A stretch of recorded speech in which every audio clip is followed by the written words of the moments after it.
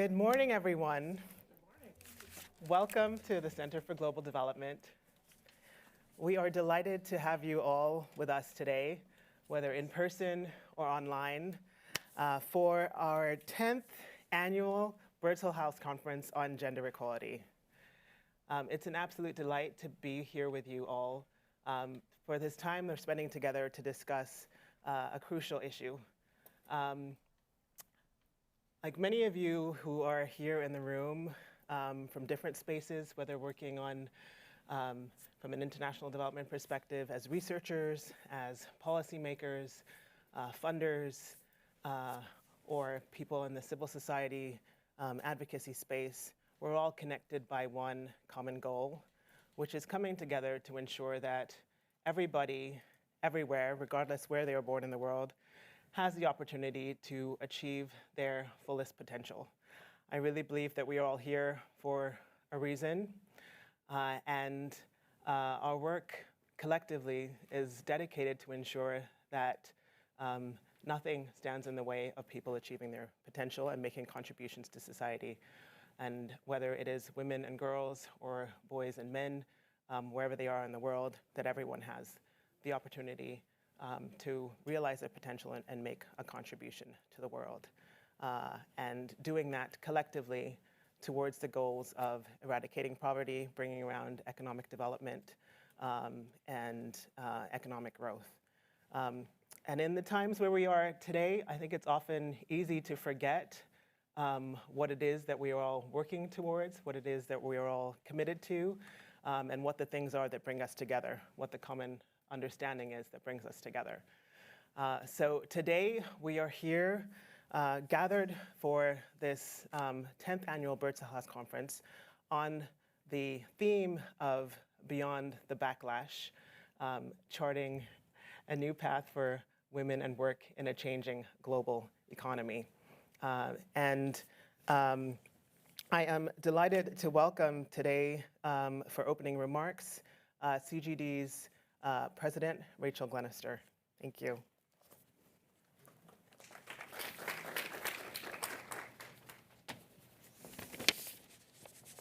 Thank you, Kehinde, and thank you everyone for being here. So we have a backlash when we've made progress. And I want us to not forget that we have had, we have made a lot of progress on gender equality. I think of my son and his experience with women and junior academics in economics. And we are not where we need to be, but when I compare it to what I went through as a young economist, we are a lot further along. It is no longer unusual or notable that a girl is taking science in high school. I was one of two girls in a class of 30 boys at high school, and made to feel and had to line up on a different side of the door to the boys. So I felt like I had a sign on my head flashing and glowing red saying, "Weird girl who takes science." But we are in a backlash, and in development, we are not as far as we are, as the improvement is that I've seen in the US is. I've been following a group of women in Bangladesh since they were girls, and they're now in their 30s. And it is both encouraging and depressing to see what they're going through. When we interviewed them when they were teenagers, they said that their ambition was to do a master's, and we were looking at the data about what girls like them were doing, and we're like, they are so, they are so far from being able to achieve that. And actually, when we interviewed them in their late 20s, there was still a considerable number of them who were still in education. So there is improvements, but I'm going through the data now and seeing, how difficult their life is, the intimate partner violence that they're suffering, the constraints, the amount of concessions they have to do in order to work. They want to work. They are working more than their mothers, but they are not stopping doing anything else, right? And they tell us that the way they are able to do the things that they want to do is by making doubly sure that they are placating everybody else in the household before they do that. So it's a very vivid indicator of the double burden. But as they say, we get a backlash when we have progress. So we think about both of those things.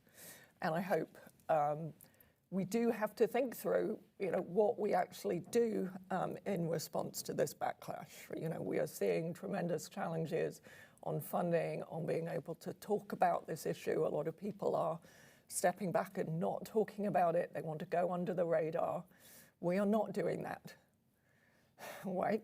We here are going to talk about it. We're going to research it. We're going to speak up.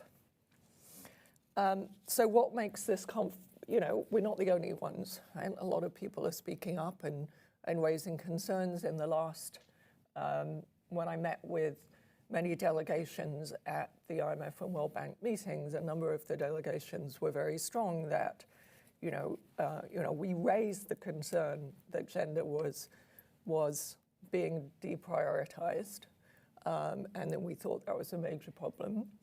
And they were glad to hear, and they were concerned too, not all of them, but many of them, including from Europe and some low and middle income countries.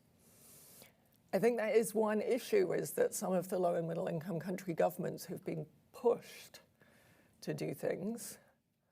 Once they're not pushed, they may find that that's quite a lot of cover to go backwards, right? So they are willing to say these things because that was what they knew the donors wanted to hear. So when the donors are not pushing them, I think we may see a lot less action. What makes this conference distinctive? Our approach, CGD is about rigorous evidence. We're about honest discussion of the trade-offs. We don't shy away from talking about the trade-offs. And we also provide we talk about very practical policy steps forward and moves forward.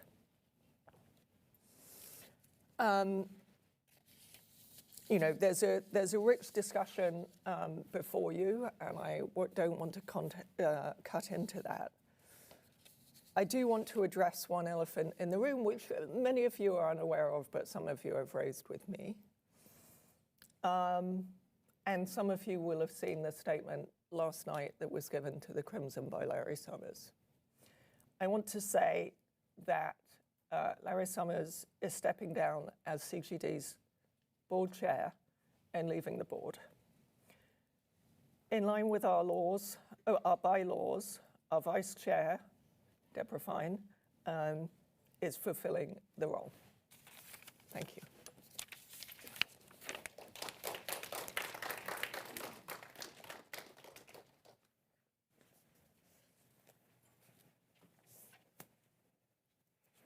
Thank you for those opening remarks, Rachel.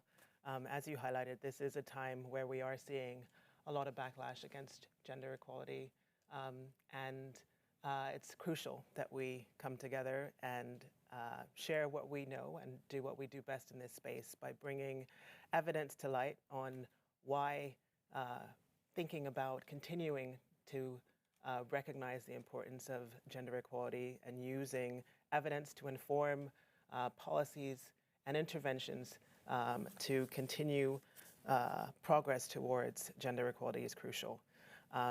And you will hear from several people today, providing insights on different angles of this issue and thinking about how, in the midst of all that is happening today in the world, we chart a new course for committing to really reinforcing the role of, recognizing the role of women in work in this current global economy.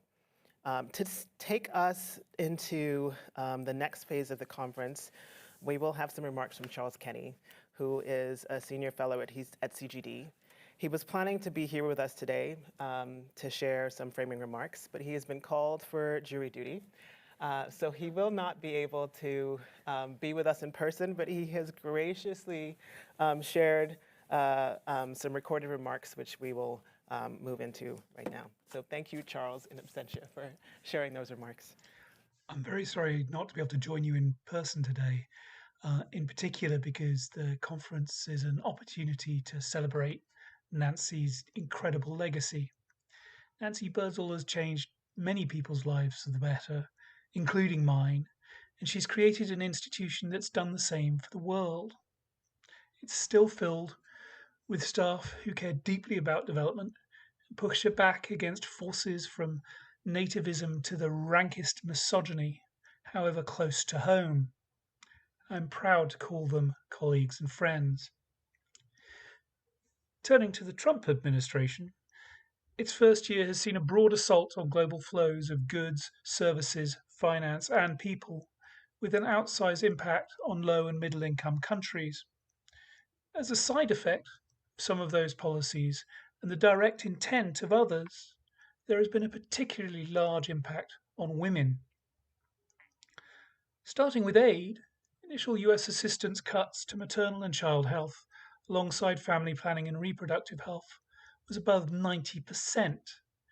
US family planning funding provided 48 million women with modern contraceptives, preventing 17 million unintended pregnancies and about 34,000 pregnancy-related deaths each year. In addition, USAID programming for maternal and child health supported 17 million pregnant women annually. Nearly all of that has gone. In addition, the administration reinstated an expanded version of the Mexico City policy or global gag rule, and recent updates report that the administration may try to expand this rule to apply more broadly, including to multilateral organizations and even governments, while removing exceptions for humanitarian support. Outside of health, programs connected to women's empowerment and gender-based violence have also been amongst the most eviscerated. For example, the administration cut $2.5 million worth of programs aimed at reducing and responding to sexual and gender-based violence in Haiti, and $20 million for victims of gender-based violence in Venezuela. The administration also cancelled $500 million in grants to 69 programs combating trafficking, child and forced labour in more than 40 countries. With regard to refugees, the Trump administration has overturned decades of precedent in stating that for women and girls, being subject to violence on account of their gender identity is no longer sufficient for an asylum claim. More broadly, efforts to reduce all forms of migration into the United States, alongside the new tax on remittance flows, have gendered impacts, not least because women are overrepresented as remittance recipients, accounting for about 2/3 of recipients in Latin America, for example. Turning to trade, early evidence suggests that the textiles imports were some of the most heavily affected by the administration's trade tariffs. In turn, that suggests that recent US trade policy has also disproportionately impacted women in garment and textile industries, where they comprise the majority of workers. For example, US tariffs have already wrecked the livelihoods of thousands of women working in Lesotho's textile sector. Over half of the 12,000 workers manufacturing for the US market in that country were left without pay, and many of them were simply fired. Haiti's textile exports to the United States are responsible for 70% of total exports of all goods to any destination from that country. The combination of expiring trade preferences and reciprocal tariffs have shattered the industry, where 69% of the employees were women. Haiti is a good illustration of why the International Monetary Fund used to claim that gender was a macro-critical issue. But the IMF is less likely to say such things today under pressure from the US administration, which suggests a focus on gender was part of mission creep for the organisation. It is a broader sign of a rollback that includes proposing the closure of the Gender and Women's Issues Office at State and ending all funding to UN Women. While the first Trump administration reinstated and expanded the Mexico City policy and coordinated the Geneva Consensus Declaration, then Senator Rubio co-sponsored and President Trump signed into law the Women, Peace and Security Act, and the administration championed women's economic empowerment. Sadly, so far there have been no similar silver linings for gender equality from the second administration. I hope that the rest of today's conference provides ideas on how we can continue to progress towards global equality regardless. Thank you.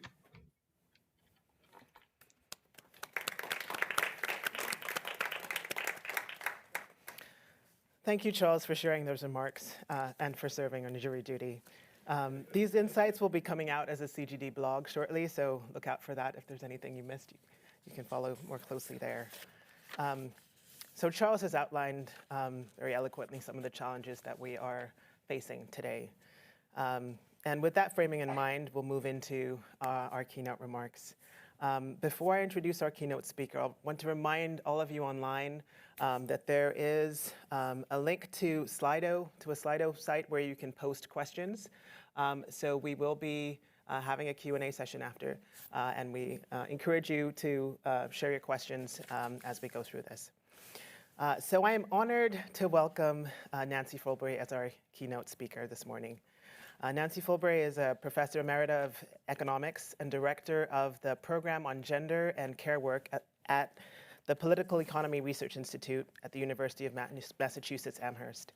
She's also a senior fellow at the Levi Economics Institute at Bard College. Her research explores the interface between political economy and feminist theory, with a particular emphasis on the value of unpaid care work. In addition to the numerous articles she's published in academic journals, she's also the author of The Rise and Decline of Patriarchal Systems, Greed, Lust, and Gender, A History of Economic Ideas, Valuing Children, Rethinking the Economics of the Family, The Invisible Heart, Economics and Family Values, and she's the editor of For Love and Money, Care Work in the US. She's also written widely for popular audience, so unlike a lot of academics who really speak to academic audiences, her work spans into popular space, including contributions to the New York Times economics blog, The Nation, and The American Prospect. She's a regular contributor to the Care Talk blog and the Left Hook economics blog, and her new book, Making Care Work: Why Our Economy Should Put People First, will be published by the University of California Press in 2026. So with that introduction, we're honored to welcome Nancy Fulbury to share keynote remarks for today. Thank you, Nancy. Thank you so much.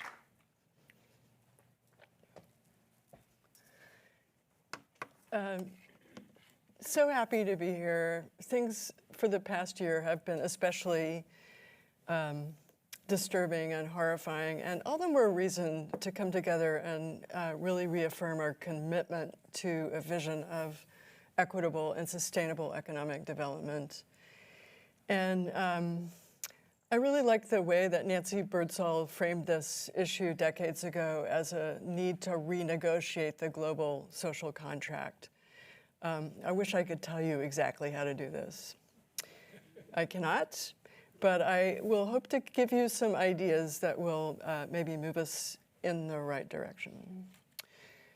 First, let me just warn you that things were a little crazy when I was planning this trip, like government shutdown, airport chaos, et cetera. So I kind of went wild and actually made a video of my talk as a fallback in case I didn't make it. And I may have kind of outsmarted myself because I'm now surrounded by several different versions of a PowerPoint, plus some handwritten notes, plus I'm really interested more in exchange and dialogue with you than in giving a long lecture. So I really want to leave plenty of time for us to talk together. So please bear with me if I have any clicker issues. Oh, see? There we go. Okay. I just wanted to say, you know this already, that my starting point is thinking about human capabilities that have both intrinsic value and instrumental value as a contribution to sustainable economic development. So not just as a means to some end. So Amartya Sen, Martha Nussbaum, and others have laid out the framework in which I think we should define the success of economic development in terms of human and social capabilities, individual and social capabilities. So I'm a big fan of the UN's Sustainable Development Goals. I am heartened. I think we all have, oops. I think I touched my clicker.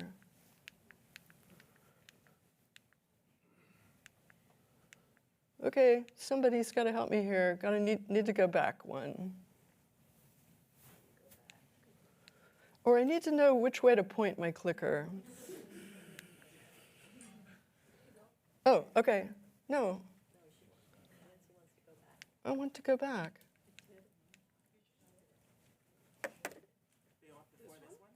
Yeah. All right, never mind. Not important. Rewind. I was going to say I really believe in need to adjust that manually. people's adjust what manually? Your laptop. That's not connected to the clicker. Right. Yeah, I got that. I'm looking at this screen right here. And it's not advancing. Just say next slide and we'll adjust it. Thank you. Oh, good idea. Next slide. Human intelligence. I think we need less artificial intelligence and more care intelligence. I was going to say, I really think of care as a human right, a right to care and be cared for. But I do come before you as an economist, and I really want to emphasize the need to think beyond the market and gross domestic product as a measure of our success. I really think we need to turn things around and see gross domestic product as an input into human capabilities rather than seeing human capabilities or human capital as an input into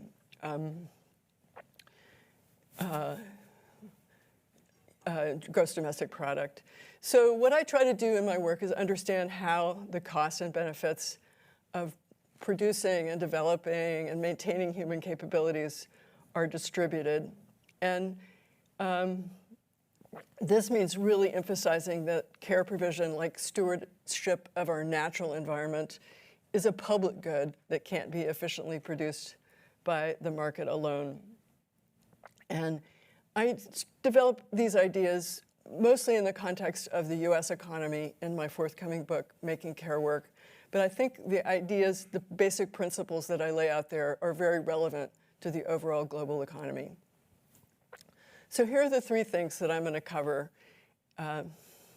initially in my talk. Just explaining what I mean by care provision, defining it, discussing its characteristics, reviewing some research on care penalties, briefly considering macroeconomic models and the way they're treating gender and public goods. And I hope to add on, assuming that I can squeeze it in, some discussion of time use surveys as an instrument for really broadening our understanding of living standards. So let's look at definition and characteristics first. Next slide.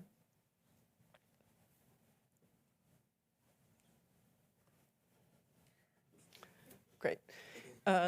So I want you to think of care very broadly, not just as unpaid work, but as unpaid work and paid work and financial transfers in households, in communities, and markets in the state that are contributing to human capabilities.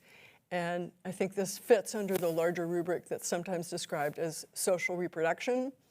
I don't think we can explain it purely in terms of utility maximization or individual preferences, because moral obligations and social norms are really shaping those preferences and really changing over time in ways that we need to understand and fully interrogate. So a common objection to the valuation of care work is that it's done for purely intrinsic reasons, that people must get some psychic income from it that compensates them for the sacrifices that they're making. And let me just say, there's some truth to this. I think intrinsic motivation does play a really important role in many forms of care provision, paid as well as unpaid.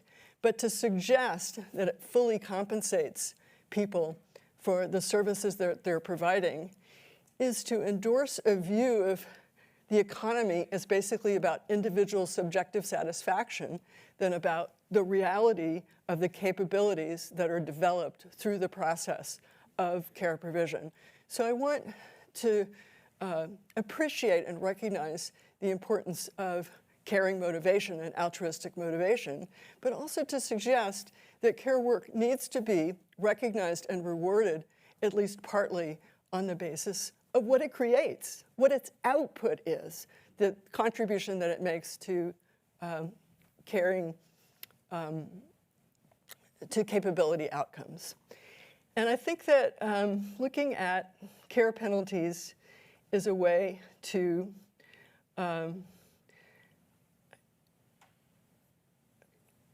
somehow a little bit out of sync with my PowerPoint. Yeah, that's right. As a way of reiterating this point, this is what I meant about outsmarting myself. Next slide. Okay. I want you to think and really embrace the similarities between the natural and social environments that both are vulnerable to unsustainable exploitation of unpriced goods and services and can contribute to disruption of those environments due to unintended side effects or externalities. And I think this is a parallel that helps drive home the importance of this concept of public goods. So there's a large and growing literature on care penalties that I'm going to review for you very briefly. Next slide.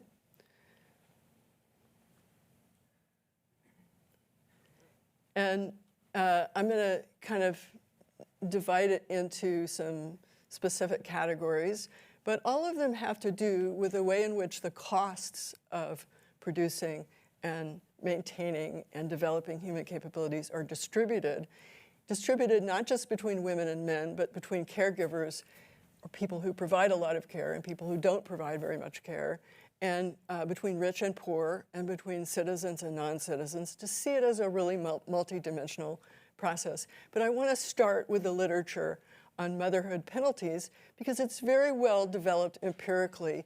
We know a lot about the reductions in lifetime earnings that are related directly to childcare responsibilities. Sometimes they're referred to as child penalties, but they are borne really, really predominantly by mothers. And in fact, fathers often enjoy a kind of pay bonus as a result of their becoming fathers. And the contribution that the motherhood earnings penalty plays in determining the gender inequality overall is really high in affluent countries. Like in the US, it really accounts for almost all of the difference in earnings between men and women overall in the labor market. It's less prominent in less developed countries, but it's still very visible and very significant and very salient in terms of its effects. It's important to remember that motherhood earnings penalties may be partially or even completely compensated by intra-family transfers from, for instance, the fathers of children. Many households are pooling income, on the other hand, many households are not pooling income, and pooling often tends to be pretty unstable over the life cycle. So I would say that the international research indicates that there are pretty consistent negative effects of children, but there are a lot of heterogeneities and differences that are related to public policies, also related to social norms, also related to the availability of migrants and domestic servants. Next slide. Okay, some people have suggested that earnings penalties are not a big deal in rural contexts because it's easier in an agricultural economy to combine childcare with productive work. And I think that's basically not true. There are still pretty significant motherhood penalties. They may be lower, and the differences are really important to explore. I'm a big fan of an article by Leela Gautam on India called It Takes a Village that looks at differences between the labor force participation of mothers in rural and urban areas, and it does reveal some significant differences. There's also a lot of really great empirical research emerging from Latin America that motherhood really pushes women into the informal sector, and even within the informal sector, it tends to lower earnings, controlling for other factors. So I'm calling out an article by Villanueva and Lin in Social Forces that provides a really good review of this. There's also a really fascinating article, I think, about what's happening in China, which one would think as a largely centrally planned economy would be more mindful of these issues, but actually the motherhood penalty in China seems to have worsened considerably over time. So in terms of comparative international research, I think that's a really important data point. Next slide. As important as motherhood earnings penalties are, it's also important just to look at the cost of children, the financial cost, the outlays, the cost of rent, of clothing, of food, and how these are borne. And we're pretty much convinced that mothers and grandmothers are bearing a disproportionate share of these financial and temporal costs as a result of high levels of non-marriage, desertion, separation, or divorce. But there's been overall less attention to these financial flows within families than to earnings data, which is collected more systematically by labor force surveys. A third care penalty concerns unpaid care for disabled and elderly family members. Here, most of the research seems to have focused on affluent countries, but we know that in general, this is an activity, a commitment that leads to reduced earnings and also reduced disposable income. So I think it's a really important area for future research. Next slide. Okay, even within paid employment, people who are employed in, and both men and women, employed in occupations that involve direct care of others, think child care workers, elder care workers, nurses and teachers, et cetera, generally are paid less than their counterparts in other occupations. And there is a growing empirical literature on this phenomenon in both the US and Europe. There needs to be more attention to it in the global South. In my own research, I've been particularly taken by the fact that even if people are not in a care occupation, just working in an industry that is providing care, like health, education, social services, is associated with a significant earnings penalty, like 20% overall, controlling for as many characteristics as we're able to control for empirically. Okay, maybe in a lot of developing countries, the large size of the informal sector vitiates this comparison to some extent, but it's still a really important area, I think, for future research. Next slide. I think in the area of public finance, there needs to be much more attention to the size and direction of intergenerational income flows, because in many countries, and not just in the affluent world, the economic benefits of care provision have been kind of socialized far more extensively than the costs. How has this happened, you might ask? Basically, through taxation. The younger generation grows up to pay taxes that help support the health care and the pension benefits of the older generation. And guess what? If everybody becomes a parent, parenthood doesn't really affect that process of transfers. But as you move to a demographic regime in which a fair number of people don't become parents, right, then there's a pretty significant difference between the net benefits of raising a child between parents and non-parents, because parents, basically non-parents, are to some extent free riding on the time and money that's put into raising the next generation of taxpayers. So I can't go into this in a lot of detail, but it requires a pretty serious thinking of models of intergenerational transfers and kind of overlapping generations models that I think are a real priority for public finance. Next slide. So also, I want to get you to think about remittances from migrants through the lens of care provision, because we often note that cash remittances from migrants are really important. It's really great when low-income migrants are able to find jobs in affluent countries and send cash home. Very valuable foreign exchange. Not disagreeing with that at all. But what I'm concerned about is there's very little attention to what the costs are. To what extent do these remittances compensate for the reduction of unpaid services and also the cash transfers that would have taken place in lieu of migration? We should be looking at the quote-unquote net effects of remittances rather than the gross effects. And we might also ask to what extent remittances are compensating taxpayers in low-income countries as a whole for what they are paying to educate a whole generation of workers that's then often migrating to advanced industrial countries. So being paid, to what extent are they being compensated for the brain drain of highly educated workers?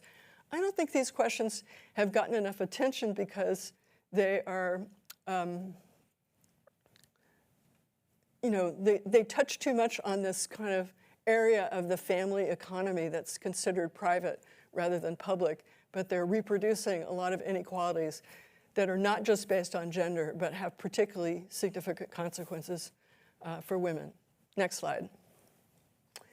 So I guess the big question that I think could help us focus our attention is just how are the costs of care provision, including demographic sustainability, being distributed between women and men, young and old, owners and workers, rich and poor. And this is becoming a particularly pressing issue in an era of global trend towards below replacement fertility. Next slide.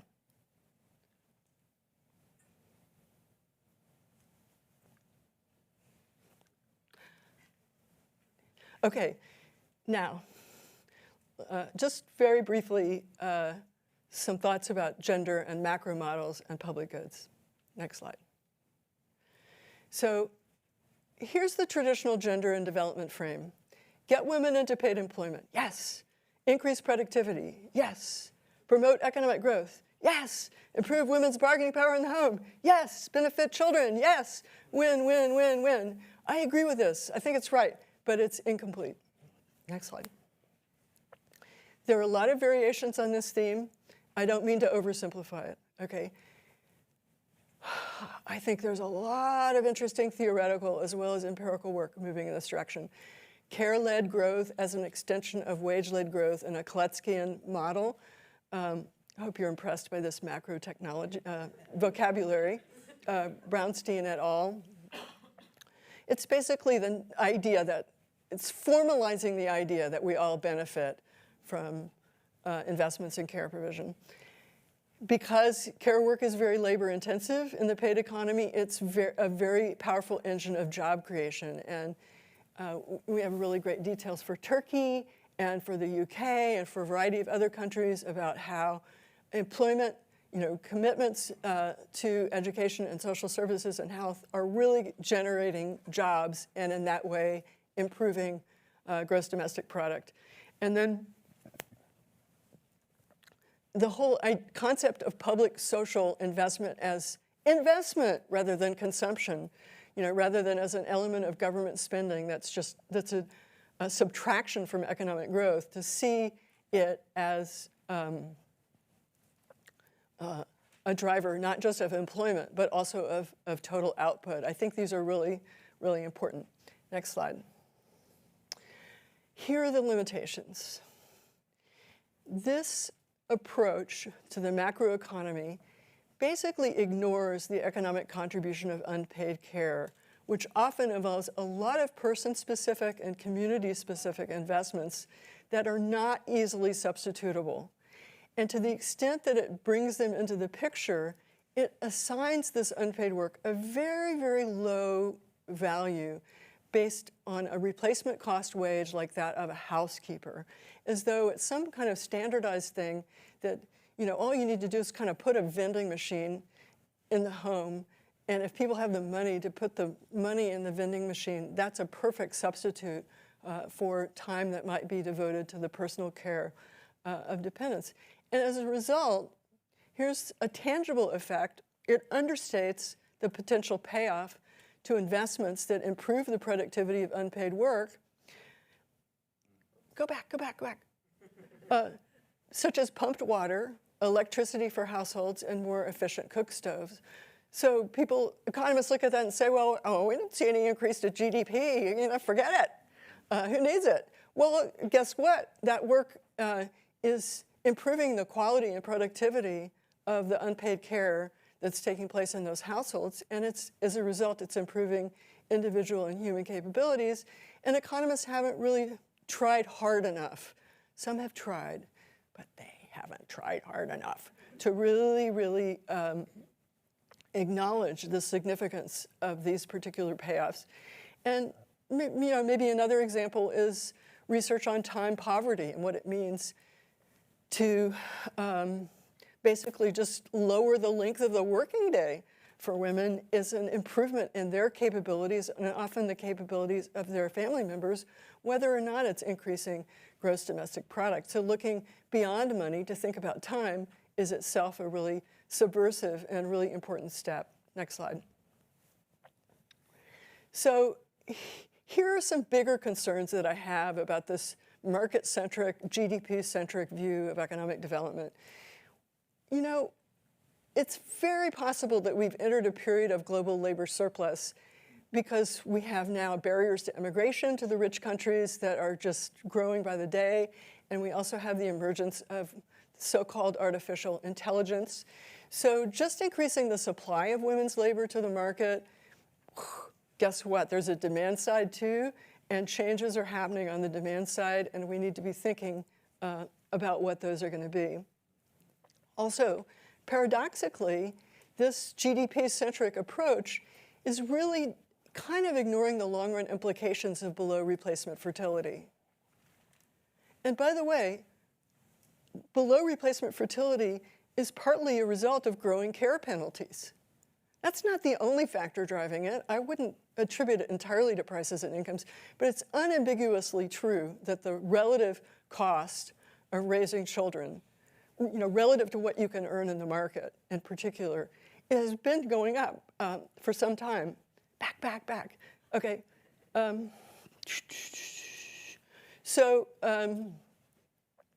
most macro models,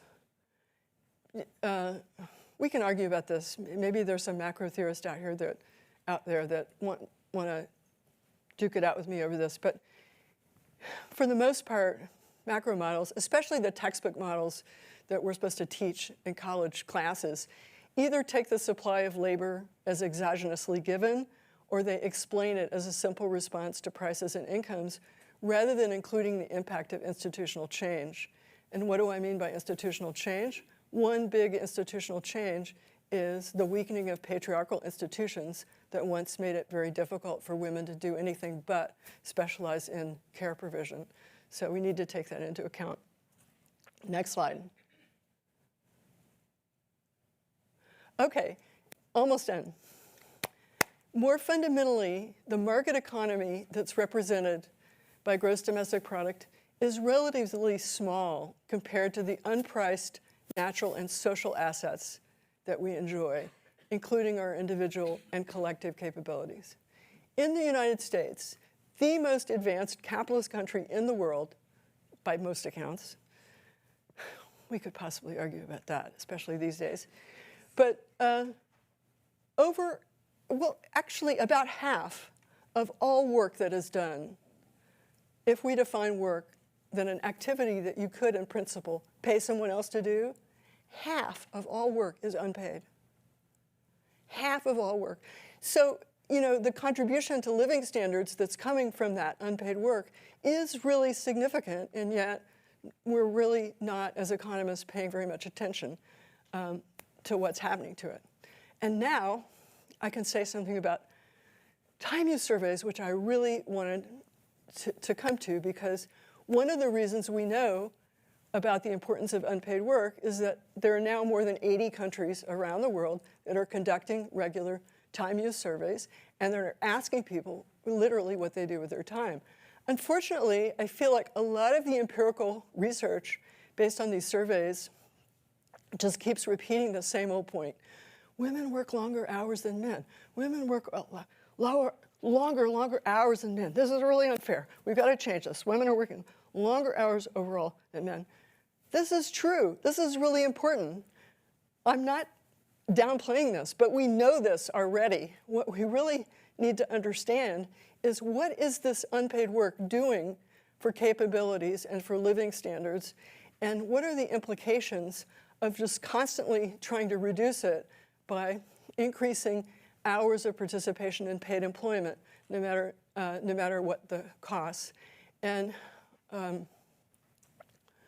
don't want to get too carried away here, but I think this constant emphasis on the expansion of the market is something that helps explain some of the pushback against liberal feminist views of economic development and what it should do. But I just want to close by emphasizing that we really need to improve our time use surveys. We don't have very good measures of simultaneous activities in most of these surveys, including the US time use survey. And yet we know that care is often a simultaneous activity. It's supervisory. The amount of time that you spend actually changing a diaper, feeding a child in the US, even including reading aloud, taking them to daycare in the car, et cetera, it's not very much. It's like 3 hours a day. But the responsibility to be at home, to supervise and to keep an eye on that child is really much more binding and constraining. And in fact, one of the reasons that women do more housework than men is that women are taking more responsibility for the supervision of dependents in the home, and the only thing they can really do in the home to make a contribution to their family's living standards is more housework. So there's this kind of circular relationship between supervisory care and hours of paid work that helps explain why paid child care is a really important public service. Because what does paid child care do? It reduces those supervisory constraints. And the evidence that we have is that it actually does very little to reduce active care of kids. It's mostly freeing up this supervisory constraint. Unfortunately, most of the time diary surveys that we have, that's considered the kind of gold standard, are not picking up supervisory constraints. And the Latin American time use surveys err in the opposite direction. They're not based on time diaries, they're based on stylized questions that completely ignore a 24-hour constraint. So the amount of time people spend caring for children, and the amount of time they spend doing housework, and the amount of time they spend doing paid work, and the amount of time they spend sleeping adds up to way more than 24 hours a day. So we have one set of surveys that doesn't look at simultaneity, and the other that just ignores the fact that we'd like to know, how much relative time in a 24-hour space is being devoted primarily to these activities. And then add on top of that none of these time use surveys really look at consumer durables in the home, access to public services, how do these affect time use in the household? It doesn't look at the household as an economic unit. We don't know what consumer expenditures are. We have a consumer expenditure survey here. We have a time use survey there. I've done some work trying to blend or hybridize data from these two approaches, but it's really not satisfactory. We need to really rethink the very concept of household surveys if we want to move forward in better understanding the way in which care provision affects living standards. And that is why we need less artificial intelligence and more care intelligence. Thank you very much.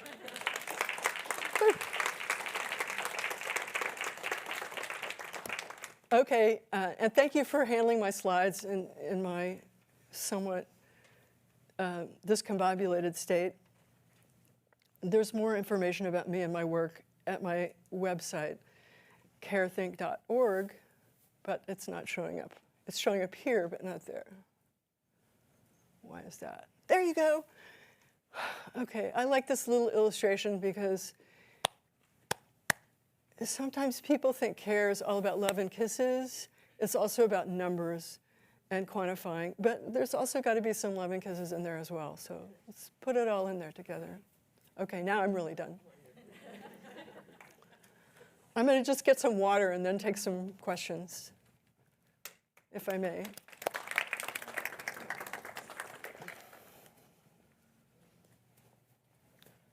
Hope you have some bones of contention, yeah. Thank you so much for this presentation. Thank you so much for this presentation. My name is Apta Garg. I'm from ICRW. Really informative, and I think I have a lot of thoughts and questions that result from it. But one of the questions I have for now is, like, when we think about the studies and the empirical studies, like, we're looking at, like, almost as if the distribution of care is standardized and, like, equally, like, when you put it in, it's the same level of care, same type of care, same quality of care. But that's not necessarily the case. The levels of care, especially when you think about larger numbers of children within the household, Yep. the distribution, grandmothers versus mothers versus Yep. sisters providing the care. Yep. There's a huge heterogeneity in, like, the type of quality of care that's given. Agreed. And then also when we think about paid care, like, what is the level of, like, quality and services for that Yeah. paid care? Decent care, dignified, like, labor provision is also not necessarily represented. Yeah. To what extent do we also have an understanding of, like, the quality of care and Very- how that impacts? Very the- good point. We're way behind. And there are two things that I'll say about that. One is we really need to encourage more calibration of quantitative and qualitative research. In the social sciences, particularly sociology versus economics, there's some people that do qualitative, there's some people that do quantitative. We really need to put those together and to figure out how to calibrate quantitative surveys more effectively. So that's one thing that we can do. But the second thing is stop thinking about care only as an input. It's not an input, it's an output as well. It's an output as well. So if we were better at looking at social outcomes, I mean, this is kind of what the Sustainable Development Goals try to do on a macro level, right? But you could think of a social accounting matrix on a family level or on a community level. And there are a lot of specific examples of that. Like if you look at the literature on how high quality early childhood education affects children over the life cycle longitudinally, there's just all this research showing that it really pays off in terms of outcomes by reducing social costs and improving individual outcomes. And I think that's a really good example of the kind of social accounting that we need to develop further. Not that I know exactly how to do it, but yes. This is great. I just wanted to ask, to pick up your point on institutional change. So we're in a period now where we are seeing hundreds of thousands of women in the U.S. leave the workforce. Yep. And it's It appears to be attributed to an institutional change, which Yep. is to require women to work 5 days a week Yep. in the office. And the interesting thing, there's two interesting things about that. One is we're also in the midst of what's called an affordability crisis, but Yep. no one, to my knowledge, has said part of the affordability crisis is that household incomes point. are falling because women are leaving the workforce. But then this is also a huge natural experiment in its policy change on the part of private Yep. sector and the public sector. Yeah. And it's causing a shift, a deliberate choice to abandon paid work for unpaid work. So there should be an opportunity to somehow use that decision to quantify. Yeah, the value. and I think some researchers are working on this, and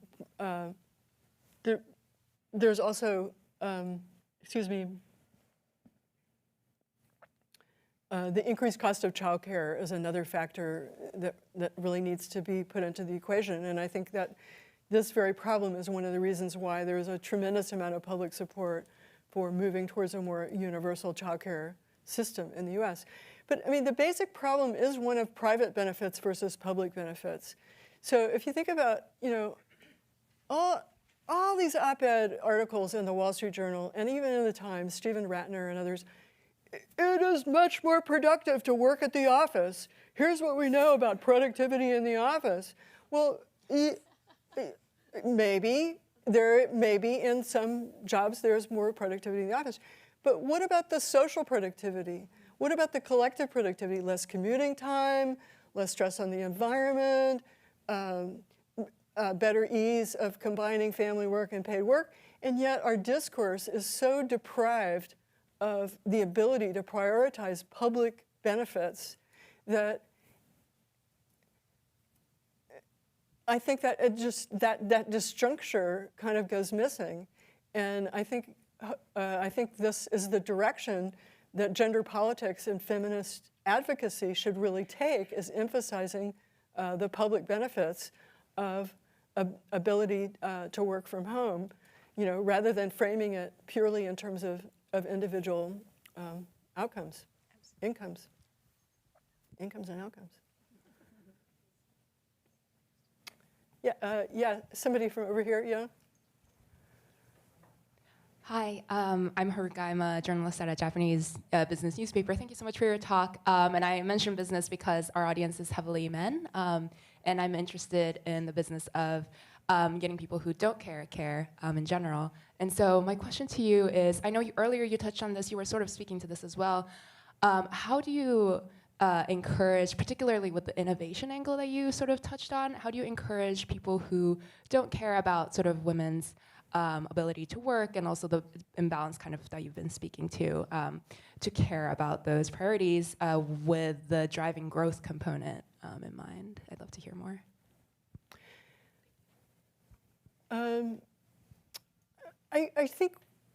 I think we just really need to emphasize that growth is having very uneven benefits, and it's also imposing really significant social costs, and it's being incorrectly defined. It's not growth. Growth itself, I feel like, is a positive thing. We all want to grow up. We also want to grow personally, but to measure growth in terms of the size of the goods and services that are purchased for sale is just simply wrong. It's wrong-headed. And there's enormous agreement on this across the board. Some countries have adopted, have joined the quote-unquote well-being alliance, where they want to measure their success in terms of well-being, in terms of GDP.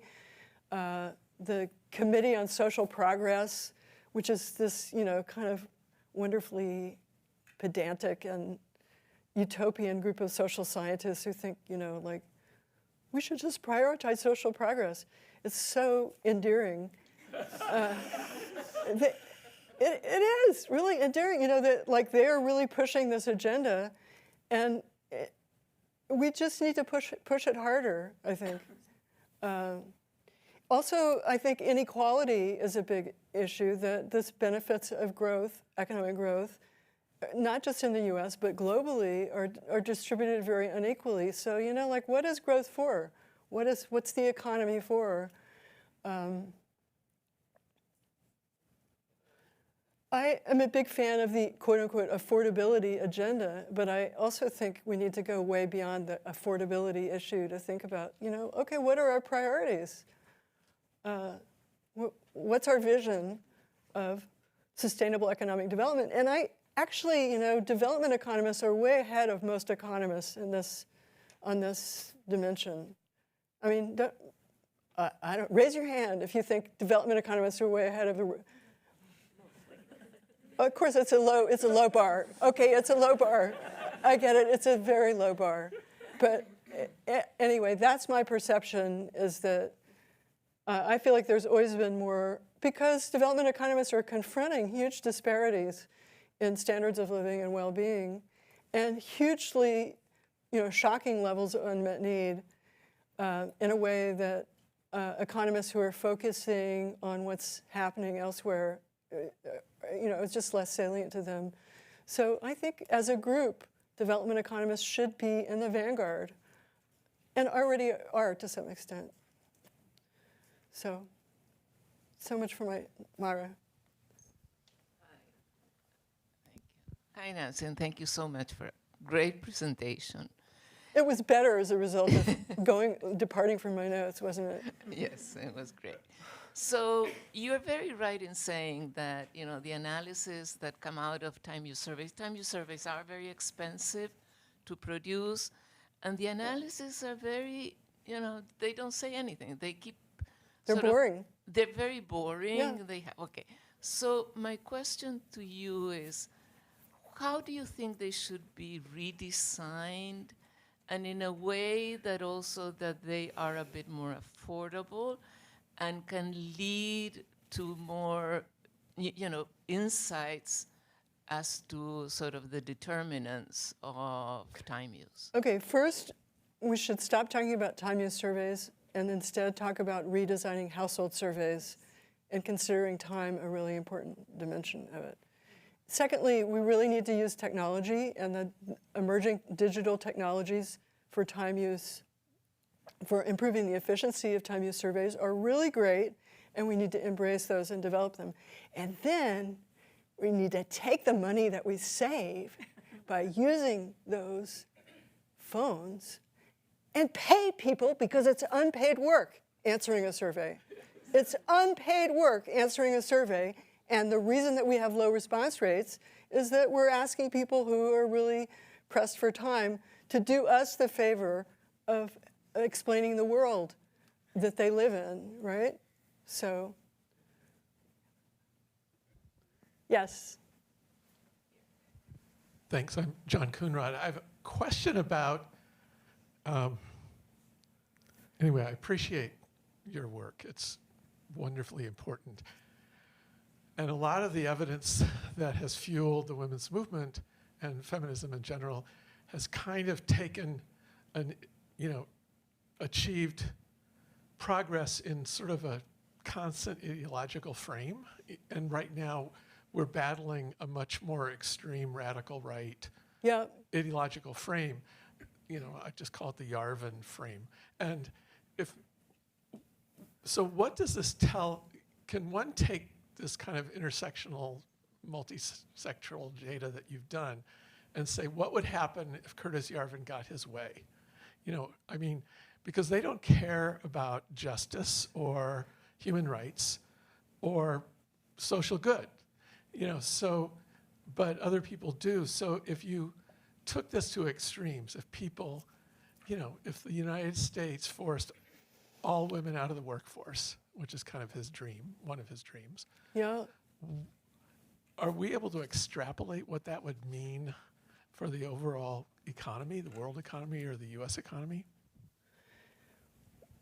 That's a great question, and I want to answer it with some humility, but I also want to say that I have always come from the left of feminism, and I have always emphasized tensions between social feminism and liberal feminism.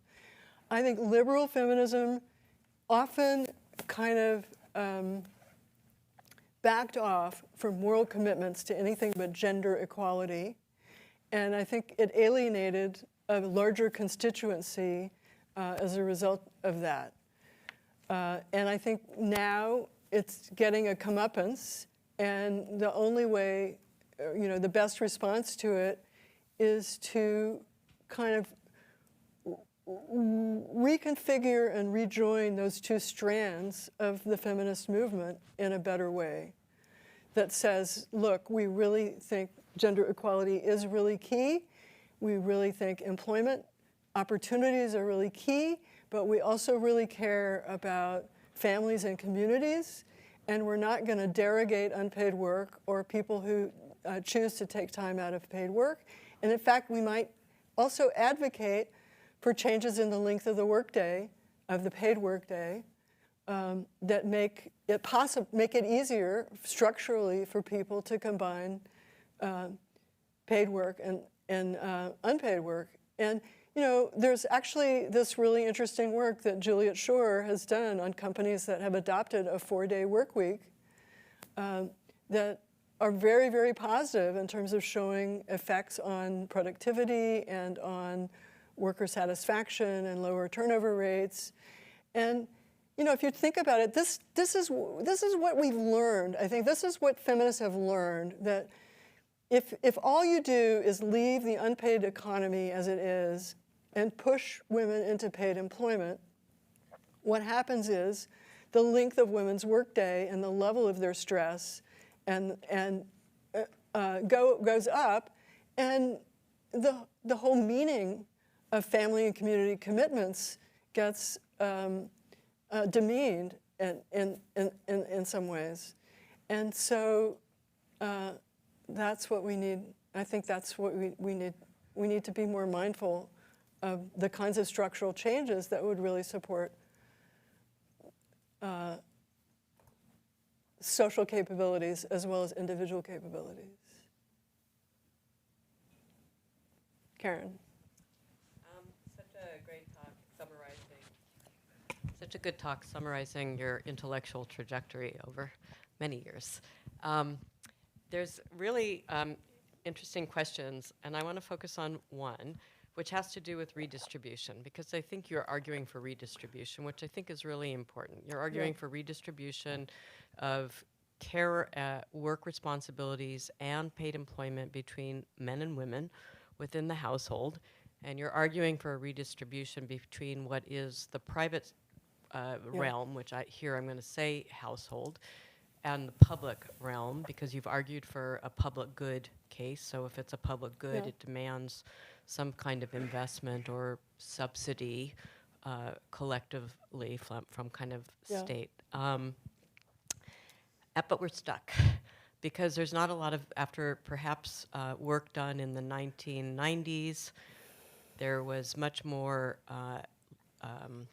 latitude for arguments about redistribution, and of course the welfare state is about redistribution in different ways, but we're in an era where redistribution doesn't have the same kind of popularity and enthusiasm, and in fact the kind of big picture policies cements institutional structures in ways that make redistribution more difficult. So I wanted you to comment on that, because I think it's important for both political movements of all types that care about inequality and gender inequality. I'm a believer that it is politically feasible to make our tax system more progressive. And I think that's why Mamdani was elected in New York, and that's why Katie Wilson was elected as governor of Seattle. And I think just the extremes that we're seeing of wealth and income inequality.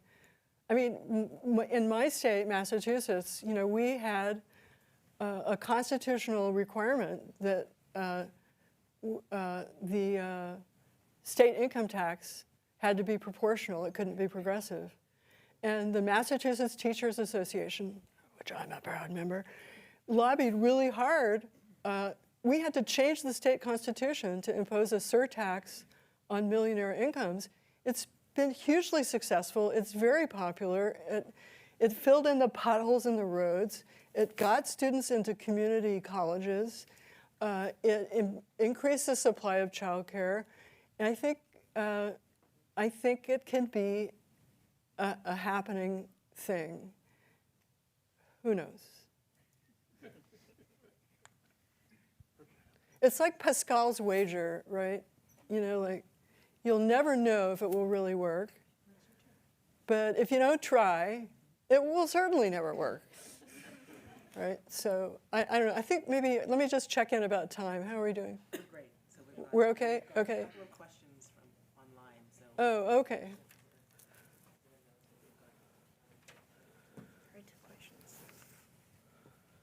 How has gender equality contributed to employment, career prospects, and work-life balance for women? Well, it's a little bit like that question, the famous question that was asked of Gandhi, like, what do you think of Western civilization? And he said, wow, it would be a good idea. But actually, I do think we have made significant progress towards gender equality, both economically and normatively in the US. And I think that's something to feel very proud of and to try to also understand better. But I think I think we inhabit a world with a lot of intersecting inequalities and a lot of volatile coalitions around which inequalities to prioritize and win. And I think that one reason that we're experiencing a kind of backlash against the gender equality trope is that it hasn't been very expansive, particularly in terms of meeting the needs of low-income, less educated women and families. So what can I say? It's contributed, gender equality has contributed a lot. It just hasn't contributed enough. And we just have to keep going on it. And we need to show how it is going to benefit men and children as well as women, which I'm pretty convinced it will. Okay, is there evidence of care work being paid via intra-household allocation over time, such as rent, children's costs, wealth accumulation, and divorce? Yeah, I think that because the household has been treated as a black box, without much attention to inequality within it, we don't know a lot about income pooling in households, and we need to know more because the way to think about, I think the way to think about marriage and becoming a mom is the way that Barbara Bergman, a predecessor very dear to my heart, framed it like more than 20 years ago. She said, it's a risk. It's a risk. It can pay off. Not everybody is harmed as a result of choosing to specialize in providing unpaid work. It's actually, for some women, it works out really great. We need to acknowledge that. But that shouldn't detract from pointing out that it's also very risky because you become very dependent on a relationship that is subject to fracture over time.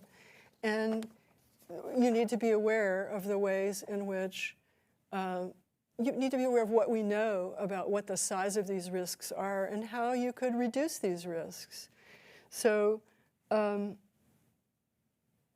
so that's my answer.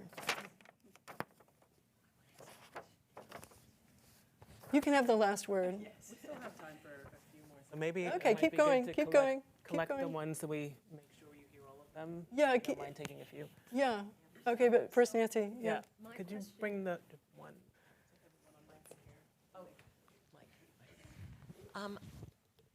This is a little unfair because maybe it's mostly economists in the room and you're an economist and I'm an economist, but could you say a little bit about norms and thinking of developing countries compared, say, to the US? Yeah.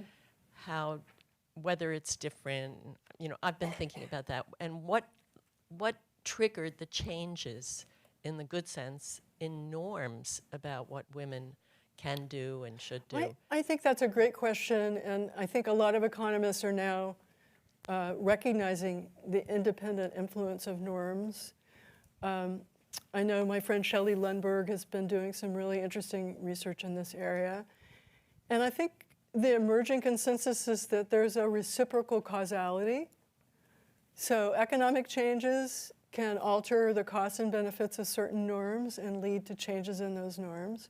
But it's also true that the norms can exert an independent influence on the way in which we organize our lives. And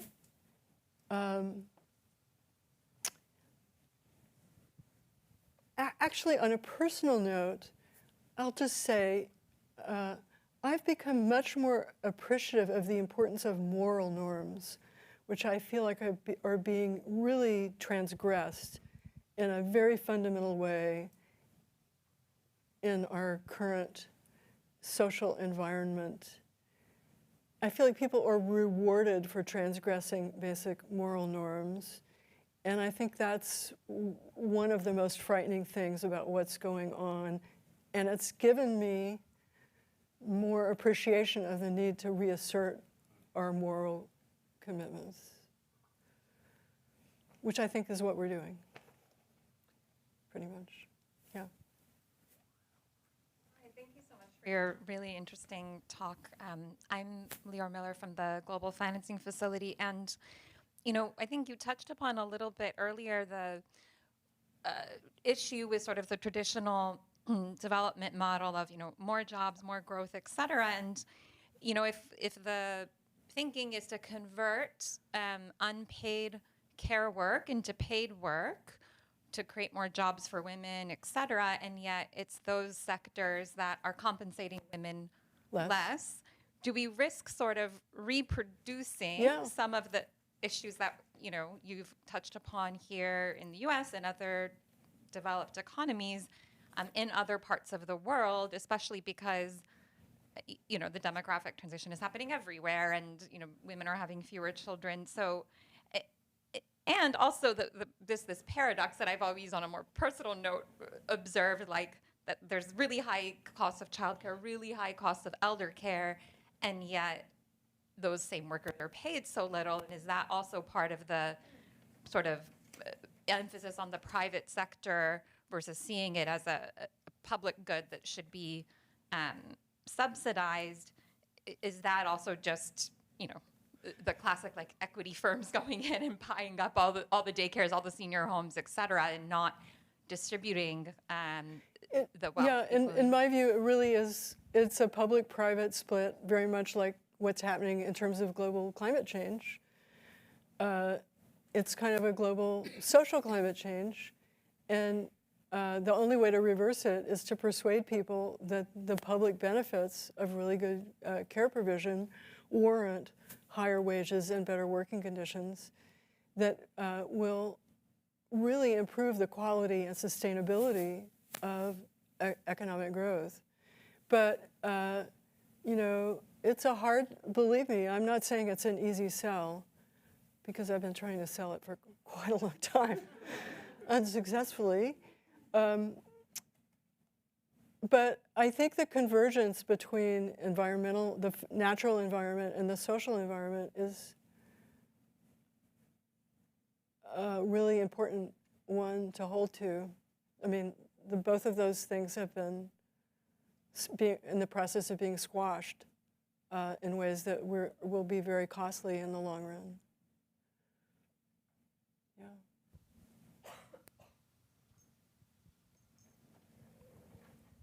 Hi, my name is Fatima Zahra. I'm from the Population Council. I have a question about assumptions, and also just a follow-on question from the norms. The way that I read the literature, and I did while I was training to be a social demographer, is that much of unpaid care work is a burden.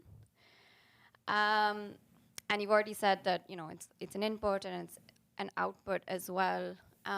But I do wonder about our assumptions about how much care work is unhealthy and how much of it is actually healthy and might contribute to things like social cohesion or, you know, as a parent, you want to spend time with your child.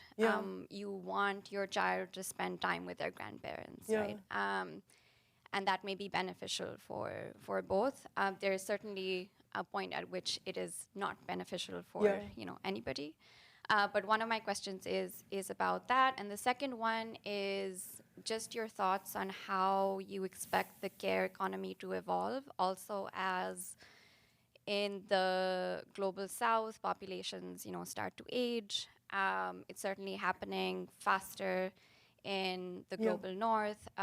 It's probably happened the fastest in East Asia, so maybe there are lessons there, but you know, the nature of societies is a bit different. But how do you expect like this tussle between demand and supply to change as the demography of the global south also changes?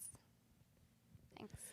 Well, let me answer the last one first. I think the more than any other global trend, below replacement fertility is really calling attention to this disjuncture. And I think it's really important for that reason. And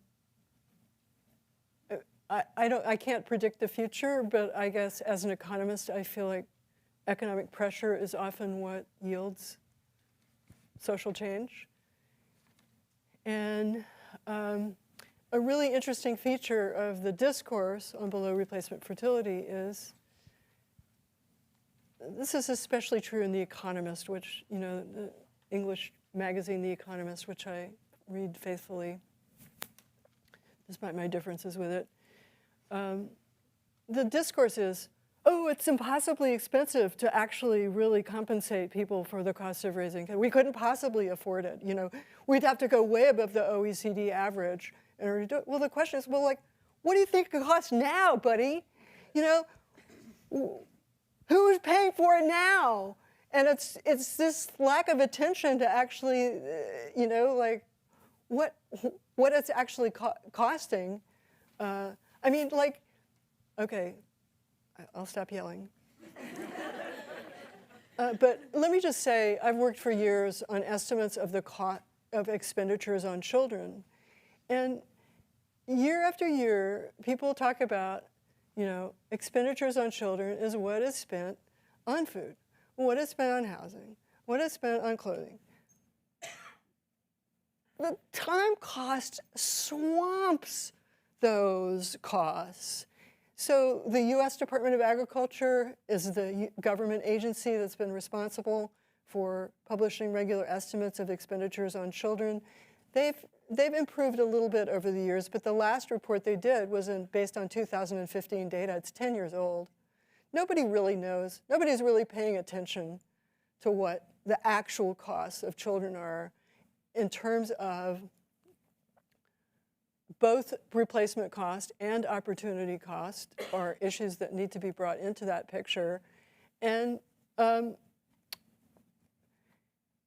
I think that's why people think, oh, we can't afford it, because the costs have been invisible and remain invisible. And suddenly, if you're putting them into government policy, oh my God, $24,000 a year for a childcare slot in New York City.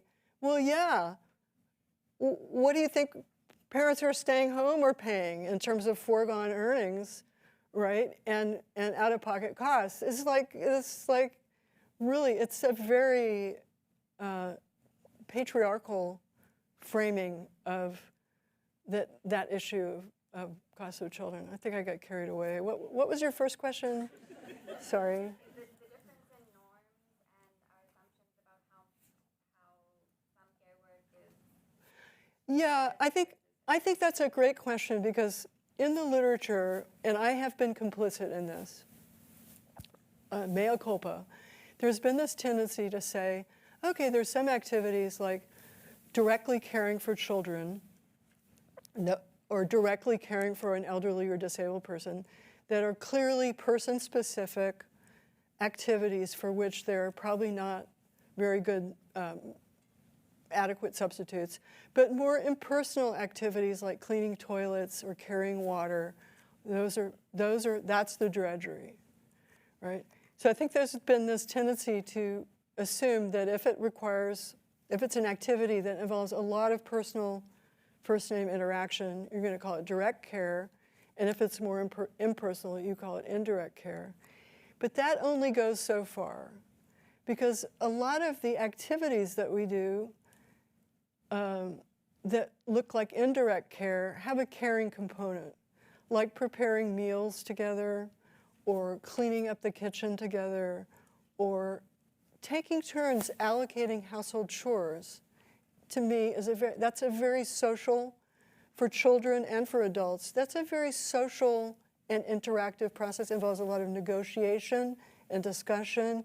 But I don't like doing this, but you're really good at it, but I don't like it either, so screw you. So, you know what I'm saying? I think we need to think more about, it's also true of leisure time. You know, like we ignore leisure time.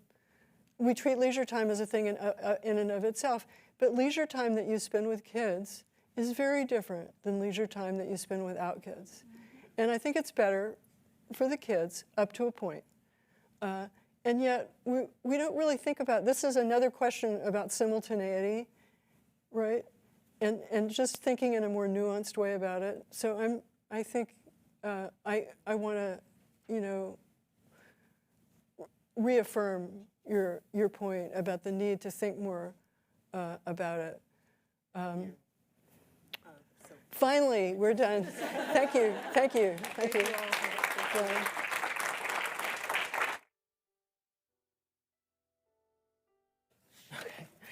Thank you so much for that insight, for those remarks, and to all of you in the audience and online for sharing your questions. We will now move into a coffee break for those of you who are here. Feel free to help yourselves to coffee and refreshments at the back. For those of you online, we'll be back in a little under 30 minutes, so at 11 a.m. DC time, so in about 25 minutes from now. So look forward to seeing you all soon. Thank you.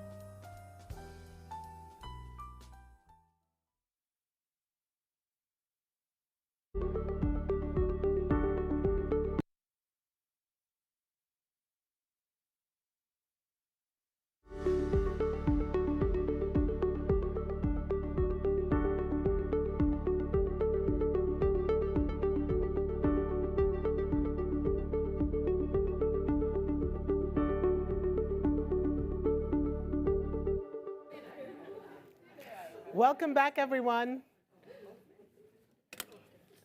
For anyone who's just joining us for this session online or in person, we are here for the first of 2 research presentation sessions as part of our conference on going beyond the backlash and charting a new course for women and work in the changing global economy. This session focuses on understanding and overcoming barriers to women's paid work. I'm delighted to introduce our moderator for today, Bama Athreya, who is the Executive Director of the International Center for Research on Women, ICRW Americas. Thank you, Bama, for being with us today and taking us through this next session. Welcome up.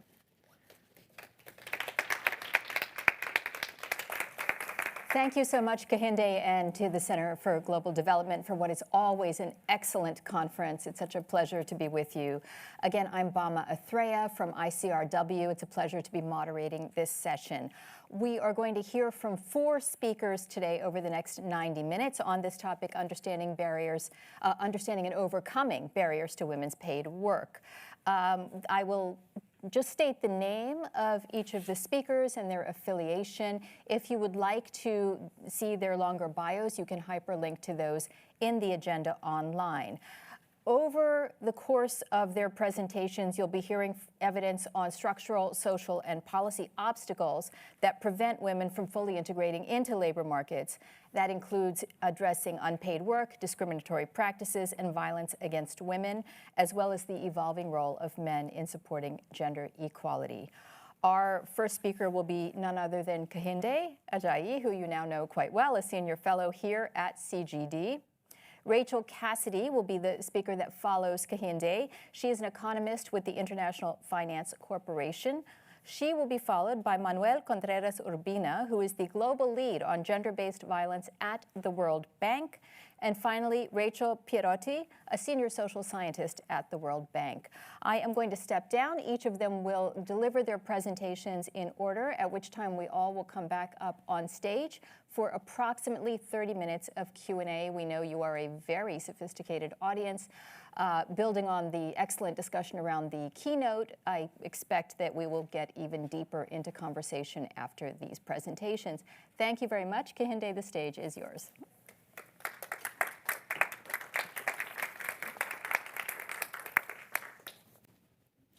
Thank you, Bama. So it is great to be up here following Nancy Folber's remarks, because a lot of things I wanted to talk about are things that she already highlighted. And so it's wonderful to build on those insights and share some work that I've been doing with Alba Loureiro, who used to be here at CGD as a research associate and now is a doctoral student at Tufts. So we have been looking at this question of domestic drudgery, and I'll present today our findings on why decreasing domestic drudgery matters, what we know about what works in low and middle income countries. And just to begin with, I'm going to start by showing some of the slides, some information highlighting what Nancy mentioned and what Myra also highlighted is the fact that we have a lot of time use data. This figure highlights data coming from a paper cited there below that looks at the average weekly hours worked by married working age adults based on high quality time use data from 77 countries across the globe. And this covers the lives of 7.4 million individuals in 50 countries. And what you see on the left is the amount of hours per week that women spend on work, and on the right, the same thing for men. And this is divided into 3 categories: market work, which is paid work or unpaid activities that could be sold in the market, domestic work, and care work. And this is the primary activity that respondents are reporting. And you see very clearly, first of all, that women spend more time on work than men do on average. So 59 hours for women compared to 56 hours for men. But the bulk of women's time as their primary activity is domestic work, which includes things like cooking, cleaning, fetching firewood, water, doing laundry. And women spend about 30 hours a week out of so about half their time on this domestic work at a rate which is 3 times as much as the amount of time that men spend on domestic work. By contrast, the bulk of men's time is spent on market work. So 42 of their 56 hours is spent on market work. We also see in terms of ratios that women spend about, on average, 3 times as much time on care work as their primary activity, which is close to 9 hours, compared to men, which is spend less than 4 hours. So one thing that this really highlights is that while, especially after COVID, a lot of attention has been paid on unpaid care work, especially childcare, the reality is that a lot of less attention has been dedicated to understanding what are the other unpaid activities that women do that really do have strong implications for their ability to engage in paid work and to contribute or be compensated for the work that they do in the economy. So what we do in this paper is review evidence on causal impacts of interventions to address women's unpaid arduous domestic work. So this is what we define as domestic drudgery, which includes things, as I mentioned earlier, like cooking, cleaning, laundry, fetching water, fuel, that make up this 30 hours a day, half of women's time. We focus on studies published in English between 2010 and 2025 in low and middle income countries. We start by identifying a set of anchor studies and then expanding this list based on citation networks because it is very hard. There's very little established common language around defining what domestic drudgery is or unpaid domestic work.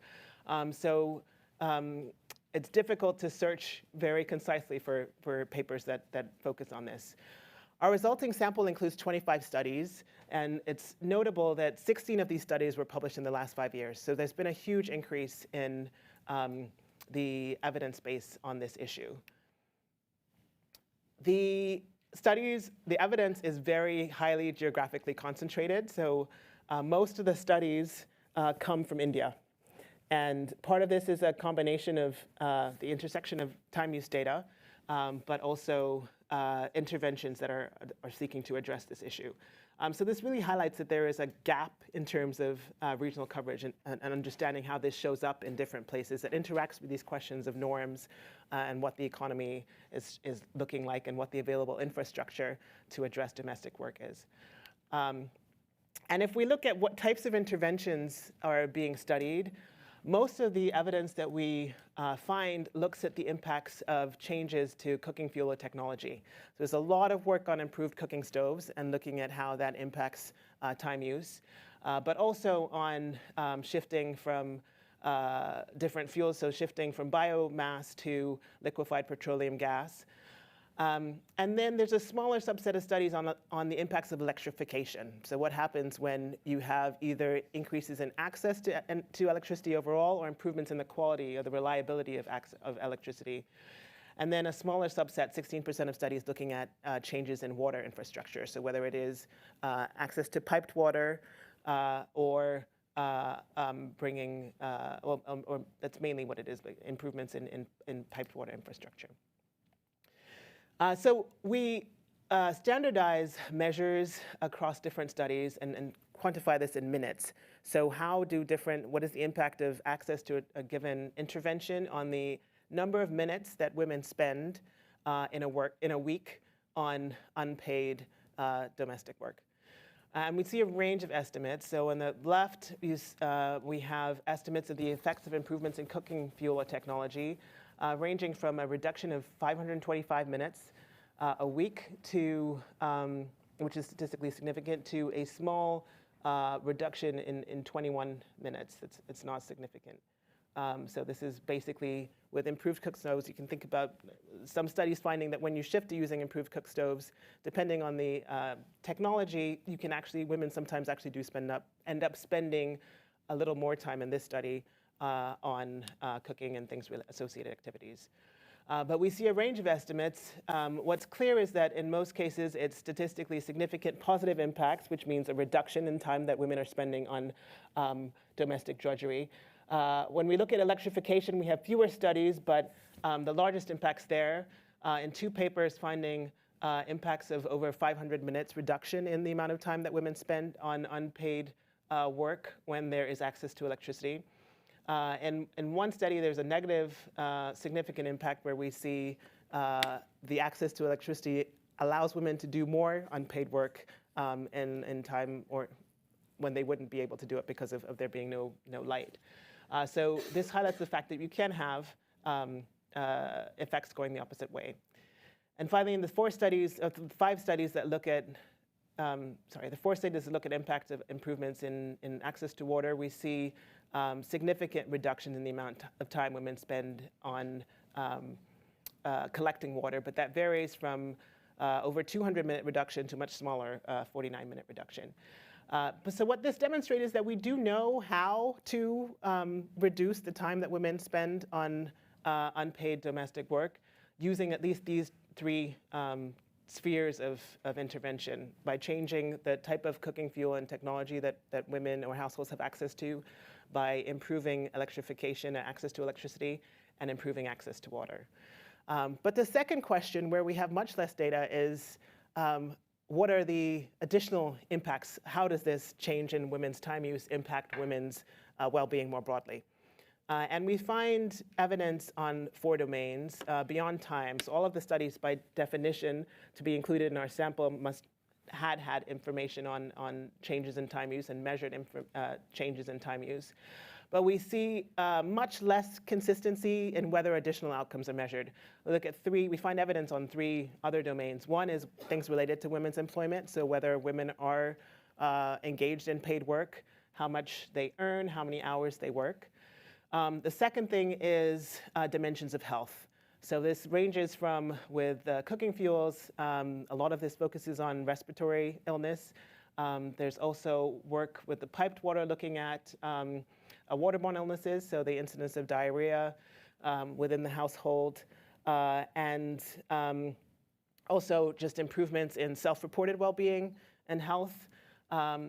And then the last dimension, where we only find a small number of studies, is measures of women's empowerment. We might think that one of the big things that changes when women have experience reductions in the time spent on domestic work is that they can shift to employment, and this might directly have impacts on intra-household bargaining, that women might have increases in agency, and we might see this reflected in different measures of women's empowerment, but we see that there's very little evidence directly documenting that. So this is a huge area, a gap in the literature in terms of understanding what are the additional impacts of reductions in women's time spent on unpaid work. And I'll highlight a few other gaps.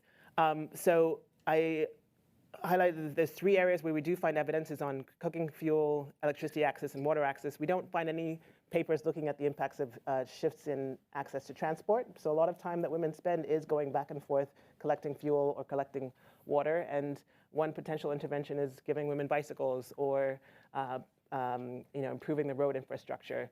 We don't find any evidence on that. And additionally, in adoption of household appliances that could directly impact the amount of time that women spend on unpaid work, we don't see any evidence on that. So implications for research, I'll end there. So we have implications for policy and research. On the research side, it's clear that there are gaps or opportunities to improve data collection, especially in terms of expanding time use surveys and going beyond primary activities to thinking about secondary activities that women are engaged in. And then standardizing ways to measure, compare across studies what the impacts are on time use. Collecting data not just on this first outcome of how women spend their time, but thinking about how it impacts their employment, their social engagement. Someone made a point on that. I think Fatma raised a point on that earlier too, and other dimensions of well-being. And then thinking about the cost effectiveness. So we see this impact, but what is the cost? There are always trade-offs that we face. So what are the trade-offs on that dimension? As far as policy implications, we see 3 main ones. One is, as I mentioned earlier, time savings don't always translate into improvements in empowerment or economic opportunities, which highlights the importance of thinking intentionally about complementing time-reducing interventions with other complementary activities that might facilitate the transition of women's time from unpaid work into paid activities. Secondly, using these cost-effective solutions as a way to expand, inform governments and expand buy-in for recognizing the value of these interventions. And lastly, the two main interventions that we see that are effective, one is shifting to cleaner cooking fuels, and two, electrification. If it is done in line with green energy, this can be a great way for collaborating with green transition goals and really using that as a framing for advocating for or highlighting the benefits of improvements in drudgery, reductions in drudgery. I'll end there. Thank you.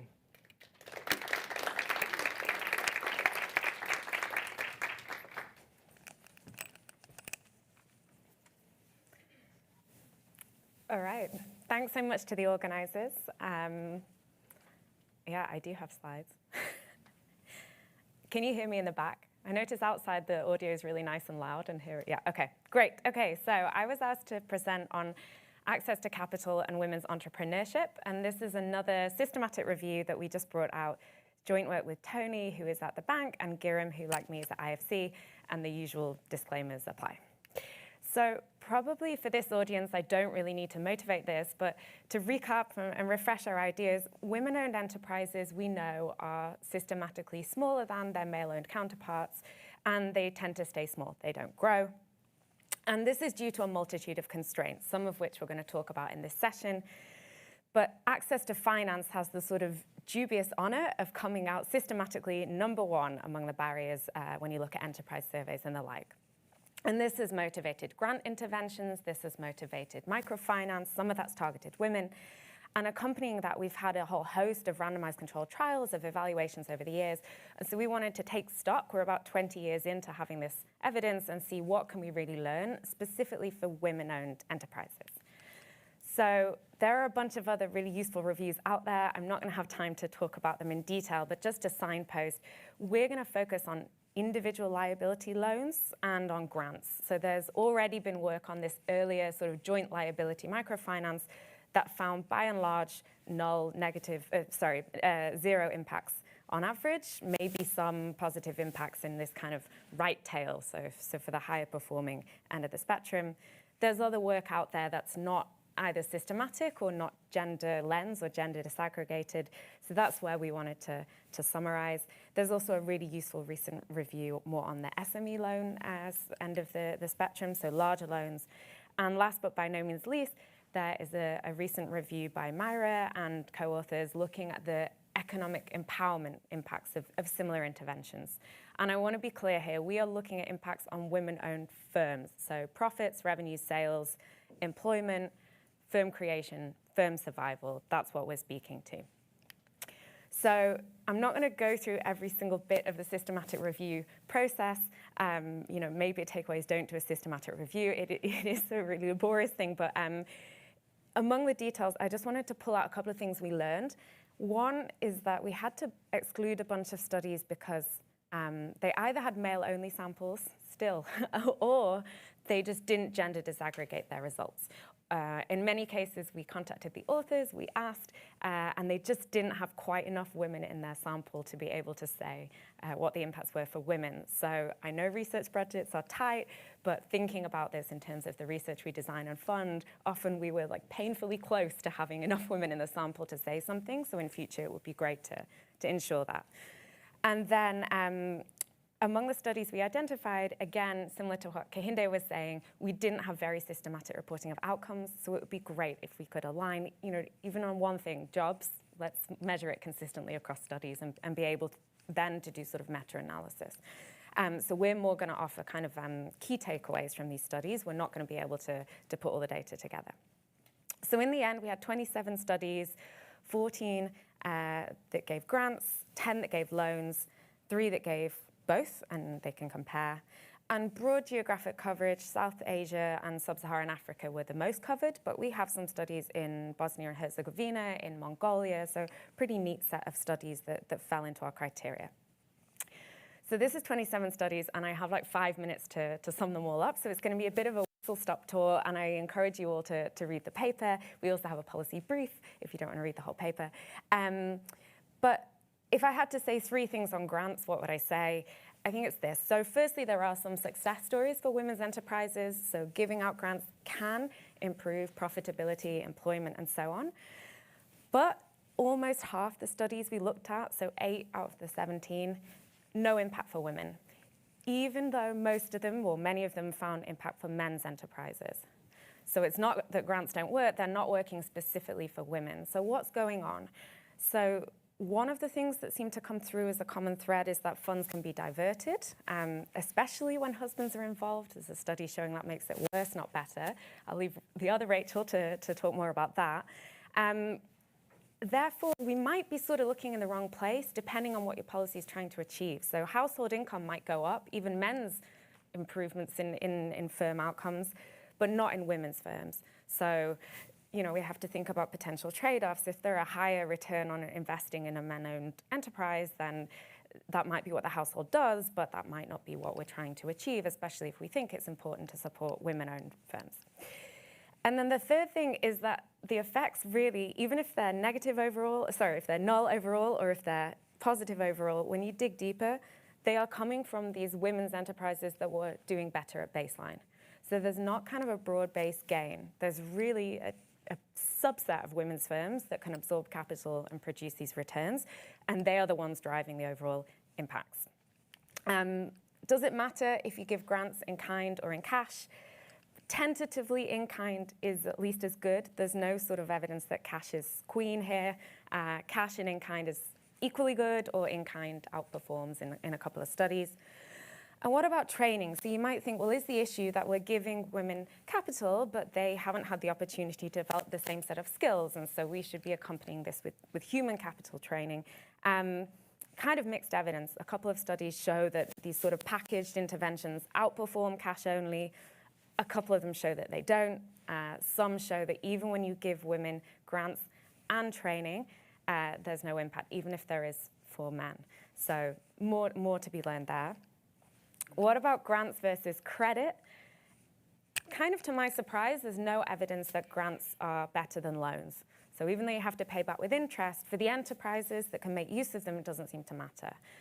Just to be clear, again, we're talking about women's firms here. I'm not talking about universal cash transfers or give directly. That's a whole separate body of evidence. But for women-owned firms, it seems like grants and loans either both work or neither work. And again, we have studies showing that neither work, even when there are impacts for men. So, you know, it's only 3 studies that we found, but still, this is sort of the picture. And what about credit? We had 10 studies, and I'm trying to summarize in one slide. First point, basically the same story as grants. If you see impacts, it's coming from these women-owned firms that were already doing well at baseline. And what does that even mean? You know, they're not typically micro-subsistence, 0-1 employee firms. They're women who've been in business 2 or 3 years. They have 2 or 3 employees. They grow if they receive credit. The second thing is that the way we design credit products really matters. So grace periods matter, repayment flexibility, all of that matters in terms of boosting firm outcomes. It might increase default. That doesn't mean we shouldn't do it. It means that we should be thoughtful about how we work with partner organizations to do this, right? So if we're going to encourage lending more to women-owned firms, and to do that, encourage more flexibility in the way that you lend, then maybe we need a risk-sharing facility, something like that. That's something that IFC engages in a lot. And then the final thing is larger loans. So much of this is a few $100s, right? It's microfinance. But also, because we're thinking about these slightly bigger micro firms, you need larger loans. And so there have been a few cases where that's been tested, not many, it's expensive to do. But there where we do see that evidence, it looks more promising for women-owned firms. So that's credit. And then the final part of the review, we wanted to look at things where there wasn't necessarily an RCT or gender disaggregated evidence, but where we think there's promising areas for research. And I think the way I like to think about this is how can this help us solve the problems that we've just identified? So rather than thinking about, you know, data and AI and all of this as some new object, how can we think about this as addressing the constraints we just looked at? So yeah, credit scoring we can now do with non-traditional data. So mobile phone data, mobile money data, transaction data, that can predict your creditworthiness. As long as we do it in a gender disaggregated way, then that can do do well for women. We don't want to replicate the same biases that are there in the world by doing credit scoring in the same way. But if you predict separately for men and women, then this can improve lending to women. It can reduce collateral requirements, right? It can help us to reach those thin file women borrowers. It can also help us to give larger loans. Mobile credit, digital credit, some promise, but it's not sort of having a widespread benefit. So more innovation is needed there. Peer-to-peer lending, crowdfunding. Maybe this can help women-owned businesses, but we need more evidence. And then I think with all of this data and innovation, we can think about revisiting some of the products that we always knew were kind of a good idea in theory, but they just weren't practical. So, for example, instead of just thinking about credit, we can think about equity, especially if women-owned borrowers are more risk-averse. They might want to share risk with whoever they're getting funding from. And we always sort of knew that, but we didn't know how to do it because it's really hard to monitor revenues and profits for small firms. It's easy to just ask for a repayment of a loan, but monitoring revenues is really hard. But suddenly, with digitization, with point-of-sale technology, that becomes potentially something you can unlock and bring back in play. Similarly, supply chain finance. We know that firms don't just want one big lump of capital to invest for investment purposes. There's also working capital, right? And we know that that's a different part of a firm's financing equation. That's hard to do, but it becomes a lot easier when you have like digital invoicing and receipts, and you can upload things to platforms. That's something, again, IFC does. It's sort of unlocking something that we always knew was an important part of meeting firm needs, but that was sort of technologically infeasible. So the final piece that we look at is more at the institutional level, debiasing institutions. So we have these very elegant studies now that show in some contexts, women still get approved for credit less often, they get smaller loans, they get asked for more collateral. In the world of equity, they're less likely to receive investment, and guess what? Part of this is because they get asked different questions. So male investees get asked about the returns. Women-owned firms get asked much more about the risk and what if it all goes wrong. And so the flip side of that is that there are some nice kind of low-cost, low-touch solutions. So one of my favorite papers in recent years, Marcus and co-authors showed that just getting investors to fill out a standard template and ask men and women the same questions, that can remove that gender bias and the funding gap. So I think I'm nearly out of time. I've said pretty much all of this, so I'll leave my conclusions there. But yeah, grants, loans, if there's only an impact at this top end of the distribution, then we need to think a lot more about targeting and have some quite clear, thinking about what the policy is trying to achieve and some bright lines between sort of broad-based income support and policies that are supposed to be helping firms to grow and take on new employees. Credit products and digital financial services, there's lots of promise out there, but we need more testing and more gender disaggregated evidence. And then I think the final thing I want to say is thinking about access to finance not as this one-off. It's not that we have some silver bullet grant or microfinance loan that's going to solve everything. It's a continuous pathway. And as firms get a bit bigger, they need thousands, not hundreds of dollars. How do we do that without over 100% collateralization?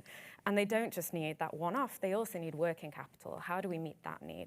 And thinking more in terms of a portfolio and a pathway than this sort of one-off mentality. So I'll leave it there, and I look forward to the discussion. Thanks.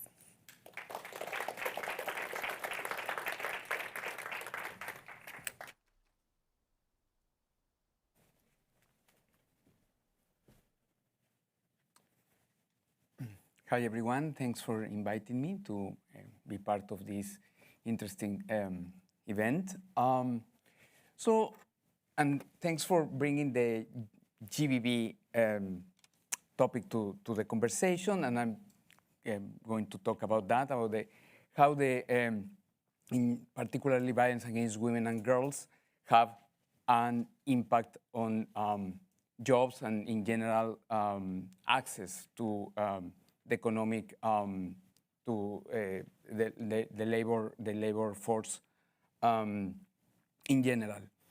The current situation kind of forces us to have like this kind of like different lens about GBB. When I started working on GBB and studying GBB, it was always about having, in general, seeing GBB and particularly violence against women and girls as a human rights issue. We never questioned why we have to address violence against women and girls in that way.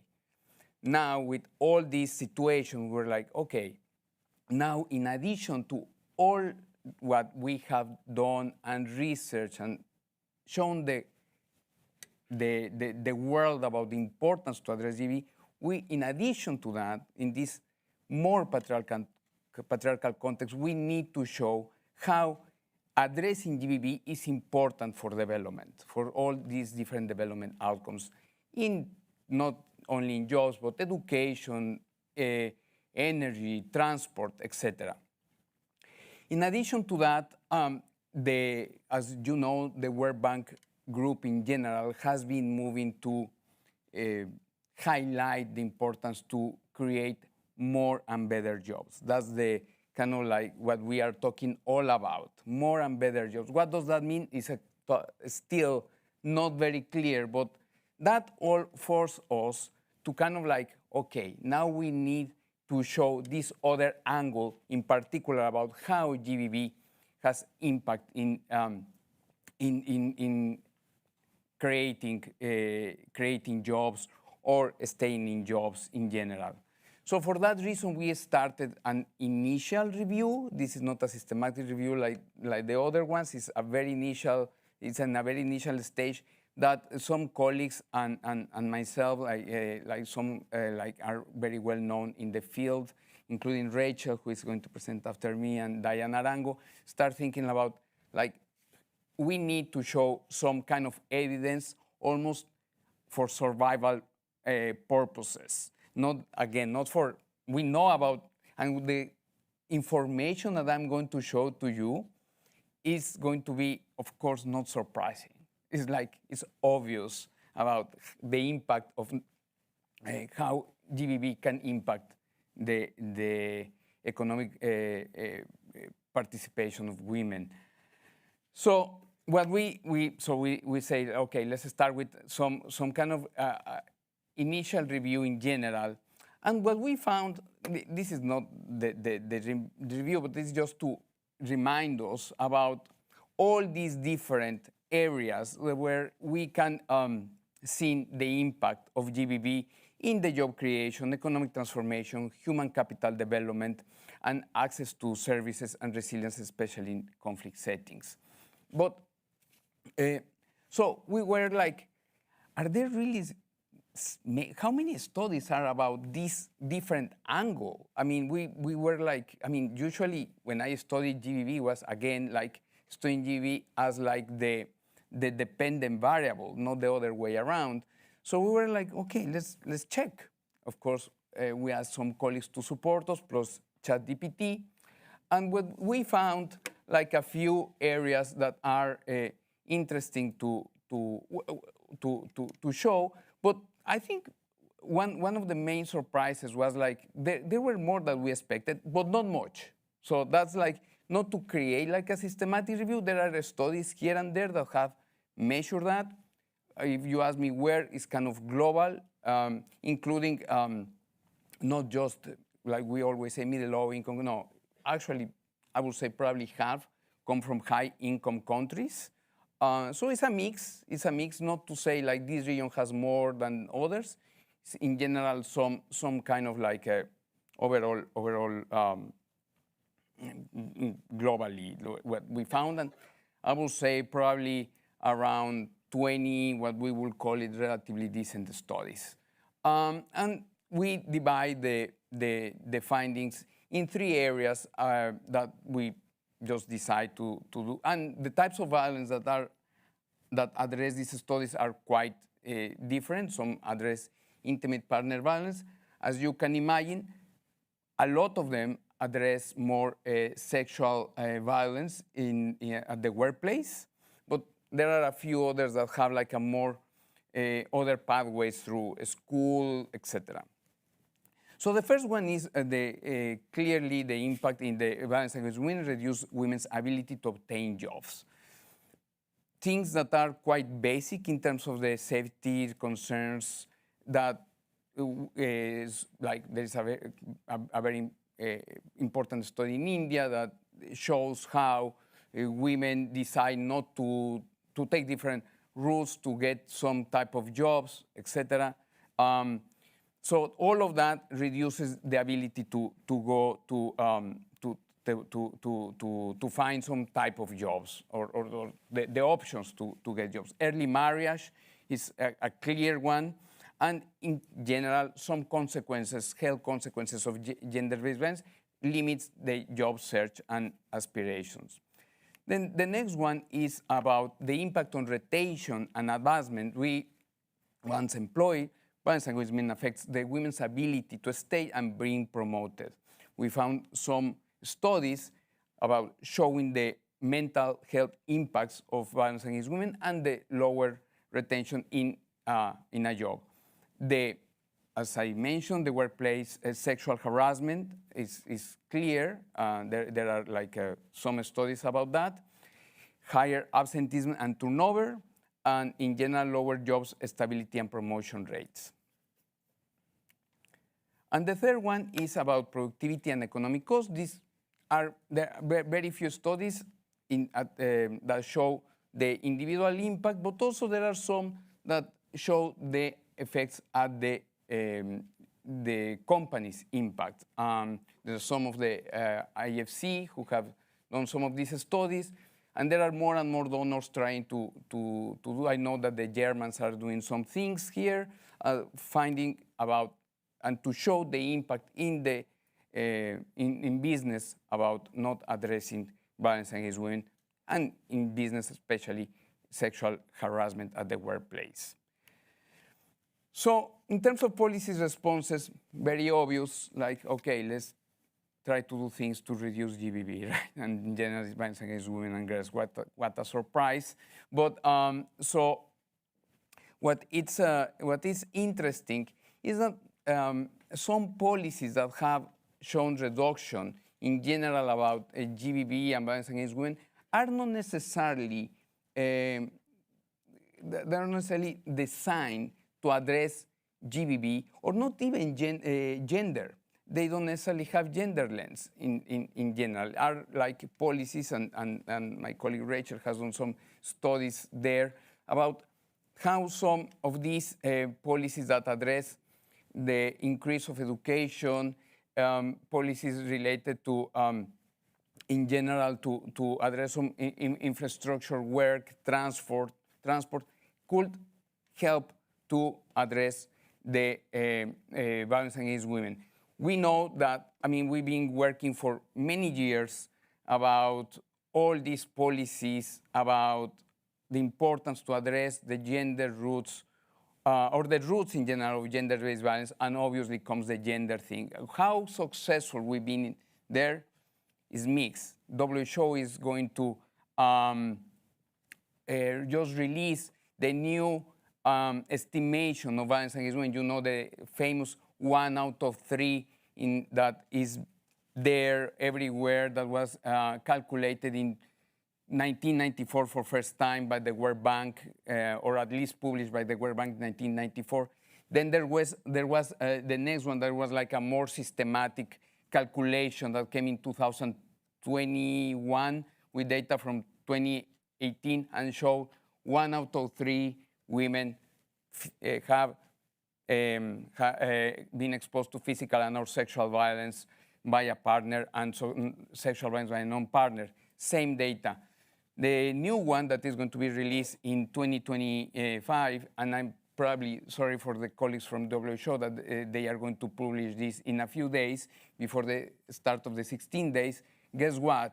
It's very similar. So clearly these policies that address particularly gender and GBV aspects have been difficult to implement. So we need to explore more options, more policy responses, and the ones that I'm showing you here, it seems being promising about addressing violence against women, that, and in addition to have positive impacts in development. So now we are trying to do more this work on co-benefits at sectorial level to see and to move more and more about the integration of gender-based violence aspects of prevention in different sectors of development. Thank you.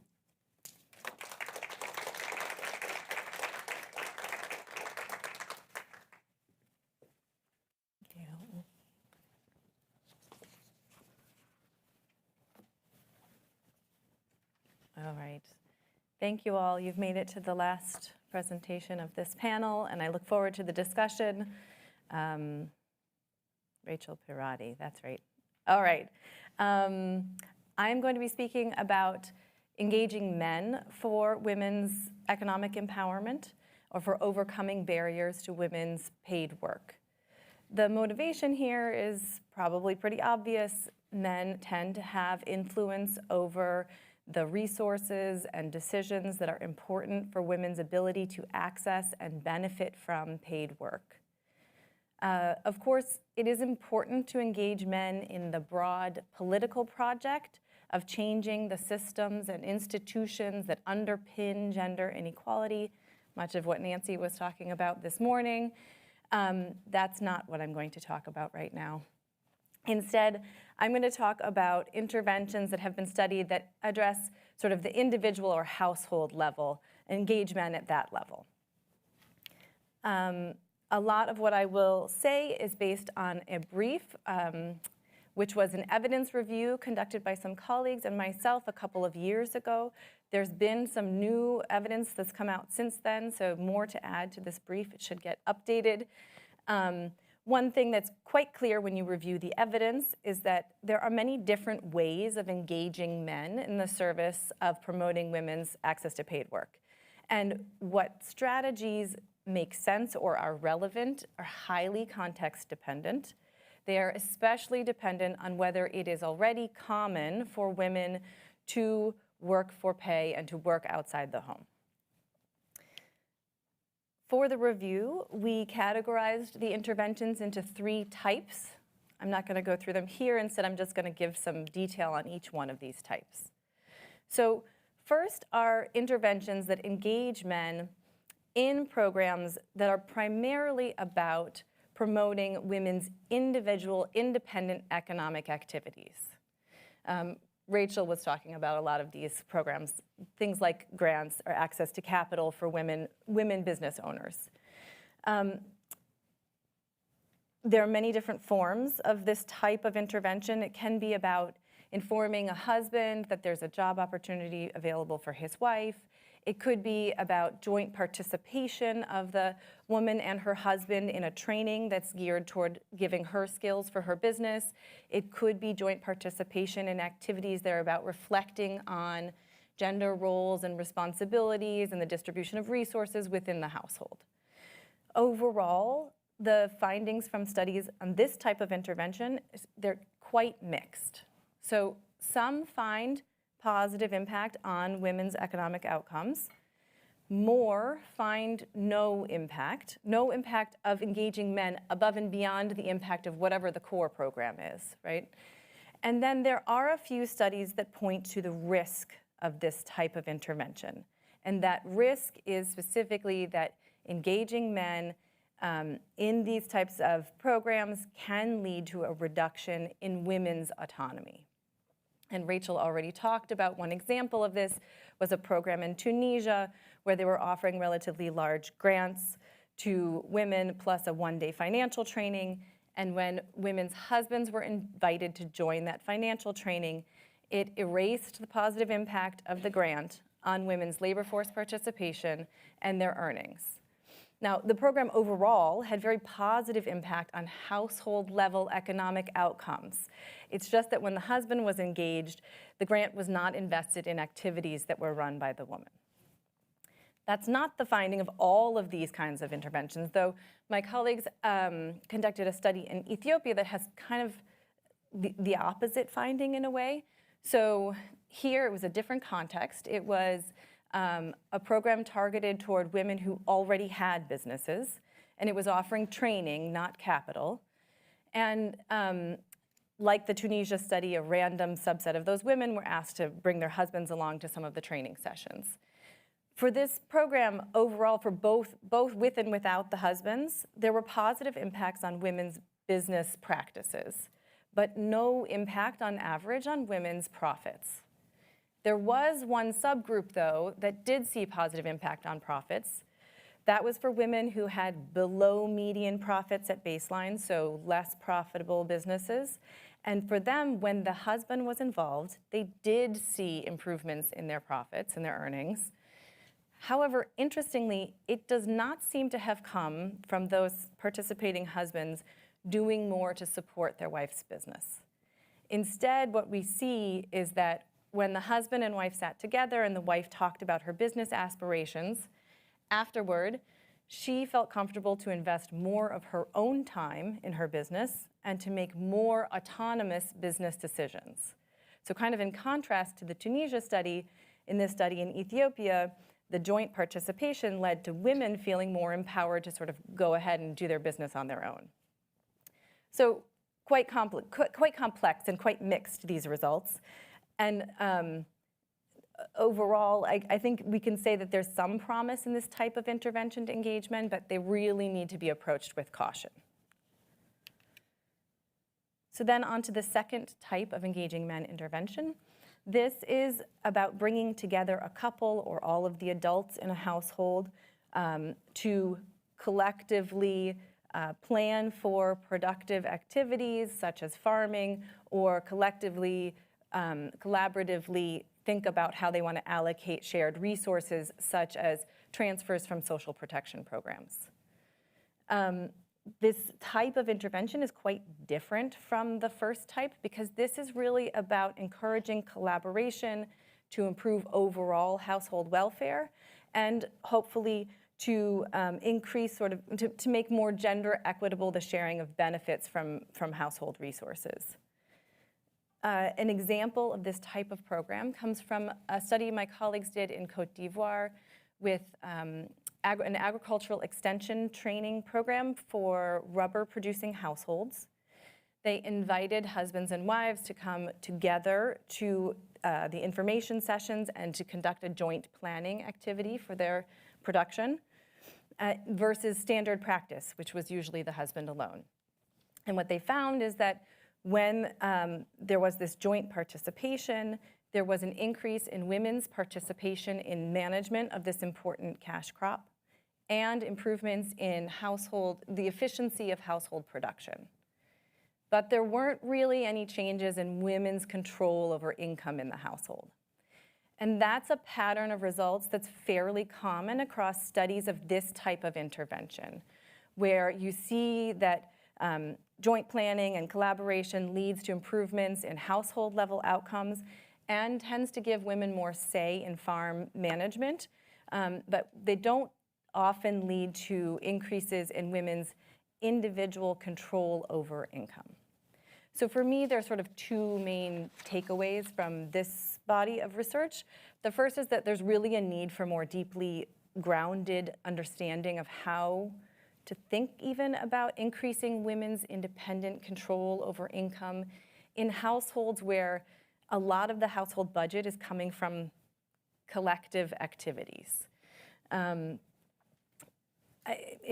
Maybe the answer relates more to structural changes in the types of economic activities that are available.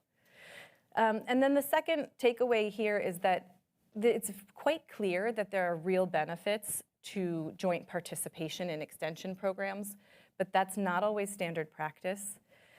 This was seen in a study in Bangladesh where men and women were participating together in a nutrition-sensitive agriculture program, had strong positive impacts on women's empowerment, which the study authors attribute mostly to the fact that they were participating together. I've seen this also, a study that some colleagues and I did. It was an in-depth qualitative study in Ethiopia where we asked smallholder farmers, who do you think should receive agriculture and nutrition information in your household? And the response from both men and women was overwhelmingly that they would prefer that everyone receive the same information because it facilitates collaborative decision-making. Okay, on to the third type of engaging men intervention. There's far less research on this type, but I would argue there's a need for much more. So this is about encouraging men. Usually this is within households, so usually husbands or maybe fathers, to recognize or enhance their wife or daughter's ownership rights over important assets. And my colleagues have conducted 2 studies in Uganda in 2 separate places, 2 different interventions. And in both cases, they found that many men were willing to transfer rights or control over important assets to their wives. The first was a study of a land titling program. And here, many men were willing to put their wife's name on a formal land title. And when we required that the wife be present for the discussion of the land titling, that proportion increased substantially. Amazing. The second study was of sugarcane, in the context of sugarcane growing. We asked men if they would be willing to transfer an outgrower contract into their wife's name. When that happens, the wife becomes the direct recipient of the income from the sale of that cane. And again, many men were willing to do this. And when we made that offer, when we encouraged men to transfer the outgrower contract to the wife's name, we saw improvements in women's participation in farm management, their participation in household decision-making, and increases in women's control over income. So of course, the context matters, right? It's not going to be in every place where it's going to be an easy sell to have men either recognize or enhance their wife's property rights. But it's an area, and it's not just these 2 studies in Uganda, there are a few others. It's an area that I think is really worthy of additional experimentation and research as a way of engaging men in the service of women's economic empowerment. So to end, a few key takeaways. Engaging men is critical for overcoming barriers to women's paid work. And there is a sufficient evidence base to give us some ideas about where to start. Proceed with caution when engaging men in programs that are designed really specifically about promoting women's independent economic activities. Ensure joint access to information and encourage joint planning whenever possible when your program is really about household consumption or household production. And last, as I just said, it's important to seek opportunities to encourage recognition or the transfer of property rights to women. Thank you.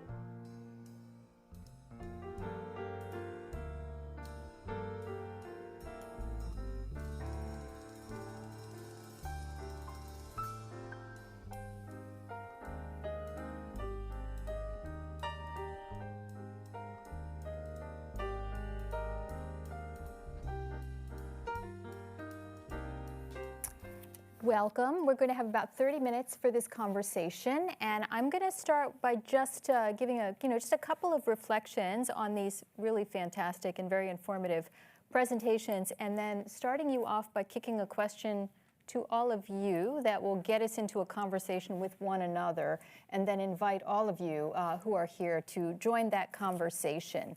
And I did the thing that facilitators do, which is to try to really think about what's the common thread through these, and I think one of my takeaways is definitely the importance of looking at household norms, exactly where we ended, which was very well thought through when you put this panel together. And thinking about some of the things that I particularly wanted more information about, Kehinde, thinking about your presentation about something which is the evidence confirms what we would have expected, which is that interventions intended to reduce drudgery indeed do reduce drudgery, but do not necessarily lead to what you termed as empowerment. And let's just assume, for the sake of this conversation, that you meant women having more autonomy about economic decisions apart from their household chores, right? So that gets us into this question of, okay, what was going on in households? Rachel, obviously you're finding that the grants had very differential impacts on men and women, and your implication that that was because something else was going on in terms of household decision-making. Manuel, one thing I want to add to what you were saying comes from a presentation that ICRW had hosted just a couple of months ago. We have an annual fellowship for a promising young dissertation researcher. And our researcher this year, Dedi Olaya, was precisely looking at kind of the flip of the question that, you know, of the larger question that you were examining, and that is, if women have paid employment, if they have an opportunity to have income outside the home, does that reduce intimate partner violence? And, you know, this was dissertation research, certainly not conclusive, so don't take it to the bank. We had a great discussion about all the other things she could have looked at. But, you know, to cut a long story short, the answer was no, it does not. So, you know, I take that into this conversation because, again, it seems as though household dynamics are the predominant thing, right, that when it comes to IPV, not whether you've got any opportunities outside the home, not anything else going on, but it is about the household dynamics. And so then, you know, Rachel, coming to you, you gave us part of the answer to this, you know, this conundrum, which is some types of interventions work, and we're doing much better at those interventions if we're looking at the whole household. So I think that's a really great starting point for a conversation. So the question I want to ask each of you in turn to get us stimulated into this is, tell us one thing you found surprising about someone else's presentation and the evidence they shared. And anyone who wants to start by saying, ooh, I really thought that was interesting, I will call on you first. Perhaps we'll also jaded by all the studies you've seen that we're sort of not surprised, even if it's a depressing result like the result you had where they spent even more time on these chores. Perhaps we're, yeah, shocked but not surprised is the state. No, I mean, for me, something that more and more I think about is the importance when we conduct a project is about how you adapt that project to a particular context. And that's probably the reason why I see a lot of mixed results in some things, like, for example, what Rachel presented. It's very clear that there is not, I mean, we have best practices overall, but that all these kind of practices can be just replicated everywhere. That's not how it works. It needs to be adapted to a specific context, and some particular actions may not have, or even can have like a negative consequences to women. Yeah, great. Rachel? Oh my goodness, I have thoughts about all of them. I think I'm stuck actually on that very first graph that you shared, Kehinde, with the amount of time women and men spend on domestic work. And it strikes me that we pay too little attention to that time use. Mm-hmm.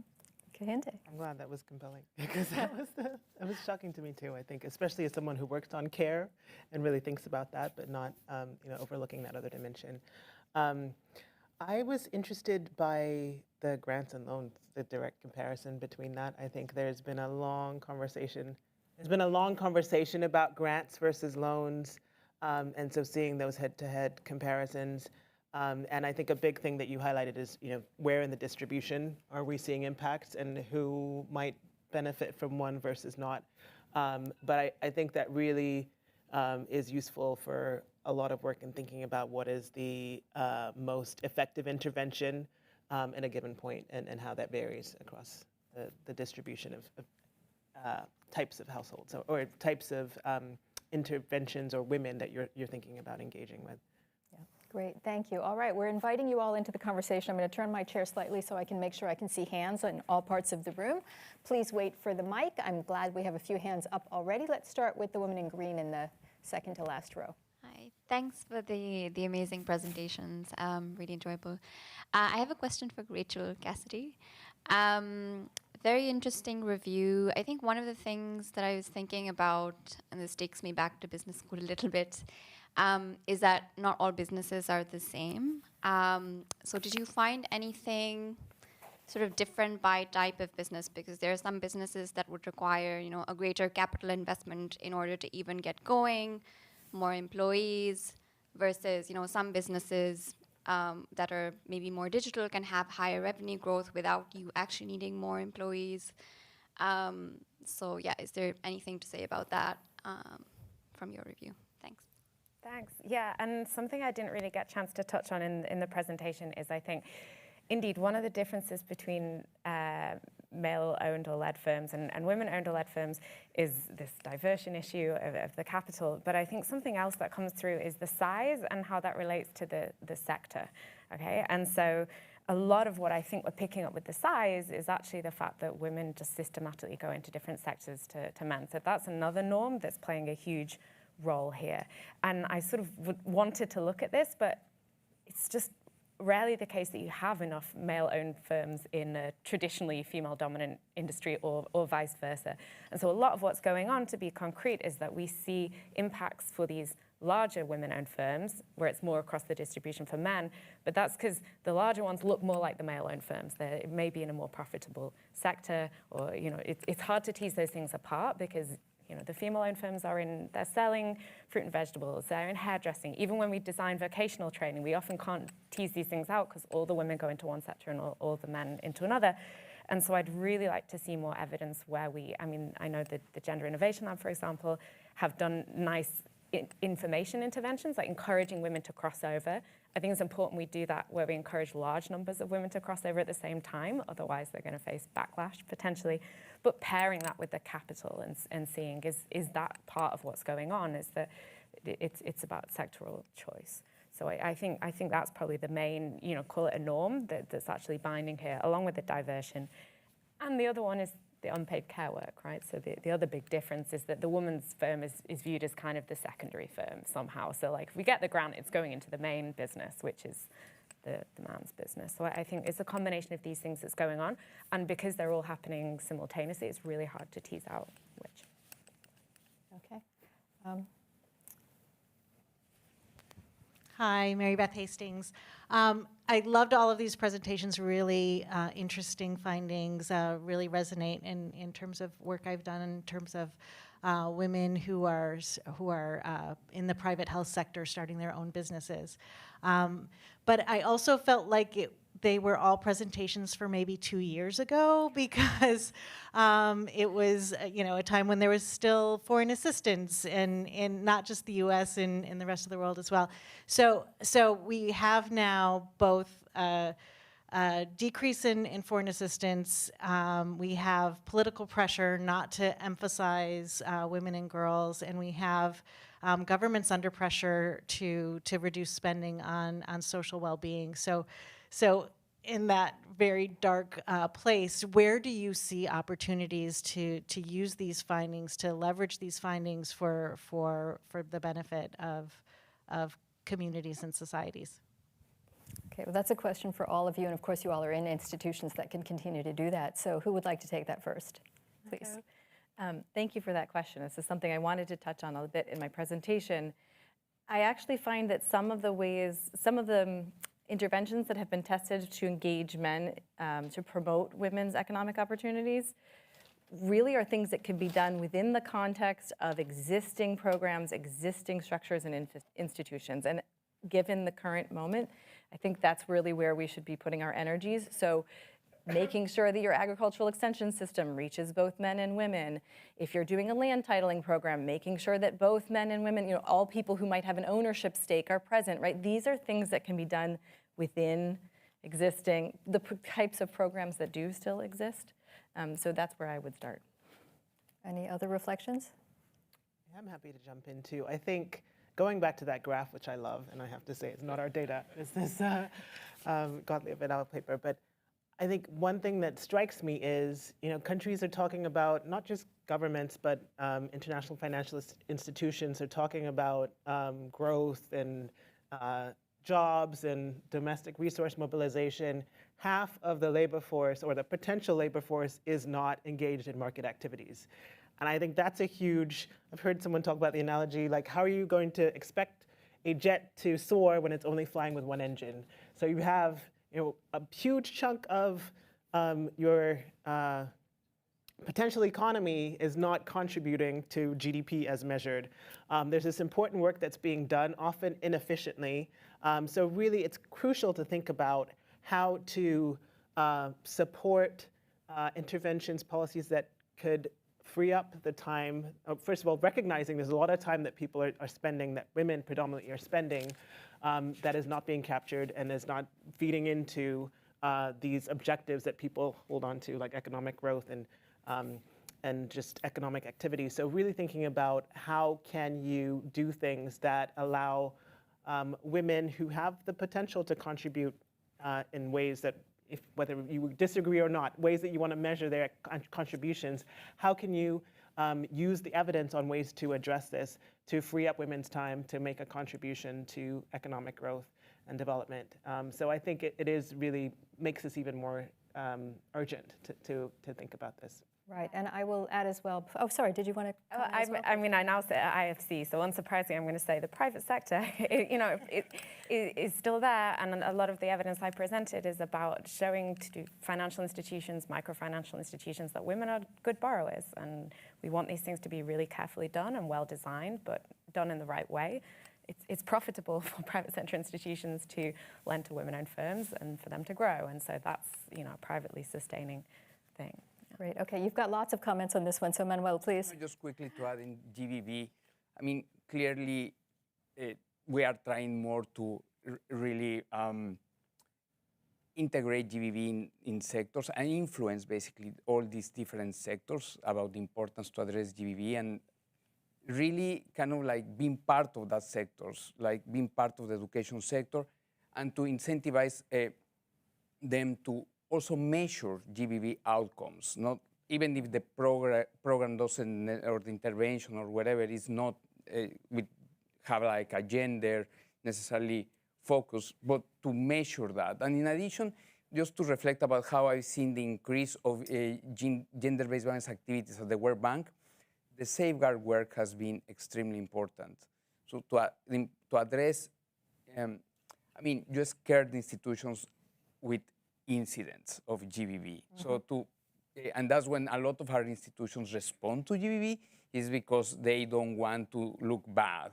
And that's actually is being like an important point to go beyond the safeguard work, to really have like GBV actions in prevention and response and beyond that safeguard and that they really commit to this topic.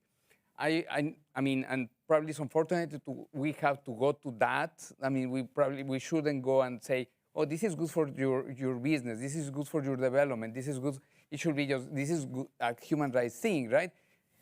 Not to scare people, but that's where we are at the moment, and I think that's an opportunity to continue this work. Great, and I can't resist speaking to this as well, and since this is the theme of the conference, we'll do that, and then we'll come to your question after that, John. But, Mary Beth, I would also say at this moment more than ever, we do need to emphasize and lift up the evidence, not only, in this careful way of what's working, what's not working, where are the best buys, but also, and this is, a project I hope we will take on, what do we project as the costs of allowing backsliding? What is the cost of rising discrimination? As you've just said, Manuel, what would the cost be of rising gender-based violence because we cease to maintain our support for these interventions? And so I hope that's something that we all can think about going forward. Okay, you've been very patient, John. Next question, please. I come from the Midwest. They train us to be patient. So in 30 years of gender-focused community-led development, a lot of the data that you shared really resonates, and I've been able to witness and celebrate it. But I've always been struck by a paper by Françoise Girard called Stop Empowering Women. And her point was that where the investments need to be made is the intentional creation and investment in and strengthening of women's movements. And that's one thing that happens in gender-focused community-led development that doesn't happen in project-based interventions. And I'm just wondering, in all the research, does that show up? Does the presence of an organized participation by women participants, by male participants, in an intentional building of a social movement make a difference? Or does the lack of it affect lack of success? So anyway, that was one of my favorite papers ever by Francois Girard, but I'm wondering how we can bring more of that into this evidence base. Great. I mean, I'll broaden the question a little bit. Any sort of collective, right, piece of the evidence you reviewed that showed the impact of a collective entity in the midst of that community?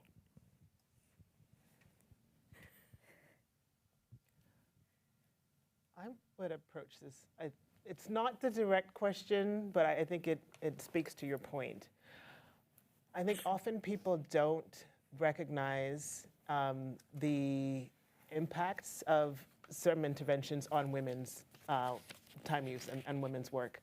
So I kind of come at your question as saying part of the reason we see all these gaps in data is that people aren't thinking about women's experiences and aren't thinking about the importance of collecting data to reflect these experiences. We have a lot of studies. I talked about our inclusion criteria for selecting the studies we did. There are a lot of studies looking at the impacts of electrification, road construction, improvements in pipe water access, fuel cooking, that don't ask anything about women's time use. And we excluded more studies than we included because so many don't have any documentation of how these interventions change women's experiences and how they spend their time. So I think what I see as the value of a big piece of the importance of funding women's groups is the fact that when you do resource women's groups, women are given the opportunity to highlight the issues that are important to them. And these things come to light. Collecting data on them and funding these types of interventions that have huge impacts on women's work and women's experiences that a lot of policymakers don't have front of mind. So I see this reflected in the gaps we see in evidence and the fact that a lot of things, other dimensions, I talked about time use, employment, but there's very little looking at women's impacts on their mental health, impacts on their social networks. So there's a lot of aspects of this that we don't know anything about because women aren't often the ones asking the questions or collecting the data or informing the policy and investment agendas. So that's what I see as a big gap in how this connects to your question. Great. Any other comments on either movements or? Yeah, more related to what Kehinde was saying, but I would also like to see a lot more data on men's time use and men's mental health and interesting. Bring men back into the conversation in terms of, I think we talked about redistributing unpaid care work for paid care work, and we think a lot about that margin, and sort of implicitly we've kind of given up on the idea that within whatever unpaid care work remains that we're going to redistribute it between men and women. Are there interventions out there that have changed perceptions, interventions in which men spend more time with children?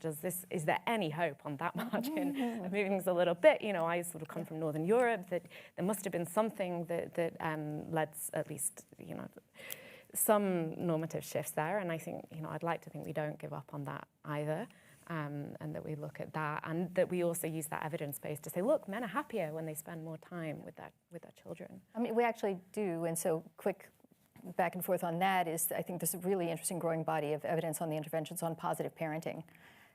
We'll leave it at that for now because I know we want to come back to this topic. Nancy, I think you have, you sort of had your hand up for a minute, so I don't know if you do. And then we'll ask if there are any online questions as well.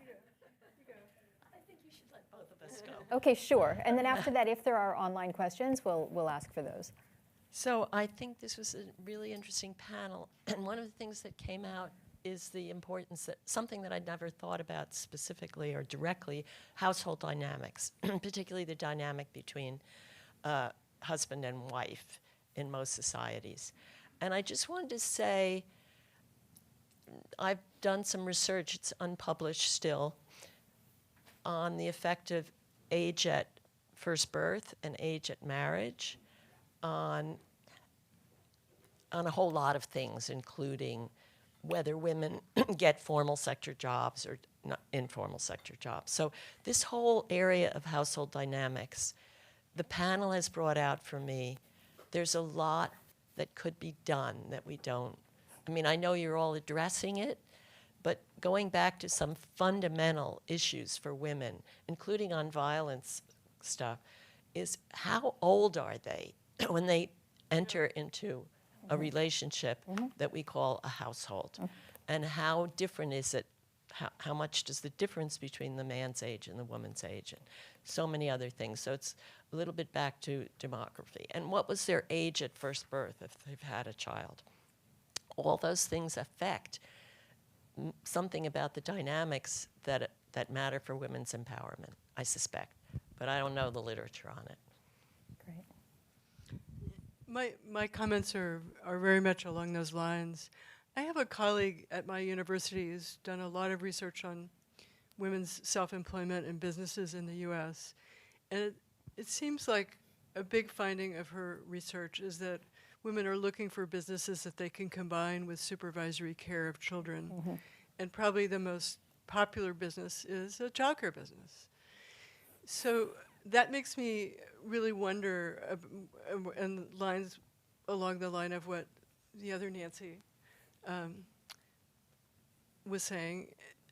I'd like to know more about the number and age of children and the age of mothers in terms of their decisions about what kind of businesses to start, and also about the financial viability of those businesses, because I think because they're engaged in joint production, they're paying a cost and reduced market income for the ability to take their kids with them to the market or whatever.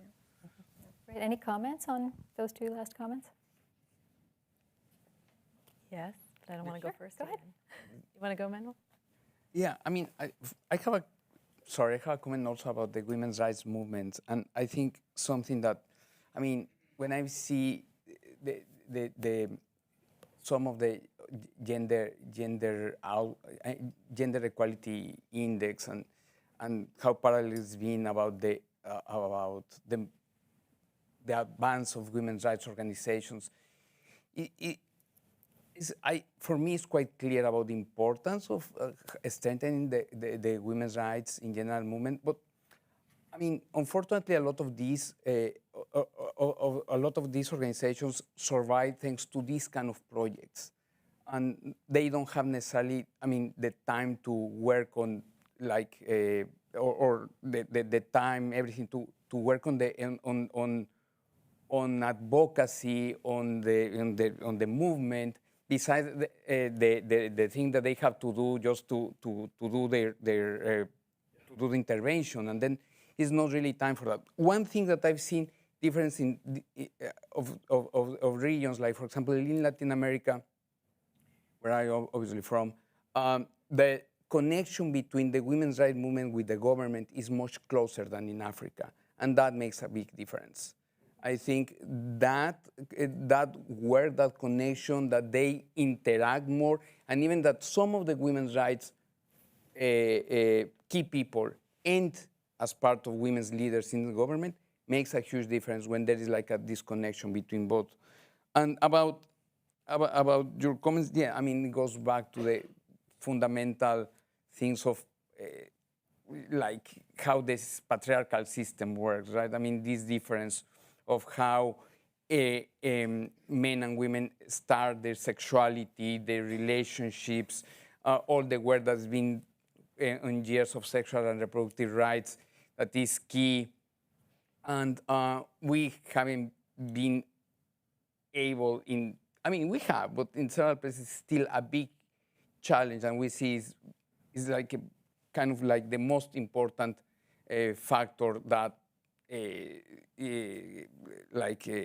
or challenge, a barrier to get equality and in general development, not to address these fundamental issues. I think it goes back to the patriarchal systems that we work on.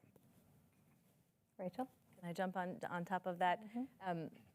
Separate from my work on engaging men, I've been working with Lori Heisey of the Prevention Collaborative on a review of government policies, regulations, and laws that have an impact on rates of violence against women, in particular intimate partner violence. And what you're saying is absolutely right. Younger age of marriage is not just associated, but probably leads to more violence in intimate relationships, But the flip side of that is that there is a growing body of evidence showing that when there are policies that can delay marriage, most specifically investments in girls' access to secondary education. The longer you keep girls in school, the later they get married, and the less likely they are to experience violence in their relationships. They're also, along the way, acquiring human capital and probably likely to have better ability to engage in the labor market, right? So there are some real policy wins that I think we haven't been thinking about them in this way, but there are some policies. There's a new working paper by a PhD candidate. He examined the impact of a 2003 ban on child marriage in Nigeria and found that it led to, again, more education and lower rates of intimate partner violence. So there are things that can be done. Fantastic. Maybe I can respond to the point on childcare and that limiting work choices. I think precisely, personally, if you ask me to say what one intervention would increase women's participation in, decent paid work, the most childcare provision. And I think it's just really hard to do. We have some really nice studies. So there was one in DRC by colleagues at the Africa Gender Innovation Lab, and there they showed low-cost childcare provision in the community massively increased men's and women's incomes and more than paid for itself. There've been a few other studies. That there's the Invest in Childcare initiative at the bank, and there've been studies accompanying programs there. It's just really hard to do, and not so much because of demand. I think when that work began, people said, oh, in traditional societies where people are used to taking care of kids themselves, they won't want childcare provision in the community. And in the pilots we did in DRC, in Ethiopia, the question that came back was like, why is it only open 5 days a week? We would use this 7 days a week. People are willing to take up childcare. It's just doing that in a way that is low cost and scalable while also meeting quality and safeguarding requirements is a really tricky balance. But there is more and more being done in that area, and hopefully the results coming out of those studies will sort of start to be available. Thank you. Okay, we have one question from online, which I will read, and then we should have time for a couple of other questions. So if you haven't asked one yet and would like to, please think about your question. So I'm going to read this and then welcome you to broaden it out because it's very specific. If the movement for rollback of no-fault divorce were to succeed, and this is specifically in the US, what would your predictions be for the future of this on unpaid work? So, just to broaden this out, right? Correlations, if any, that we know of between access to divorce and unpaid work. I jump in again, sure. Sorry. This is again related to that review that I was just talking about of policies, the impact of policies on rates of violence against women. There is very good, strong causal evidence of the opposite of that.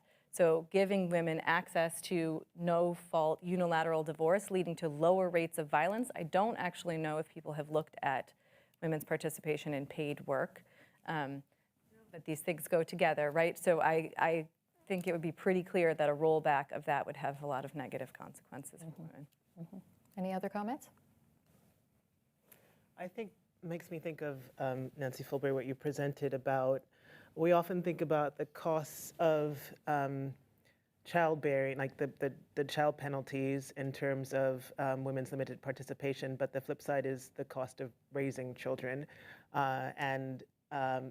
Divorce allows you to get out of a relationship that is not working well for you, but if you have children, there's variation in who bears the primary cost, and we often see, kids, especially girls, end up being with their mothers, and that being a consideration in terms of them bearing more of the cost of raising their children, and then having some limitations in terms of the amount of time that they have for engaging in paid work. So I think a big issue is the family structure that follows this, and I'm really interested in thinking about family structure and how this relates to things. So extended families, and I was talking with Nancy Birdsall about grandparents and how that impacts women's time and just their paid work, and thinking about the paid work or unpaid work of grandparents. So I think this really, one question is what is the family? Where's the context? I think the context and the norms.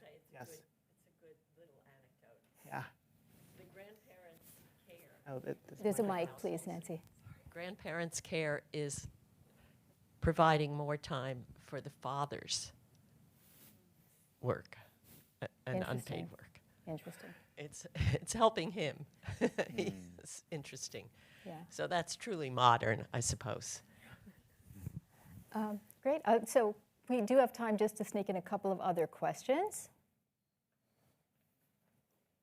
Okay, we have two. Let's take these two, and then we'll finish up the session with a round with this. So we'll come to you right after the question in back. Hi, I appreciate so much the presentations that you've all given.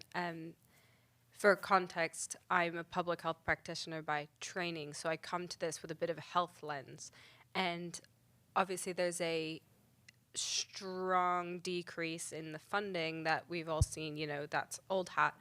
But what do you feel are the main challenges facing kind of some of the work that you're doing maybe outside of the funding constraints? Is it cultural? Is it changing hearts and minds? What are some of the other barriers that you find in your work?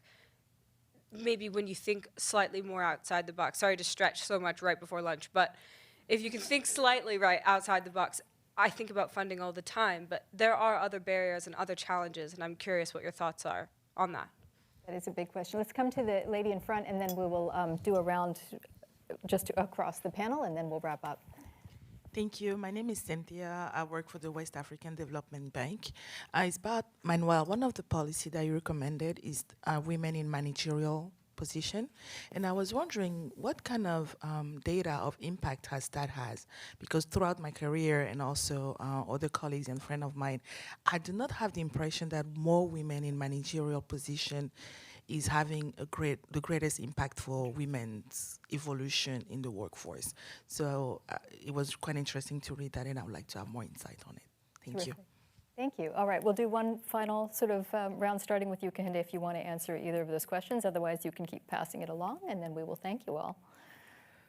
I think the question about what are the constraints beyond funding, and I think a big thing, getting back to this question earlier, is that the value that people place on this work, I think it's often unseen and not recognized as a big contribution.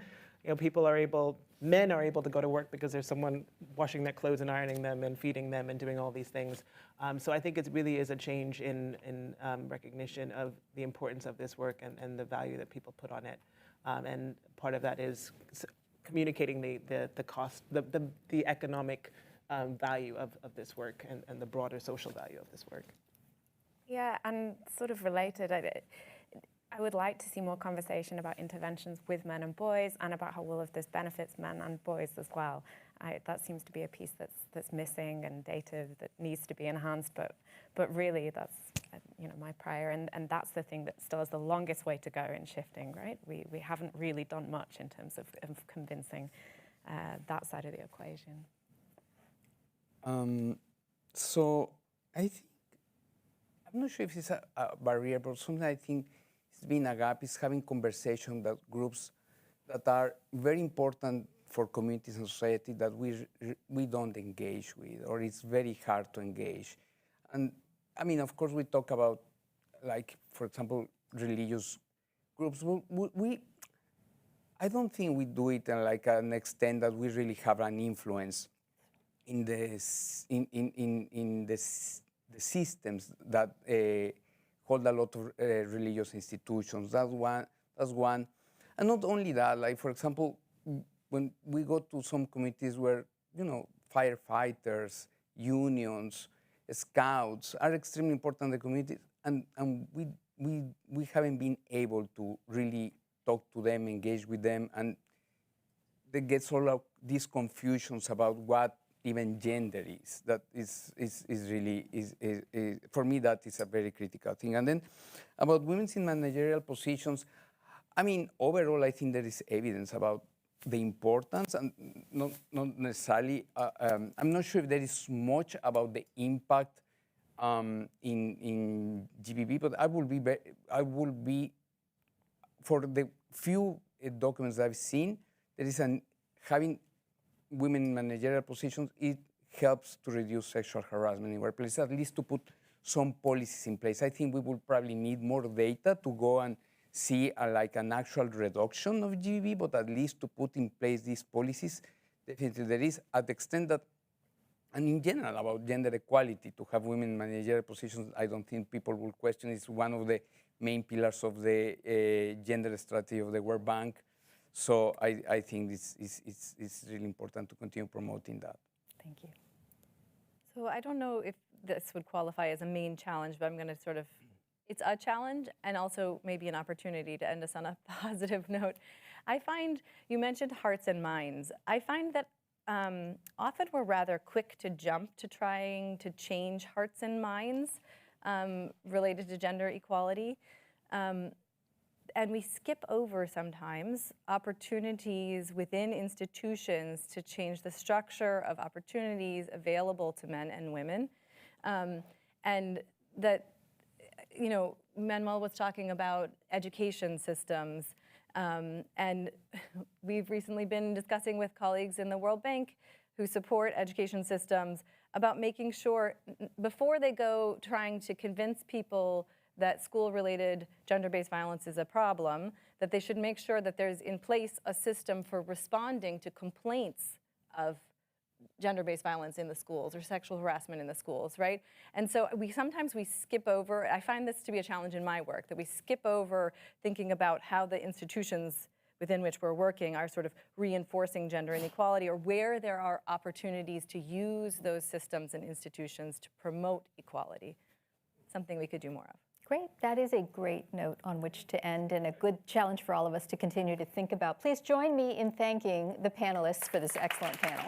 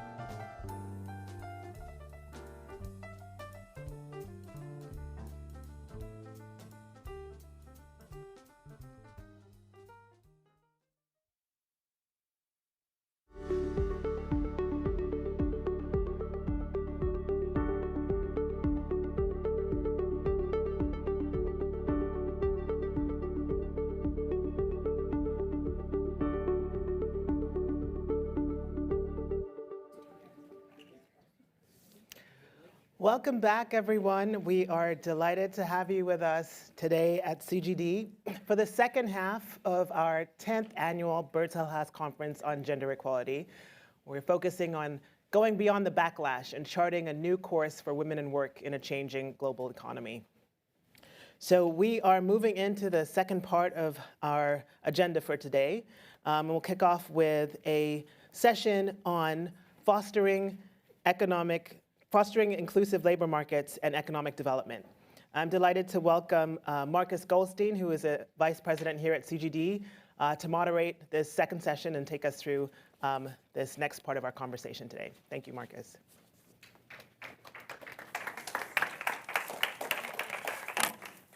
Thank you, Kehinde.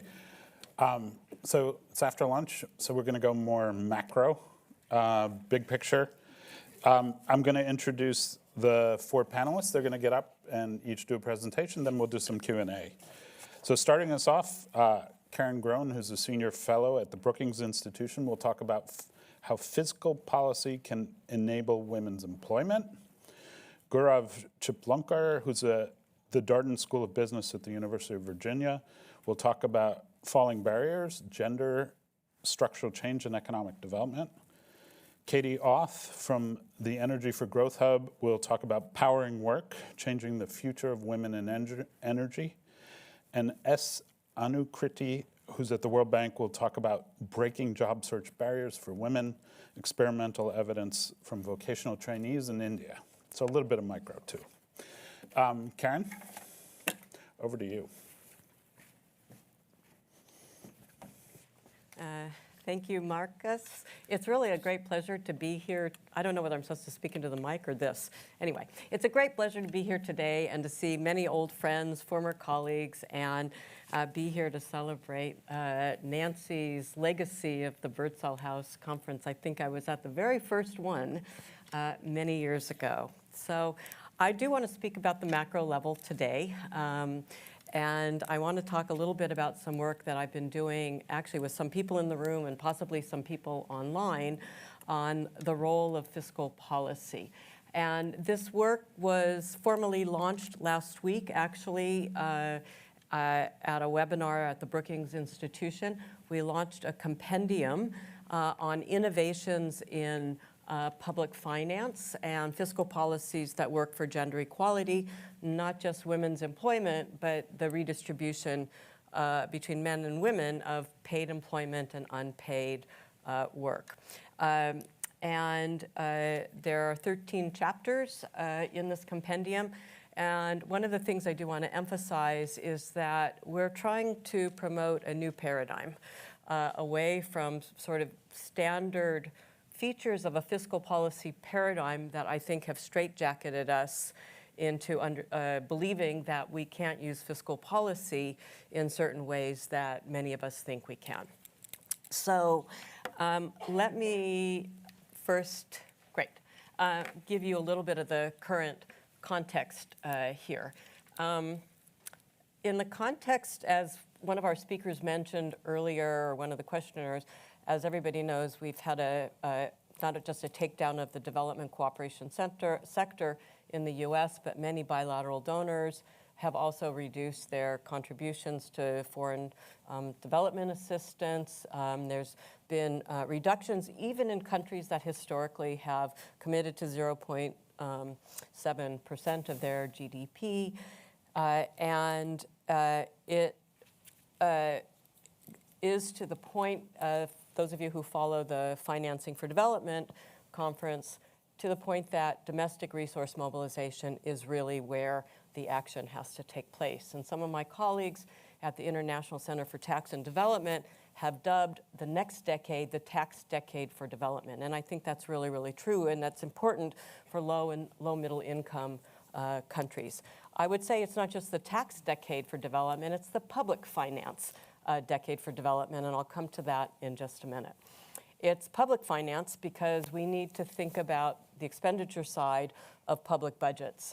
There are many more compelling needs that compete for spending in national budgets, whether it's climate mitigation and adaptation, whether it's needs for to resolve conflict, whether it's needs because of increased costs and standards of living, and so forth. We just have a whole bunch of competing priorities. And of course, the low and middle income countries still have big needs for infrastructure, particularly for a green and just transition.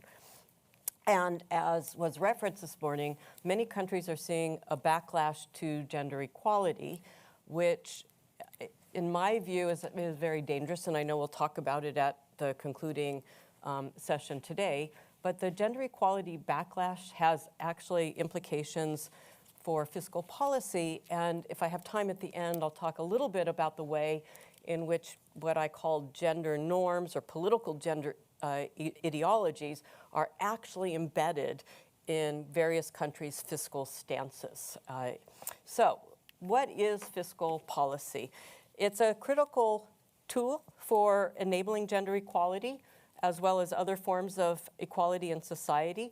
It's where key decisions are taken about how much tax to raise, so how big is the government, the size of the government, where that revenue comes from, so which groups contribute comparatively in the form of taxation, and how the available budget is spent, and as I mentioned, competing budget priorities.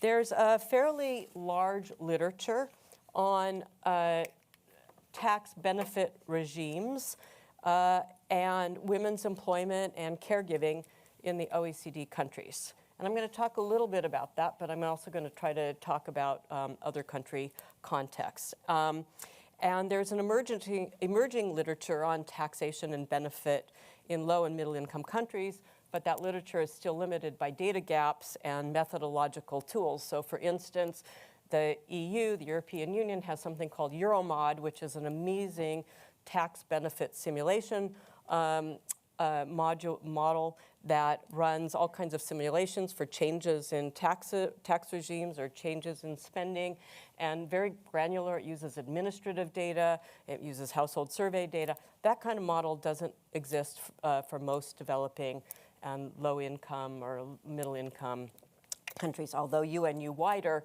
is trying to rectify that with some modeling. There is an emerging literature on fiscal policy through a gender lens, and this literature has been interesting to watch it. I myself have worked on the tax side of fiscal policy, and many others have worked on the expenditure side. On the expenditure side, there's parallels in policy with what's called gender responsive budgeting. Some of you may have heard this, which exists in many countries around the world, started by UN Women, now taken up by the International Monetary Fund. But these efforts to think about taxation and expenditure have largely existed in parallel, and they have rarely only come together. So very few gender budget movements actually look at revenue. There's a few more that do that now, and the revenue side is really concerned with what are the best instruments to raise maximum resources possible, but then they don't really consider how that is spent. So part of what I have started to do with colleagues at the International Center for Tax and Development, which is located at the Institute for Development Studies at the University of Sussex, is to think about how can we develop a more holistic approach that brings the tax side together with the expenditure side.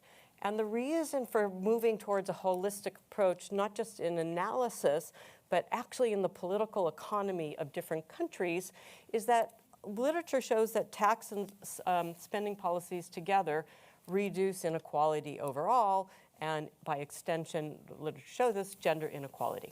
And I want to make an important point that may be controversial, but I don't want to be misunderstood by it, which is when you take this holistic approach, it's really clear that not every policy or not every single reform needs to target gender gaps.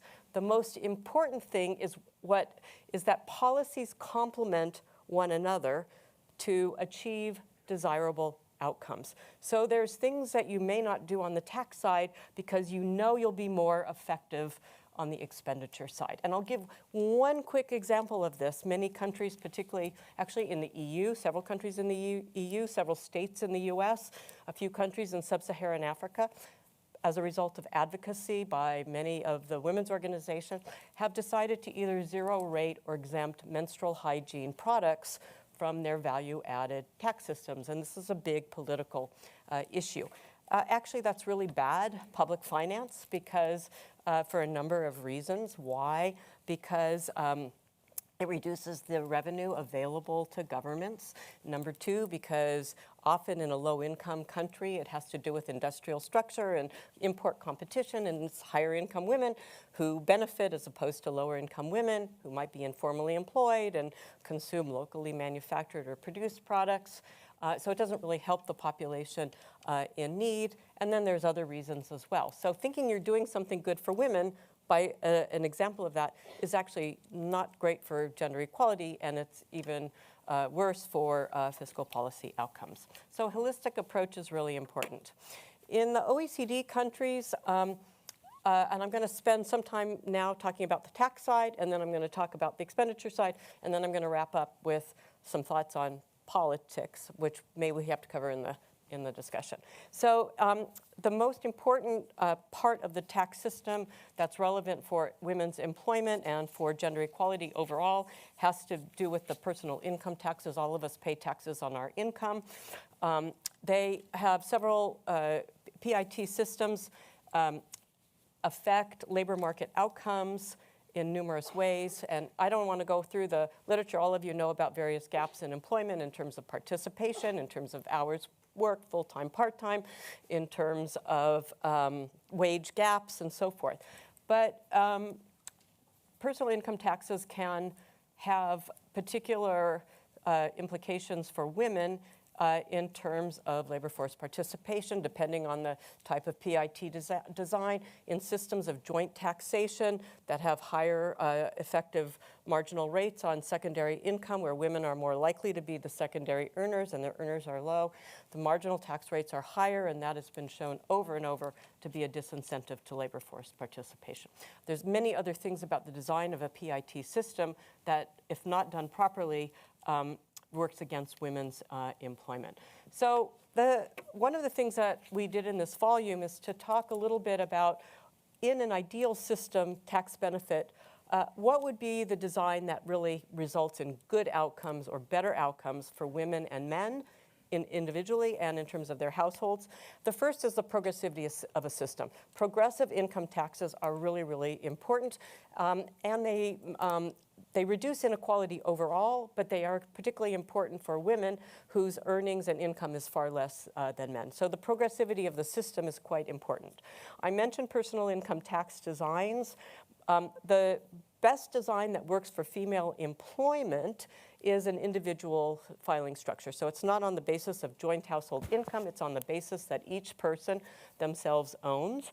And then having some system for the right kind of deductions and exemptions, particularly for supporting dependents like children or others. And refundable tax credits are particularly important. Broad-based consumption taxes, whether they're value-added taxes that minimize exemptions and different rate structures, are quite important. And finally, and we have Hitomi Komatsu in the room, who's a contributor to our compendium, simplified tax and presumptive tax regimes are particularly important for micro and small women's-owned enterprises because they have been introduced. This is something very popular in sub-Saharan Africa. While they've been designed to generate revenue and reduce compliance costs, particularly on the small end of the distribution, they don't really do either, but they rather increase the compliance and financial burdens on small-scale firms. And one of the great things about our volume is we showed design changes like sufficiently high exemption thresholds based on a threshold for profits or turnover, sales turnover, actually can minimize regressivity. And I think that's a really important issue for policymakers because informal taxes aren't going to go away, but there's things that policy can do to reduce the regressivity. So that's particularly important. And then on the other side, that type of tax regime needs to be paired with the type of public expenditure that can work for women's employment, but can also work for this redistribution. So the first is, and particularly low-income countries need to invest in physical infrastructure, which needs to be a green infrastructure. And as somebody said earlier, that reduces women's unpaid work, whether it's walking because you don't have transportation, water collected, et cetera, et cetera. But also for a number of us as feminist economists, we also talk about investments in what we call social infrastructure. Now, these are the traditional sectors of education and health and social protection or cash transfers. But what we bring into this social infrastructure is the notion of a universal care system. So Nancy set us up by talking about care. The idea of a universal care sector with decent quality, good paying jobs, career paths, trust by the people who are using that system are particularly important. And I don't have time to talk about it now, but a universal care system is also a climate adaptation strategy and should be part of climate adaptation. Now, what's important about the social infrastructure, and we call it infrastructure, is that infrastructure has a return. When you think about energy, it has an economic or a financial return. Social infrastructure care has a return. Maybe not in 3 years. It has some kind of a return in 3 years because the jobs that are in that sector, if they're good quality jobs, people will start to pay taxes and that will increase the revenue base. But in a medium-term framework, they can actually, this type of investment can open up fiscal space, which is particularly important for countries that might be burdened by debt service and other things. So social infrastructure is really, really important. There's other things that have to be financed that all of you talked about this morning, things like paid parental leave. We forget about allocations for enforcement of laws on anti-discrimination or gender-based violence. If you care about all the shelters that women might need to go to or hotlines, that needs public investment. So all the great work that you're talking about in terms of laws, unless they're actually matched by budgetary allocations, we're not going to get to the outcomes that we need. And I'm going to stop here. The issue that I want to end with is that how do we get to these issues?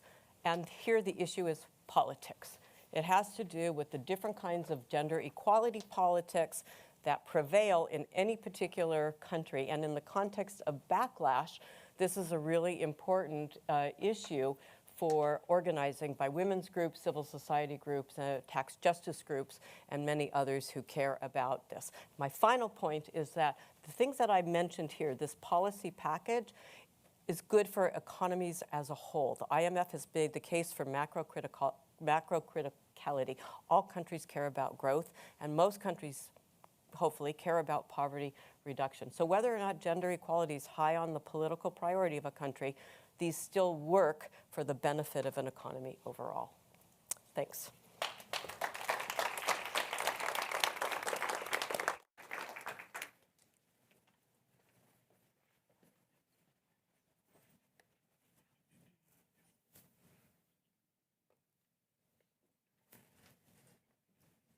Great. Thank you so much for having me. Today's been a very engaging morning, and I'm going to, this presentation of mine is going to think of it not at all from a microeconomic standpoint, but from a 30,000 feet view of the macroeconomy. And as the keynote today rightly pointed out, I think there are lots of things to think about, but what I want to do in this talk is basically take us back 50 years and look at how much have we achieved in the last 50 years in terms of women's participation in the labor force, and what can we learn from that, both in terms of integrating national income accounting, but also thinking about integrating frameworks around institutions and norms through the lens of a macroeconomic model. And of course, this is not a perfect answer to every question you might have, but this is a start to start digging into this and putting those two pieces of the puzzle together, one on the one hand, income and GDP, and on the other hand, what we are calling gender barriers, and I'd like to walk you through it. It is joint work with Tatiana Kleinenberg, who's at the World Bank. So I just want to start with these lines. It's going to be a bunch of graphs, so hopefully interesting. That is TBD. So on the first, so what I'm plotting here on the x-axis is essentially time from 1975 all the way up to 2023, so it's about 50 years, the last 50 years. If you look at the very top line, that's basically gender education gap. So this is the ratio of women who achieve, I guess this is high school or maybe primary education relative to men. one important thing you can see is that that gap is essentially closed. This is an average across the world. You can do this across countries, and there's obviously some region-specific heterogeneity, but the important point here being we've achieved a lot in terms of gender parity, at least in terms of primary education. If you look at other indicators of quote-unquote norms, the World Bank has a wonderful data set, the Women, Business, and Law data set, which codifies how laws have changed in these countries over time along a whole bunch of dimensions. And so they also offer these indices of grouping these changes into entrepreneurship, labor force participation, pay, parenthood, et cetera. There are two things that struck me, maybe more things that strike you, and we can discuss them, which is basically that over time, things have improved. So a better index just means 100 would mean it's perfect in terms of gender parity, equality, and so on and so forth. So we are getting there, right? Importantly, in some areas more than others. So if you look at, for example, parenthood indices, right, they still fairly are on the lower side, as opposed to rapid improvements, say, in labor force indices. So workplace amenities, workplace laws related to, say, maternity, minimum wage, and wage equality, et cetera, which are all captured in Index of Pay and LFP, have improved very much so in the last sort of 20 years or so, as opposed to, for example, parenthood, which would have a whole bunch of other indicators related to parenthood and how gender plays a role in that. So the other sort of important transition that we've seen in the last 50 years across countries is the employment transition out of agriculture and mostly for women into services, right? So here I'm basically showing you that gray/black line on the top, which is female labor force participation. And that's fairly flat at around 55%. Of course, as I said, this is a global average, and so you can think of heterogeneity across countries that you have in mind. But on the whole, across the world over the last 50 years, female labor force participation isn't the big issue, at least on a global scale. Country-specific, of course, these are big issues. Where the real transition seems to have come is the employment share in agriculture of women, which has fallen considerably from about 45% in 1970 to about 25% by 2023. The share in manufacturing, which has remained consistently flat and low for women over 50 years, right? And this take-up of services, where women are most likely to be employed. And so there's massive rise of the service industry. And this goes back to the point that was being made earlier on the marketization of homework is some part of this story. The fact that you can hire a nanny, for example, means that there are marketable services that traditionally women would have spent time at home doing, but now can be outsourced or can be marketized in some sense. Some of this is technological changes. For example, there's this paper that talks about when washing machines are introduced, for example, that frees up a lot of time for women in developing countries from going to the river, washing clothes, and so on and so forth. And so some of that plays into the service industry, for example. Of course, another well-documented fact has been the low employment share of women in manufacturing as well. Why do women not go into manufacturing as opposed to moving directly out of agriculture into services? So what we try to do in this paper is essentially link these two things together, right? Which is how important have been changes in gender barriers and social norms and technological change, and what is the role of gender in understanding all of that and its link to economic growth. So what do? We basically have data from across 100 countries in the world over a span of about 50 years, from 1960 to 2020. And essentially, the first part is just to document a bunch of graphs, as I said. Document just gender-specific employment transitions across the spectrum of economic development. And specifically be careful along 3 dimensions. One dimension is within and outside the labor force. The second is conditional on working in the labor force, transitions across sectors. This is traditionally what has been called structural transformation, the fact that women or individuals in general move out of agriculture. So it's a misnomer in the sense that if you actually go back to the 70s and 80s when this term was actually coined, all structural transformation meant was access to better opportunities, employment opportunities. Because data was available mostly at the sectoral level, and in developing countries, 90% of people who are in agriculture, it sort of got translated into moving out of agriculture into manufacturing. And so what we try and do in this paper as well is to extend this not only to sectoral transitions, but also within a sector across occupations. And as I'll show you in a bit, that's going to be slightly different in terms of thinking around, do you want individuals to get off the farms and go and work in non-farming sectors? Or does it matter whether men become the managers and women become workers, for example. That has very different implications of thinking about policy. Turns out across 50 years in 100 countries, no one's looked at this. And so another part I'll show you is just documenting some of these very descriptive patterns. Being in a macro session and a macro paper, I have to use some Greek letters at some point. And so the next part is essentially, but in a good way, as I would obviously want to argue, in the following way. You can think about these employment transitions in two ways. You can think of that as being driven by economic channels. What do I mean by that? Gender education gaps have gone down. Technology in services has exploded. Services is a sector where traditionally women have a comparative advantage, for example. And so what you can argue is all the changes we've seen in the last 50 years have nothing to do with gender barriers. All this has to do is technological change, education, skills, like the standard growth agenda that the World Bank would have argued in the 1990s, right? Like do the right things and things will happen, right? As opposed to a second channel that you can argue, which is, this is, sure, it's also about technological change, but also social norms have changed. Also, the wage discrimination in the workplace has changed. And these are not really what one would consider traditional economic channels, but rather non-economic barriers that women face particularly more in the labor market. And so this model-based approach is going to allow us to use these employment transitions, and of course, through the lens of a very nice, perfectly fitted model, going to allow us to decompose it into these two forces. That's going to be the aim. And essentially what I hope this is going to tell you is whether gender barriers are a cause or a consequence of economic development. And I think Nancy alluded this in the morning a little bit, which is, do we really understand if one is driving the other or not? Or is it really that institutions are changing economic growth, or economic growth is causing institutions to change in a meaningful way? And so this sort of a framework allows us to say something about that. So if it is a cause, for example, which means you lower gender barriers, which has better talent allocation, which leads to economic growth. But if it's a consequence, what this means is that one should follow a gender-neutral agenda, and gender barriers will fall as a consequence of economic growth. And I feel like this chicken-egg kind of a problem is interesting, at least to think about whether you believe the results or not.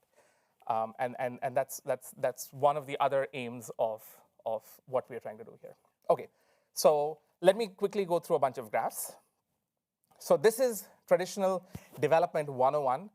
Any people who have taken economics in the room at some point should have seen this, which is if I plot on the x-axis GDP per capita, which is how rich a country is, on the y-axis employment shares in agriculture, manufacturing, and services, what you see is that the green line being a downward slope, employment shares in agriculture falls. As you go to richer countries, employment in services and manufacturing, which is the red and the blue lines, employment shares in those non-agricultural sectors grow in richer countries. This is a male story. This is for men. Okay? If you break this down, and if you show this for women, you see a very different pattern, right? So what you see for women, for example, is again this fall in agricultural employment shares, but you see two sort of very different patterns. One, women tend to exit the labor force altogether, which is in the traditional micro 101 is the backward bending supply curve in some sense, right? So the fact that as people go a little richer, the first people to drop out of the labor force is the spouse, is the woman, essentially, who will drop out of a household in labor supply. And then in richer countries, women re-enter the labor force, but into services as opposed to manufacturing. So if you look at manufacturing, which is the blue line for women, is low, it's flat, no matter what country in the world you look at, right? And so that's a different pattern in terms of thinking around how structural transformation and economic growth are linked for men and women separately. So now let's look at not only across sectors, but let's look at within a sector across occupations. And I'm going to cherry pick on two just to show you the extremes of what we see. The first is managerial and professional occupations. So think of very simply as managers, right? And so what I'm showing you here now is employment ratios, which is the fraction of women to man in a particular occupation in a country in a year, okay? So if this ratio is 1, this basically means there is gender parity, equal number of men and women working in that occupation. If it's less than 1, women are underrepresented. If it's more than 1, there are more women relative to men, right? And so what do you see on the left hand of this graph? You basically see that employment gaps are very, very large, which means women are underrepresented in managerial occupations in poor countries, unsurprising. But however, even in the richest countries, which is the dotted gray line in between, so the dotted gray line is basically averaging across all sectors. Okay, so if you see that, That closes, but it still is around 70%, which means for every 10 men managers in rich countries, there are about 7 female managers, women managers, okay? What you do see, however, is this stark difference by sectors, right? So if you look at services, which is that red line on top, the gap basically closes. So in the richer countries, in services, men and women have equal probability of being managers, right? But if you look at the manufacturing sector again, apart from the fact that there are few women working there to begin with, women are also way less likely than men to become managers in these in this sector. So that gap essentially is around 30%, which means for every 10 managers in manufacturing that are men, there's only 3 women managers, for example, right? The other extreme is clerical occupations. So think these receptionists, librarians, like these types of occupations. Again, what you see in poor countries, there's a large gap. There's a large gender gap in terms of employment in clerical occupations. However, if you go to the rich countries, women are way overrepresented in these clerical jobs as compared to men. So that gap is almost 3 times as much. So for every 10 men working in clerical occupations, there are about 30 women working in those occupations. And more importantly, you see that manufacturing gap doesn't exist in clerical occupations, right? Services and manufacturing both have an overrepresentation of women in these clerical occupations, but in managerial occupations, you see these stark sectoral gaps in terms of women's employment as managers, right? And so obviously in a 12-minute span, I don't have, there's lots of questions, hopefully that this sparks, and I'm happy to discuss more and unpack some of these as we go in the Q&A. But let me move on to then telling you giving you a flavor of why a model is needed and how it can be helpful. Great, my time is up, so I'm going to take 1 minute. But essentially what the model will allow you to do is the following. It'll allow you to take the ratios of the employment gaps and decompose them into 2 things. One is a real income gap, which is going to be generated by economic forces, and what we are going to call barriers to labor force participation, which is going to be these non-economic residuals, things, social norms, and so on and so forth. Similarly, wage gaps can be decomposed into a human capital gap, the skills gap, essentially, and say discrimination that women face conditional on your skills, okay? And so to give you a punchline, basically what we can do is then we can ask ourselves, if you're able to estimate this model, I can run a counterfactual and say, suppose the world today had technological growth, but I fixed gender barriers to what they were in the 1970s.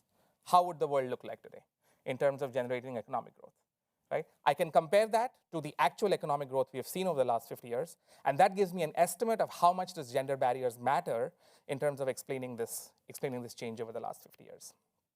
And in a nutshell, so gender barriers can explain around half the growth that we have seen in manufacturing and services. It can explain around 1/3 of the growth in professional managerial jobs and about 1/3 of the growth in the output, right? Importantly, and this is the number hopefully I want you to leave away with, if I decompose these, as I said in the beginning of the talk, if we decompose the channels of growth into economic and non-economic and put all of this machinery together, gender barriers matter and can explain around 25 to 30% of economic growth over the last 50 years. So falling gender barriers, so depends on glass half empty, half full. This means that 70% is just economic development, technological change skills, but a 1/3 of your growth, 1/4 to 1/3, is due to gender barriers. And there is huge country heterogeneity that lies underneath. So for India, where I'm more familiar with, economic growth is all driven by technological growth, right? But if you go to Latin America, Brazil, Mexico, it explains about half the growth that these countries have seen over the last 50 years. And so I just want to give you a flavor of how this machinery can be useful in terms of answering this chicken-egg problem of how do institutions cause economic growth and vice versa. So apologies for going over, but thank you so much.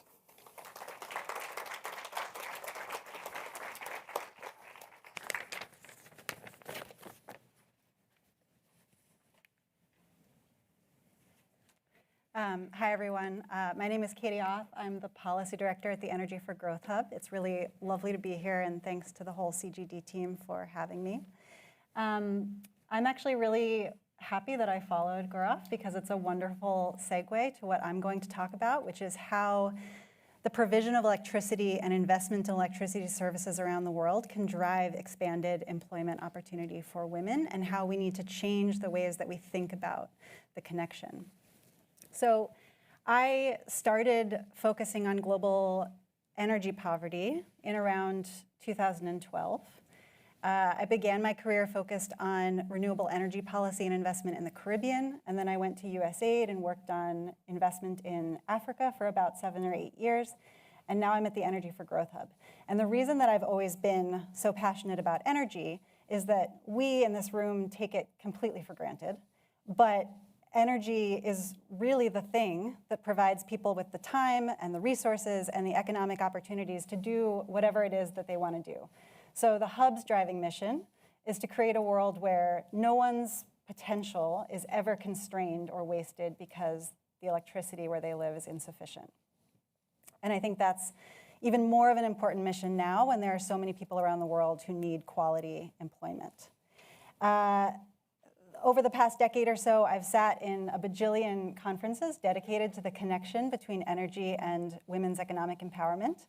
It's been a big focus of programs at USAID, at the World Bank, at all sorts of development funders. And there's nearly always the same sort of connective tissue or themes running throughout these initiatives. It's nearly always focused on first-time rural connectivity, so connecting individual women or women-headed households to power for the first time. Or increasingly, it's about providing electricity for very small-scale entrepreneurship and micro-enterprise, again, mostly in rural areas, because that's where the lack of electricity is starkest. And those are both really good things and important things to focus on. I want to be clear about that. But there's also a problem, which is that there's very little evidence that rural electrification drives job creation or income increases in the short term. It's not a rapid driver of that. So if that's part of what we want to achieve, we need to think differently about how we're approaching energy. This is the economic women's crisis that I want electricity to solve. This data, I'm sure, is familiar to a lot of people in this room. By 2030, half of the job growth in the world will come from sub-Saharan Africa, requiring the creation of about 15 million new jobs each year. And 80% of that is going to come from fragile, conflict-affected, or low-income countries across Africa. The other issue that we have to think about is that women are currently vastly overrepresented in informal work. So this links to the presentation we just heard. A quarter of young Africans are neither in school nor employed. 2/3 of those are women. 95% of the women in South Asia and 89% of the women in sub-Saharan Africa are in the informal sector. And that can mean a vast array of things, but often it means that there's very little opportunity to move up or to move out of the informal sector. So can rural electrification help address this? Kind of, sort of, yes. The key issue is that in the near term, the impacts of rural electrification and household electrification are mixed. So there are significant welfare gains for women. Largely that comes from increased productivity in agriculture. You also see significant time savings. So Gaurav mentioned this as well. There's a huge benefit to having women avoid having to walk long distances every day to gather fuel wood or other energy services. But there's not consistent evidence that there's short-term impacts on employment or labor force participation. And in the long term, though, rural electrification absolutely can be transformative. And this is where I think it's really interesting to consider the US example, because we have now a significant time frame in order to look back and see what happened after we electrified our rural areas back in the 1930s. So similarly to what you're seeing in African countries right now, we electrified our rural areas in the 1930s. There was very little kind of immediate near-term increases in income or changes in labor force participation. Again, there were benefits to agricultural productivity. You saw incomes in agriculture bump up. But by the year 2000, so 6 decades after electrification, you can look at counties that electrified earlier in the US, and they are still, on average, 16% more populous. They have higher incomes, and they have more diversified economies across the United States. So clearly, over time, you saw really transformational impacts of who got electricity first and when. And for women especially, you saw massive changes in female labor force participation as a result of electrification, but it took generations for that to show up in the data. And this makes intuitive sense, right? Like if you're providing electricity to an individual woman, but she lives in an economy where there simply are no job opportunities or there's not a way for her to consume or use electricity, it's not going to do very much. And so what does actually drive employment is electricity reliability. So there's analysis, great analysis done by Justice Mensah, who's at the World Bank. He found that electricity outages, so when the power goes out, and this is happening in poor countries, this happens often for most of the day or sometimes throughout the year for long periods of time. Outages reduce employment by 13.5 percentage points on average. That's a huge impact. And it does this basically in 3 ways. It dissuades new firms from entering the market because the lack of reliable electricity is simply too big of a risk. It drags down incumbent firm performance. So firms who can't rely on power, they can't stay open as long, they can't run at optimal efficiency. And then third, it raises their operating costs significantly and basically guarantees that they will never be globally competitive. And so what you see here in this graph is a look at the blue lines are how much industrial customers pay for electricity simply through the normal sort of utility bill. The orange add-on is what companies are forced to pay to secure 24-hour power generation. So usually they're doing that by buying their own diesel generators and running them for long periods of time. But it basically means that, I know this is super small up on the screen, but the countries up at the top, which are mostly African countries, are paying way more for reliable electricity than countries like Vietnam, who have built out big export industries. Yet, this issue of reliability and firm electricity, electricity for business, is almost entirely outside of what we currently constitute as the women and energy conversation. It's absent. And I think that's a giant hole. There is very little data on how electricity outages, electricity reliability, or electricity costs impact women's incomes or women's employment. We simply don't know. Part of that is because we don't have great data on reliability writ large, but it's also because we're not really focused on it. Sorry, I have like a million papers. There are no major initiatives, at least that I know of, major development initiatives that are specifically focused on electricity for job creation, let alone jobs for women. Development funders typically don't track reliability as a key metric of success. And we typically don't track gendered impacts for electricity investments at the large scale. So grid infrastructure or sort of large scale investments, we don't typically look at how those are benefiting or changing conditions for women. So a lot of women in energy programs are great, but they are a very narrow slice of what we should be considering. And as a result, a couple things happen. One, we end up reinforcing some really strange stereotypes. So you can look at survey data from across a number of countries, and there are these very strange sort of gendered technology affiliations. So the national grid is assumed to be a masculine technology. Off-grid solar panels are seen as feminine. And you can kind of see this replicated across many different cultures and markets. There's something going on here. There's also sort of a vicious cycle that gets set up. So because there's evidence in the rural electrification space, because that's where it's easier to do RCTs, it's sort of easier to measure direct impacts there, but then funders focus there because that's where the evidence is. And so we sort of get locked in a cycle. And then funders who are interested in powering job creation for women, they either don't think about energy at all, or they think that it has to mean they focus on rural electrification when there's an entire other world of energy investment that they could be thinking about. So we're missing a giant opportunity. And what is the opportunity? So what's frustrating to me is that typically, we in the energy sector, we think only about direct impacts of electricity on individual women. If we connect this woman to a power source, what will happen to her?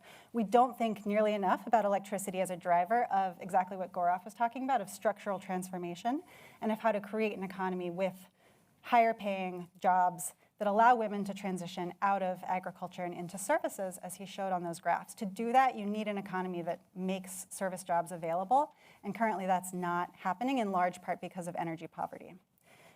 So what next? There are 3 things that I would tell development practitioners or funders that we should be thinking about. A, make reliability of electricity a core metric of success. We are not achieving what we want to achieve if we're not thinking about the quality of power that we're providing to people. B, stop conflating rural electricity or rural electrification with job creation. Rural electrification, again, hugely important. We have to do it. It is not the same as powering job creation in the near term. And the more that we conflate them, the more confused the conversation gets. And then 3, we need to recognize that energy does have gendered impacts at whatever scale you're thinking about. And solar, off-grid solar panels should not be just for women. Thank you.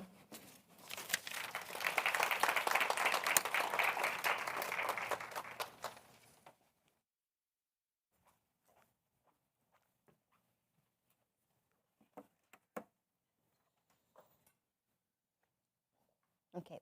Hi, everyone. Thank you for being here and not falling asleep. It's quite late in the day. We'll shift gears a little bit and now focus on India. And I'm going to zoom into a more micro sort of project, which is based on an RCT that we ran in India. This is co-authored work with, with Catalina Herrera Almanza and Sophie Ochman. So, no, I don't need to tell this audience that female labor force participation in India is a big policy issue. It's been, if anything, there are debates around it, but it has definitely not increased over the past several decades as one would expect, with economic growth, with improvements in female education, and lots of other metrics that we would think should be positively correlated with women's participation in the labor market. And FLFP, just to define terms, does not just include employment, but it also includes women who are not employed but want to work and are looking for a job. So even if we include that, we don't see much progress, and if anything, things have been getting worse. So, and if you compare the numbers for men and women in terms of labor force participation among the youth, so that's 15 to 29, you see that the gender gaps are even larger. So these are women who are much more educated than a previous generation, but we still see that these gender gaps persist. So there are many reasons for why this might be the case. I'm going to focus mainly on first-time job seekers. So the population of interest today is female vocational trainees. So these are women who go to polytechnics, or in India, as we call them, industrial training institutes. And they have very high aspirations in terms of their careers and wanting to work. And you would presume that since they are in the vocational training institute, they do want to work, right? And so given that they're more educated on average and more sort of labor market driven than an average Indian woman, you would expect them to be more likely to be in the labor force and have fewer gender gaps in that group. So we do see that. However, the gender gaps are still quite high.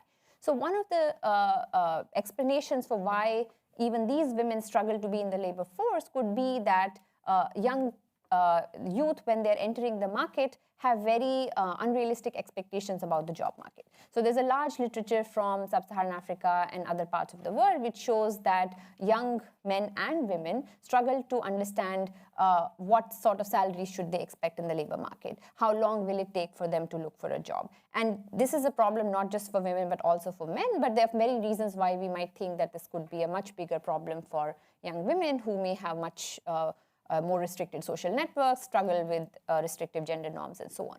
So in this paper, what we are trying to do is examine an intervention which enables women access to a digital job platform. So it's like a Glassdoor type of job platform, and see whether that overcomes the informational barriers to job search that these young women face, and then in turn does it translate into improved job outcomes for them. So what we did, so I'm not going to bore you with too many technical details, but just, so there are going to be a lot of numbers and very few figures, but I'll try to just summarize them without going into the nitty-gritty. So we ran a clustered RCT, and our sample is roughly 3,700 women, and these are all women who are in the final year of their programs. So they are at the cusp of school-to-work transition. And this is in a place called Haryana in India, which is one of the North Indian states, which on many measures of gender equality performs the worst, even though it's one of the richest states in the country. So what we did was, for these 3,700 women, we worked with an NGO that has developed this app, which is very focused and targeted to vocational training students' labor markets. And what they did was the NGO connected with these students and encouraged them to join this online job portal. So unlike a lot of other papers in the literature, which explicitly go and, let's say, give people information about this is what you can expect, this is what you should do, these are some jobs, apply for this. This is sort of a very, we are not hand-holding them. This is basically just giving them access to this portal, telling them, look, if you go, you can do all this, but then we just leave them alone and they are supposed to use it. And this is an app that the NGO has developed for this population. It is accessible for everyone, so even the control group will have access to it. It's just that we don't encourage them to use it. So this app, as I mentioned, is like Glassdoor. So not only does it give you access to some job vacancies, the primary purpose is to give people information about what to expect in the job market. So you could go look at employers in your area of interest, in your field of interest, see anyone who has hired in the past, what sort of salaries have they offered, what employers have, what share of female employees, what are some sort of reviews, how do their current employees rate them, and so on. So basically you can get a lay of the land, and if you are a first-time job seeker, then this, we believe, can be very helpful for you. So we divide our sample into a treatment arm and a control arm, and we do something which actually took up a lot of our time, is we divide our sample into groups of friends, because it's an app that is for free. So if I give access to person one, the person one's friends will easily get to know about it. So given that that proves difficult for us to estimate the treatment effects, what we did was, if I am treated, then every friend of a friend of a friend of mine is also going to be treated. So that reduces the likelihood of spillovers to the control group. So we did that. And then we ran this intervention sort of for 6 months. I mean, it's in a way continuously running because the app still exists and people can still keep using it. But we went 6 months after we informed our sample about this app to do an end-line survey and collected data on their aspirations, their expectations, beliefs, and actual labor market outcomes. So first point I want to highlight is the take-up of this intervention. So what we find is that women who were in the treatment group were about 40 to 42% more likely than the control group women to have installed and registered on this app. And if you're in the control group, as I mentioned, you still have access to this app. It's not one of the most popular apps in India, but you could technically use it. So we see that take-up for them is only 2%, but for the treatment group, it's about 42%. So first thing, from a policy perspective, this is not 100%, right? So even though it's free, even though it has all these really good things that you may want, you have explicitly told us you want to go on the job market, you would think that everyone should be using it. We have explained to you how to use it. It's not 100%. And this is not something, even for other papers and interventions, you see the same, right? So take-up is never 100%. But we believe that this is still large enough that we should expect some things to happen. So that's the first point. And then you may say, yes, I downloaded it. Maybe people download 20,000 things and never look at their phone again. So we did ask them about, do you know some things about this app, right? Does it allow you to do this, that, just to measure usage? And we do find that treated group does say that they know a little bit more about the app than the control group. And they also stated using the app more frequently over time.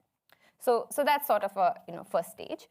And then the key thing that we were interested in is, so at baseline, when we asked these sample women, once you graduate, what is the salary that you expect to earn in your first job? We also asked them, okay, what is the minimum take-home salary that you're going to accept to take up a job?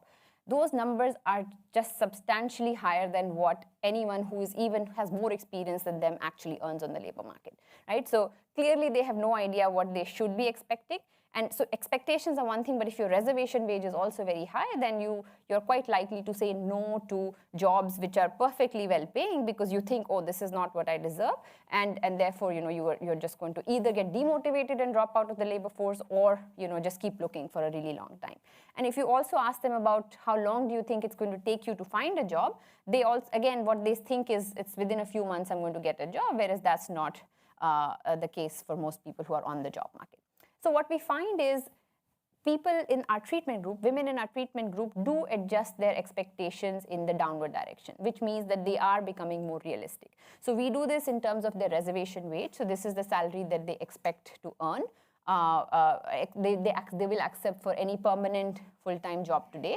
And we do see there is a significant decrease. I think this is about a 5% decrease relative to the control group. We see the same thing happening for salary expectations. So they also expect that they are going to earn less. So in some ways, it's a negative result in the sense that, maybe are we demotivating people because, they were very ambitious and so on. But I think it's more that they're becoming more realistic, and it's likely to help them not say no to perfectly, reasonable opportunities that they may actually expect to get. The third thing we find is that this downward adjustment in expectations is happening for the subgroup of women who were at baseline very optimistic. So if you were not that optimistic in the sense that what your expectation was either below what you actually will earn or at the same level, then we don't see any adjustment going on for them. So that's the column 3. Whereas if you were the ones who stated, oh no, I'm going to earn 10 times what I will actually get, those are the people who are adjusting downward. So that's another indication that this is a correction in the right direction rather than just us demotivating people. Thirdly, this adjustment is taking place not just for the expectations about financial remuneration, but also other aspects of the labor market. So we asked them at baseline and at line, do you think there is a shortage of jobs in your labor market? Do you think what are the different barriers to getting a job? How likely is it that you're going to get a job within a year, and things like that. And so what we do find is that treatment group is more likely to believe there is greater competition on the job market. So perhaps now that they're on the market, they are finding out that it's not that easy to get a job. And this being India, there is a lot of competition for a limited number of jobs. They are now, they think it's going to take longer in terms of the number of months to find a job. And also, at baseline, they all thought it's so easy to find a job, even if it's very far away from home. Now they don't think the same. So they basically become a bit more realistic and tempered in what they think is going to happen. They also change in their job search behavior because that's what we would expect as a next step. Now I have changed my beliefs and expectations. Does it translate into actual search behavior changes? We do see that the treatment group is more likely to look for jobs on the app. And they're also more likely to apply for jobs on the app. And in addition, we find that there is some increase in investment in their human capital. So they're more likely to undertake computer coaching, for instance, right? So even though these are vocational training students, and interestingly, the bulk of this effect is coming from students who were in the IT trade. So they were already in the information technology trade, but we still see that they are the ones who are more likely to upskill themselves, perhaps because they now think it's not that easy to find a job. I need to distinguish myself from other people on the job market. So that's great. However, we don't find any impacts on labor force participation. Now, there are many reasons why this is okay, or we expected this. One, because given the low levels of labor force participation, we need probably a much larger sample. But even then, I think here power is not the only issue. One is whether you actually get a job or are employed depends also on the demand side. So we are not doing anything with that. Secondly, it's maybe just too soon for us to see this. So we went back 6 months later, and within that 6 months, actually for some of the treatment group, it was just 3 months later after we had given them access to that. So maybe if we go back after some more time, we are going to see some effects on labor force. However, we do, sorry, I'm jumping ahead. If we look at the IT people, we do see that there is something going on in terms of their labor force participation. So I'm not sure why this is not moving, but anyway, so the labor force participation rate for students in the information technology group, in fact, does increase over time. Okay. Then the last result I want to show is that, okay, there's no change in labor force participation, there is no change in employment, but conditional on being employed, we do see that the treatment group has better quality jobs. So by which we mean that they're more likely to say they have vacation or leave available from their jobs, they are less likely to face commuting difficulties, and if you create an index of that, that's significant as well. So what this suggests is that you may still be working, so people who are not working are not more likely to find a job as a result, at least in 6 months down the line, and if you're not in IT. But if you were working, you are probably transitioning to a different job and getting a better job by accessing this app. So in terms of, I think I'm out of time. I'll just quickly wrap up with the discussion, which we can continue in the Q&A session. So essentially there's a lot of ongoing interest in using digital job platforms as a way to solve the problem of unemployment in developing countries, right? So no matter whether it's Sub-Saharan Africa or South Asia, there's a lot of policy interest in it. And the evidence so far on their effectiveness has been quite mixed.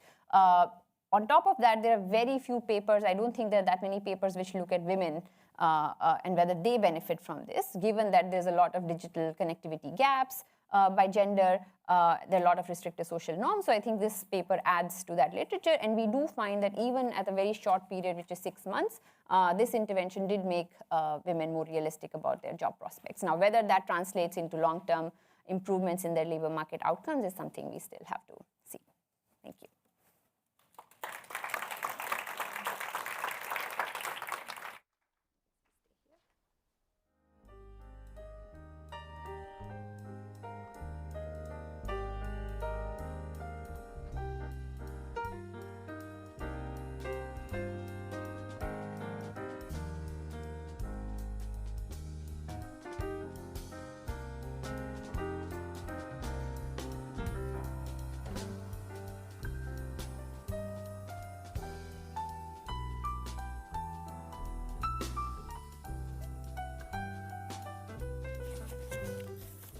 All right, thank you for quite a tour across the economy. Let me open it up for questions from the audience first, with a warning that if the audience doesn't have any, I'll start asking some. So, Rachel. Thanks so much. Yeah, maybe it's not.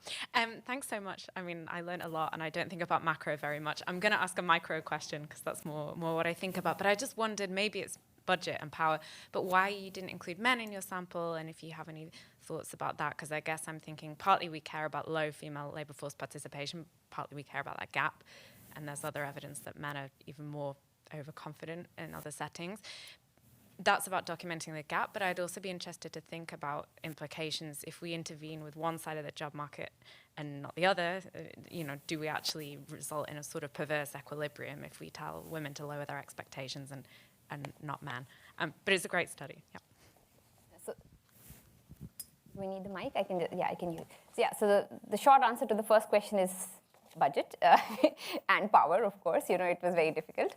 And this is part of an operational project of the bank. And there, I think the mandate was to, focus on women's employment outcomes. So I think that's partly why we did this. But yes, the point taken. In general, I would love to do it both for the same set of men and women. In terms of your second point, yes, I think that is a general problem with this type of literature, right? When you improve one group's outcomes, employment outcomes, are you just taking it away from others? And that's a big general equilibrium question that, of course, here we cannot answer. Well, given that we don't find any impact on employment, I guess that's not happening. But overall, I think that if you are in an economy which is not creating jobs and there's just increased demand, then you are going to displace people. But our paper definitely cannot speak to that. Anu, just a follow-up question. Do we know if men are more or less unrealistic in their job expectations? So I have some data from baseline, not in this, but a different part of India. And it varies a lot. So in Tamil Nadu, for instance, both men and women are equally unrealistic. Whereas in Sikkim, which is a northeastern state, I find that men are more unrealistic. So I think it varies. Here, we did not survey men, so I don't know. The interesting thing is we had asked women the questions about reservation wage and salary expectations, not just for themselves, but for a man like them who has the same degree of education and so on. and they downward adjust expectations for men as well. Now, whether men would do it for themselves, we don't know. There is evidence that they're more overconfident than women, so maybe not. Exactly. I think Gaurav has some work on this, maybe with Erin, right? I was just going to say, I mean, in some of our work, what we found is men are more unrealistic. Yeah, that's what I would have. But also the other interesting part is I think women are more receptive to information that's given to them. So one is just the level, and then there's the change. Right. And I think men suck on both. Yeah, so that's what I would have expected. They No will not comment. adjust as much. No comment. Okay, Myra and then Tom. Hi, thank you. Thank you so much for the good presentations. I think at least, the fiscal presentation and the energy presentation really tell us that we should think more broadly, not gender specific, which is a great message. I'm now going to ask a very tricky question to Karen and the energy afterwards. But thinking more broadly, given that perspective, what do you think about gender budgeting? And even gender budgeting in, I was just people from South Africa who do gender budgeting in the finance ministry, but they're still doing gender budgeting. So, so give me your views on that. Thank you. Go for it. Gender budgeting has a long history, at least right now about 25 years, and it has really evolved over time. It involves, it's not a separate budget for women, but it involves looking at the expenditure side of the budget to see what share of allocations go to something for women or something related to gender equality. That's one of the limitations of gender budgeting because we don't have any sense of what is, whether what the intervention is or what the program is. And we also don't know what the right share ought to be. Some gender budgeting is better than others. There's more than, I should know this because I just reviewed a paper, 100 countries that do some form of gender budgeting. The trend now is moving away from this allocating a share, tick the box, towards outcomes. What outcome should the budget be focused on? I care about reducing the prevalence of gender-based violence. I care about how many women have access to childcare. I care about reducing the gender pay gap. So the question is related to those outcomes, do the various line ministries have the right type of interventions that target either that outcome or closing whatever gap exists? There's still further limitations because usually not all line ministries collect the right kind of data that's disaggregated that can be attributed to outcomes.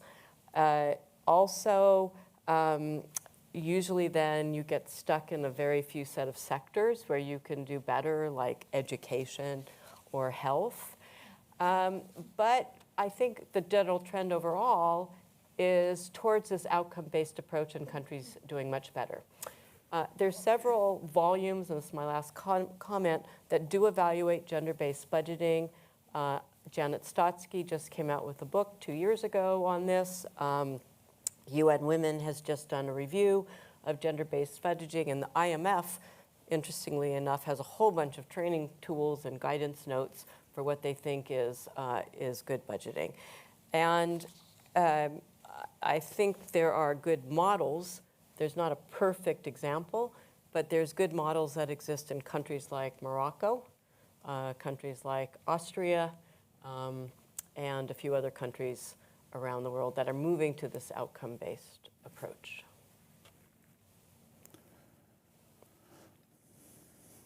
Thank you. It'll come on, I think. Well, maybe yeah. It's on. Regarding reliability as a metric, from a consumer point of view, this is already huge. I mean, all of us have traveled, all of us have lived through 22-hour power outages in major cities, and governments have fallen because of reliability. So I'm astonished to discover there's nobody keeping track of this. Maybe that's why they don't want their government to fall. But what's, and particularly given the bank's jobs focus, I would think there'd be a huge pressure to work on this reliability question. So can you say a little bit more about, from an advocacy and political economy point of view, why this isn't happening? That's such a good question and has many pieces to it. But two of them are, first, it's historically been very, very difficult to get data on reliability in these countries. So often, even the utilities themselves don't have a way to track when the outages are happening or why or where. Some of that is because the grids have, been very dilapidated for decades. They don't have sort of modern ability to manage grids in real time. So that's one piece. And often if you look at the data that the utilities report on reliability in their systems, and then you compare it to what's observed in the real world, they're very different. So we know that there's a huge data gap here. One of the things that we're really excited about at the Hub is that we have partners who have used machine learning systems to basically pull a bunch of different data sets together, looking at the type of building, the stuff that surrounds it, using satellite data, using nighttime light data, that you're able to actually estimate consumption at a building by building level across all of Africa. We're expanding it to Asia. So we're hoping that ultimately that could help sort of bring some rigor and consistency to reliability analysis as well. On the sort of political economy of development funders, which you also asked about, so A, it's difficult to track reliability. B, development funders care a lot about being able to take very robust attribution for results. And reliability depends on an entire power system with 1,000 different factors going into it, so it's difficult to claim attribution. I would argue, who cares? Let's just make the investments and make things get better. But then third, I think there is a lot of pressure on development institutions to focus on household connectivity because that's the fastest way to sort of count people and households connected. And it doesn't mean that it's a bad thing to do. It's critically important, but it's become sort of one piece at the detriment of others. Let me do, and then I'll do an online question. Hi, Michal Avni with Iris Group. This has been a really interesting session, and frankly, the entire day has been really enriching. One of the things that I have found particularly surprising or curious is that there has been no mention of menstruation as a potential gender barrier to women's participation in the workplace. The only person who mentioned menstruation at all was Karen in terms of the tax on products. We are finding in work that we're doing that menstrual health and access to water and sanitation in the workplace is a huge factor in allowing women to participate and thrive in the workplace. We're talking about, if women from the age of 14 till 55 roughly menstruate every month, 5 to 7 days, they don't have access to water or restrooms in the places where they work. They can't afford products or reliable products. They're going to miss work. That's a huge amount of work that's missed that is going to affect their performance, their salary history, their advancement, et cetera. And so I'm just very curious what you all think about that. And I would also say it's not just we're finding that this affects women in low and middle income countries, but there's also growing evidence of it being an issue in developed countries around menopause and perimenopause and various complications related to bleeding as well. So I'm wondering, is this a macro, is this a micro issue? It certainly has implications for policy. but I'd love to hear what you all think about that. Great, thank you. In work on the fiscal side, menstrual hygiene it has been an issue, and even the IMF has written about it. But I think on the fiscal side, the consensus is you need broad-based consumption taxes with a limited set of exemptions and zero rating in order to actually fund subsidies and distribution on the expenditure side. And on the expenditure side, you would do things like make menstrual hygiene products free in school for girls or adolescents, because that's one of the populations that absolutely need it. In other environments, for instance, in low-income markets in places like Accra, Ghana, or in South Africa, you would also be able to subsidize those products for women in the market. So the idea is that's important there, but the other piece of this is to really embed menstrual health and hygiene as part of an overall reproductive and health sector response for women, because while important, there's many other reproductive health issues that also need addressing and may not be financed. So, yes and no, in the sense that I think from the perspective of the data, from a macroeconomic perspective, this gets boxed into a barrier to labor force participation, for example, right? And so that has multiple layers, and I think we've been very careful, at least in terms of how we are thinking about it, not to draw too strong policy implications in terms of should you want policy A, B, or C, because I don't think that's the right framework to analyze that. I think we need more evidence from microeconomic studies to say that.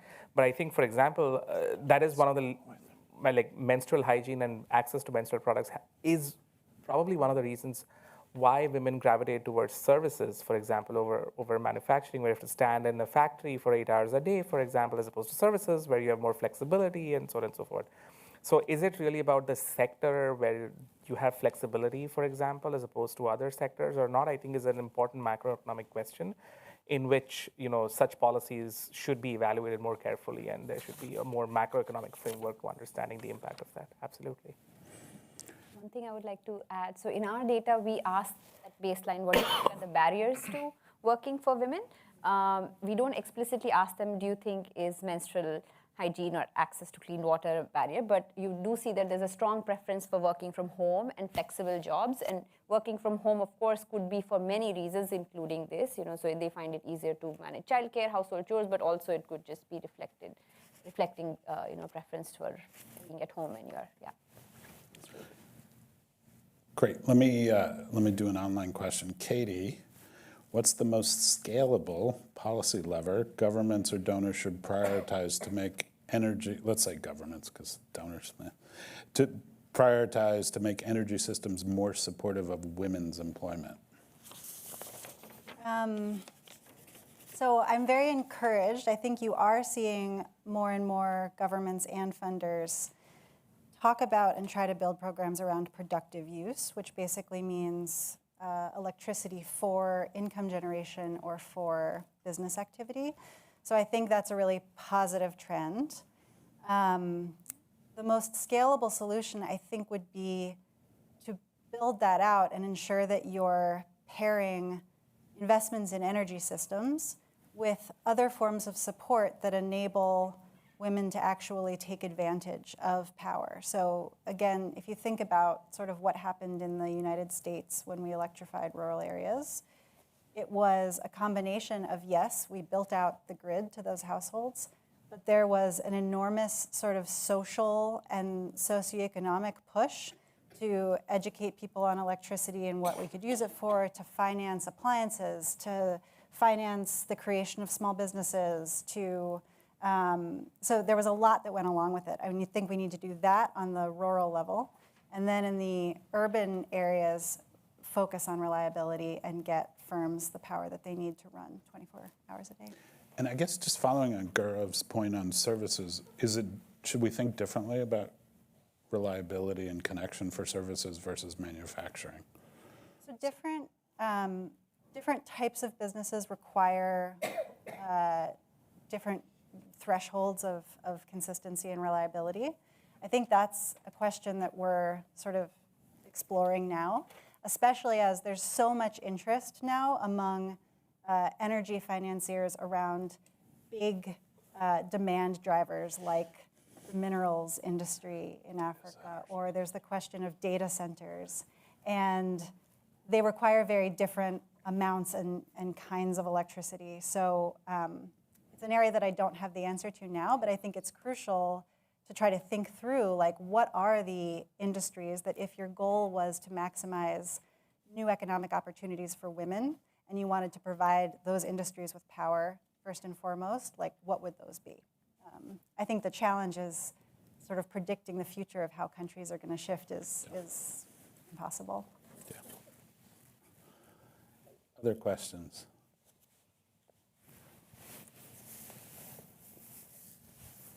Hi, just jumping on that because my question is also very related, and maybe so it's for Katie, but maybe Karen will also have some points. So in my research, I keep coming back to this point that labor-saving technologies might not actually lessen like women's unpaid care workload. They're just expected to do more in the hours that they have reserved. So what do you think are like the levers to getting women from unpaid work to care work, like through electrification? So the data around time savings is really interesting, and as you say, it's very spotty and it's very sort of context dependent, and there's all sorts of different results from different places. I think, just before I move to the second part of your question, like, one thing I get frustrated with in a lot of the conversations around time saving for women is there tends to be sort of an automatic assumption that women will use saved time for income generation, and that that's sort of like the noble, correct way to use time. And I'm like, let the women like rest or watch TV, like do whatever they want to do. So I try to approach it from time saving is important because it gives increased agency to whoever has the extra time. In terms of levers, I'm thinking about electrification as simply, it's just a lever to create economic dynamism writ large. And to Gaurav's point, like, it's this, how did you phrase it? There was like a way of the chicken and egg. It's like the assumption that creating opportunities will create opportunities for women instead of simply focusing on giving individual women access to something that might get them a job. First, you have to create the jobs. Gaurav, I had a question for you. When you put up the results at the end, there was a lot of heterogeneity across countries, and you started to talk about that. But I was wondering how much of it is norms? I don't expect a precise answer. But. No. I think the point of the model is I can give you a precisely wrong answer if you don't believe the model, but at least it's precise. Yeah. But if you, for example, like India, it's actually negative in the sense that if you think about it very intuitively, India has grown at what, like 7% a year almost for the last like 15 years or so. Female labor force participation has fallen until the last like 3 years or so, but it's also debatable whether it's a measurement issue or actual improvement in labor force participation. So if you put it into a model like this, what it's going to basically tell you is that norms should have worsened because the country is growing, technology isn't growing as fast enough. So the norms have to have worsened for women not to have entered this very high growth economy. And so in Latin America, and like if you go to Brazil and Mexico, it's the other way around, where it seems like almost half your growth has been coming. And if you look at again data on labor force participation, like Latin America has been leading the bandwagon, and some Southeast Asian countries have been leading the bandwagon on female labor force participation. So in some sense, I think it's and if you talk to people, and there's microeconomic studies to link to the fact that this is not completely out of the ballpark. Now, whether you believe the number per se, I don't know in terms of this thing, but in a broad range, I think they fall pretty much in place in terms of, this is why like context matters. I think is like, sure, it's a cross country, 100 countries sounds nice, but I think once you actually dig into each one of them, really try to understand and connect sort of the macro to the micro is I think just so important in terms of trying to understand. Let's step back, look at a broad global picture, but then if I want to form policy, 100% you need to deep dive into those contexts and understand them better. Yeah. Other questions from the audience? Sorry, I jumped in. Nancy. So I'm inspired by what you just said. to ask this question. To what extent is education, I mean, I'm thinking of, for example, Korea or China even, where I've sort of lost my train of thought. I apologize. Maybe could you repeat the last thing you said in your presentation, which had to do with the percentage of something that can be explained by something else, which was astonishing. I found it astonishing. So on average, like 25 to 30% of GDP per capita growth over the last 50 years in these countries would be attributed to falling gender barriers or declining gender barriers. Right. And 70% of it, I mean, that's what I said about the glass half full versus half empty. So that means that about 75% of it is just plain economic growth, development, technology, skills, a gender neutral agenda. But it's a huge amount. I mean, it goes back to the issue of gender is a macro-critical issue. Yes. So given what you put into the model that produced this outcome, what would you say is a priority in gender studies or in our understanding of the gender inequities in developing countries? Small question. Is it reliability? Reliability? Is it childcare, publicly financed? Karen, is it reliability? Right. Is it expectations? Is it norms? What is it? I mean, all of it. But no, I mean, I think that's where I am thinking about it, and then we can talk about whether that's like whether you agree or not. Is the following: I think these numbers and in these frameworks are useful just to put a sense on whether one wants to load their thinking on, say, building schools, or you should do all of these, right? But at some point there is a budget constraint, and so you have to make these trade-offs, right? And I think the reason I'm hesitating is I want to be careful in terms of not drawing stark policy implications based on the kind of frameworks that have been built into the model. So I don't think this is the right way of thinking about this paper, is to think about, like, should I be doing schools versus, I don't know, like, menstrual hygiene, for example, right? Like, I don't think this is the right framework to think about that. I think what this is the right framework to think about is, over the last 50 years, things have grown from a technological standpoint as well as a social norm standpoint, right? And what has actually contributed to women's participation in the labor force and hence economic growth because of the changes that have happened in the last 50 years. And it turns out, I mean, if you ask me, like 25-30% is a huge amount. Like, imagine giving like 30% of your GDP per capita up year on year, right? I mean, it's tremendous. So I mean, sure, like, laptops and computers have come up, and that has had productivity increases in services, which have drawn women to work into them. But I think the fact that in many of these countries that we study, even getting out of the house is a big deal for a woman. And so, like, even if that 30% of that barrier goes down in terms of her being able to go to the village square and do small businesses, for example, I think it's transformative from a macroeconomic standpoint. And which comes back to, I think, the way I think about this is more like, I think we need more bridges from micro to macro. I think, like, generalizing from a macroeconomic study, I think is dangerous, but at the same time, ignoring the macroeconomic picture and thinking only through microeconomic evidence at smaller scales, I think is equally misleading in terms of what we can learn from them. I want to add one thing to that, which I think is really important. I think it's important to have case studies, country case studies, where you can vary into context, go deep in context, and do qualitative as well as quantitative work, because in addition to the micro-macro, the qualitative really enhances the quantitative. I think asking the question from a growth perspective, at least from my point of view, is a bit ideological, and I think is a little bit antithetical to what Nancy was arguing earlier this morning. And I think setting us up as cause versus consequence is actually a misdirected question for those of us who care about policies that enable certain kinds of outcomes. So all due respect, but I think framing it that way gets us down, puts us into some traps. And on that note, we're going to go to a coffee break. We'll be back in 30 minutes. Yes? Can I have a big round of applause, please, for the panel? The moderators, the audience for questions, and those on view online. Yeah, we'll be back in 30 minutes. Thank you all.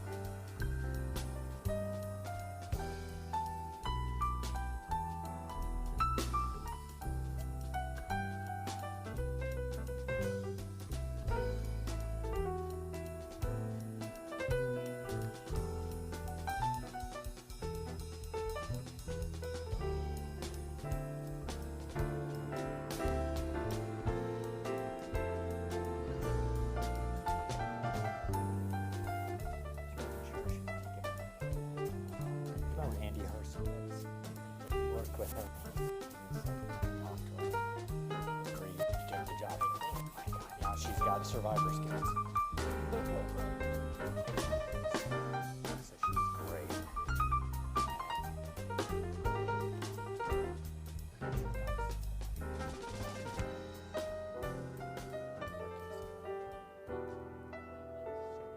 So she was at MCC. We created fellowships this year. We hired a USAID person that lost their job. We created an MCC fellowship. We thought MCC was going to close. And then I was not in the selection. Katie picked this.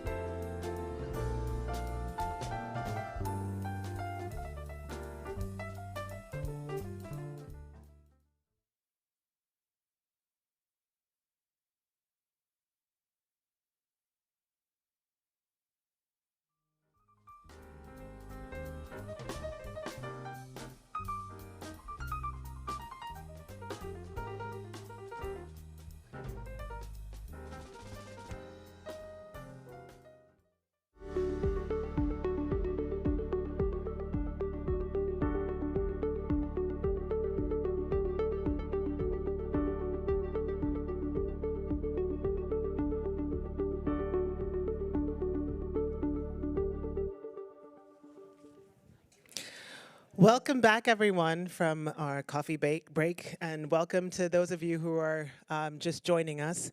We are, it's already been a full day already, and we've got even more insights and thoughtful discussion lined up for you.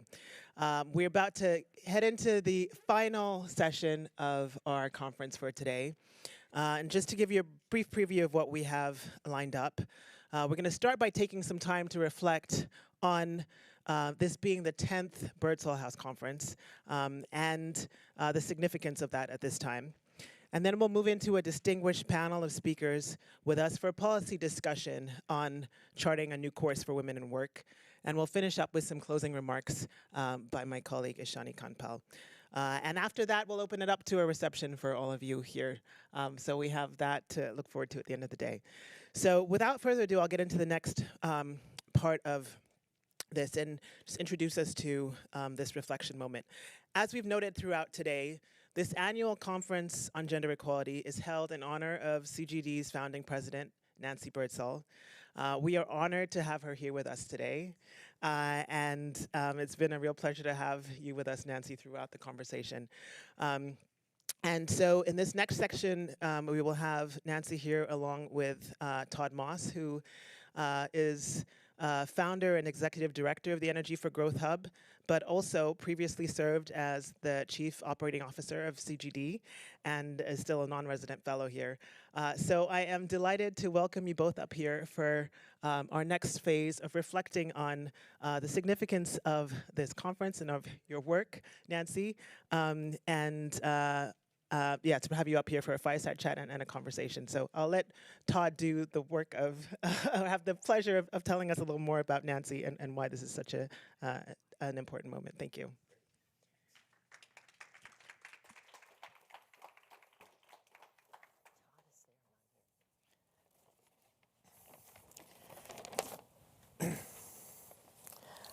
All right, thank you, Kehinde. I'm going to tell you a little bit about Nancy, but not through the usual format of a bio up front. I don't think that anyone in this room needs that right now. But when I got asked to do this, I got very excited to pay tribute to Nancy. I have so much love and admiration for this person here. I've worked at 7 think tanks over the course of my career. I run one today. So I know something about think tanks. And I've worked for some incredible people, but none so incredible or who I love so much as Nancy. To prepare for this, I texted a few former colleagues to ask, hey, what did you really learn from Nancy? What made her so special? And I got an absolute flood of ideas. So I'm going to try to share some of those with you. It was a ridiculously long list. We are here in Birdsall House, and when we built this conference room, we named it after Nancy. It was no accident. We wanted to honor an incredible person. We wanted to lock the center into active research and policy commitment on women. The name, of course, was supposed to be kind of cute. It was a play on Chatham House and a play on a birdhouse. And like Chatham House, we created some Birdsall House rules. The main one is you have to have open, freewheeling debate. That's why Nancy always insisted on no institutional positions. You have to come as an individual, bring your evidence, bring your arguments, and have at it. So today, 10 years on, I wanted to share a couple of the other Birdsall House rules. I'll be really quick so we have time for the chat, and mostly what I've learned from Nancy. So first, I learned how to have impact. Everyone mentions this first. Research must have good evidence, and good evidence must have policy relevance. She and Ed Scott always had this saying, I think it's still by the conference room entrance, that this is not a sandbox for economists. It's impact first. We are not here for ourselves. We're not here to show each other how clever we are. We're here to have a positive influence on the economic opportunities for people everywhere. So that's how to have impact. Nancy taught me also how to build teams. Nancy's team building rule was really simple: hire smart people and let them run free. She often bet on young rising talent. I benefited from that. She rescued me from a job at the World Bank and gave me the job of a lifetime. And I've copied her hire smart people and let them run free at the hub. And you heard Katie talking before, it's working fabulously. So that's how you build teams. Nancy also had strong views on how you build coalitions to get stuff done. And a lot of this was to be bipartisan and find people to work with, no matter their politics. If you know Nancy, you'll know she's a big softy liberal. She used to ride her bike to IDB. She spends summers in Vermont. But she's also able to reach across the aisle to make common cause with others. And remember, of course, that CGD was founded by Nancy and Ed Scott in November of 2001. It was like a few weeks after 9/11. And so Nancy and the first years of CGD really grew up fast during the Bush administration. And it was really a Republican-dominated Washington, D.C. at that time. Nancy and CGD helped shape the Millennium Challenge Corporation, PEPFAR, President's Malaria Initiative, and even on debt, which was the issue that launched CGD, helped shape the big MDRI debt relief package that maybe some people will remember how big that was. These were all massive accomplishments, and in some ways, Nancy's evidence-based, bipartisan, pragmatic approach really helped create what now seems like the heyday for development policy. All right, so that's how to get stuff done. Nancy also taught me, and I know a lot of my colleagues, how do you carry yourself? Don't take yourself too seriously. Be soft-hearted and hard-headed. Reject ceremony. Nancy had no time for vacuous blah, blah events with no specific purpose. I remember trying to organize events. She's like, what is the point? What are we going to learn? And then lastly, Nancy had many, many lessons for how to behave as a curious scholar. So yes, you have to challenge orthodoxies. Yes, you have to upset people in power. If the status quo isn't good enough, you have to challenge the status quo. And you have to argue with each other, have internal debates, and don't be afraid of disagreement. Remember, the birdhouse rule was no institutional positions. And perhaps most of all the Nancy rules, interrupt. Sheila Hurling, who many of you will know, mentioned this first, and that interrupting is especially important for women. Interrupt. Don't be polite. Don't wait for your turn, especially if some blowhard is holding court. You have to interrupt. And most of all, I took from Nancy, take a view. Good God, don't be boring. If you're going to say something, make it worth listening to. So those are some of the lessons I've learned from Nancy, and those that I try to carry on with my own organization today. Impact over ego, challenge the status quo, and surround yourself with smart people willing to say something new. So I just want to end this little intro with a quote that comes from Sheila Hurling. And when I texted her, she just said, I love Nancy so much and learned so much from her. For most of her career, she was a woman ahead of her time, breaking the glass for the rest of us.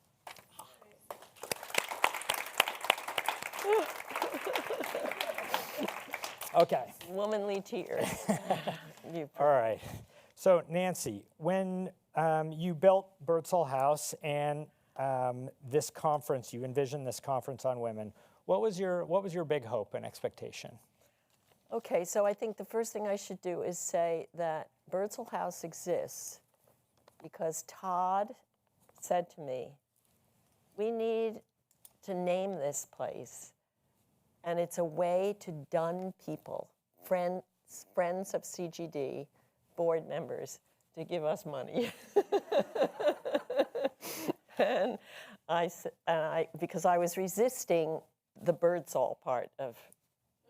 So I think that I'm the one who said I wanted to be Birdsall House because I wanted to be thought of as a friendly family kind of place, and because house does capture a little bit the woman's domain.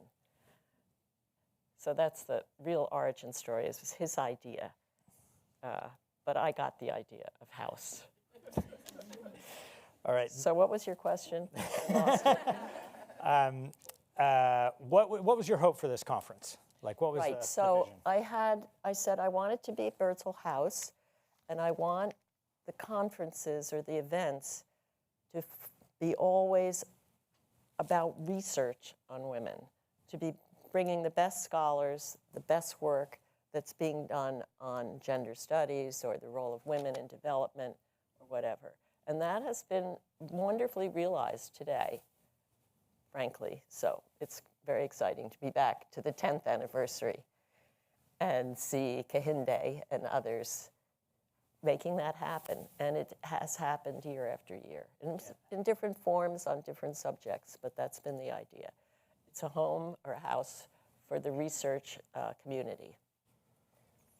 Okay, so research first.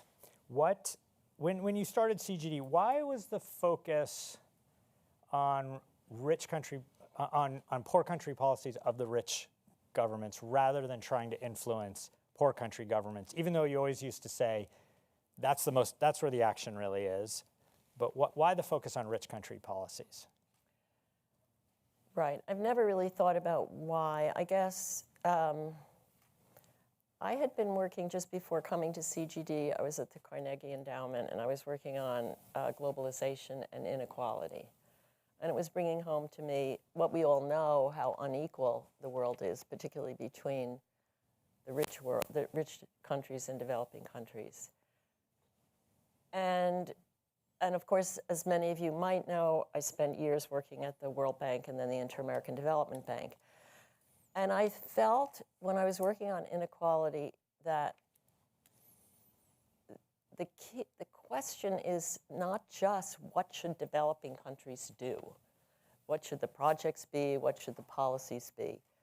It's how can the rich world and the big institutions do better to shape what can happen in developing countries. It was a little bit also the period when some scholars were writing about the nanny bank, you know, and I think I was responding to that the nanny bank, this is the World Bank, but the Inter-American Development Bank and the IFIs in general, their business was telling developing countries what they should do.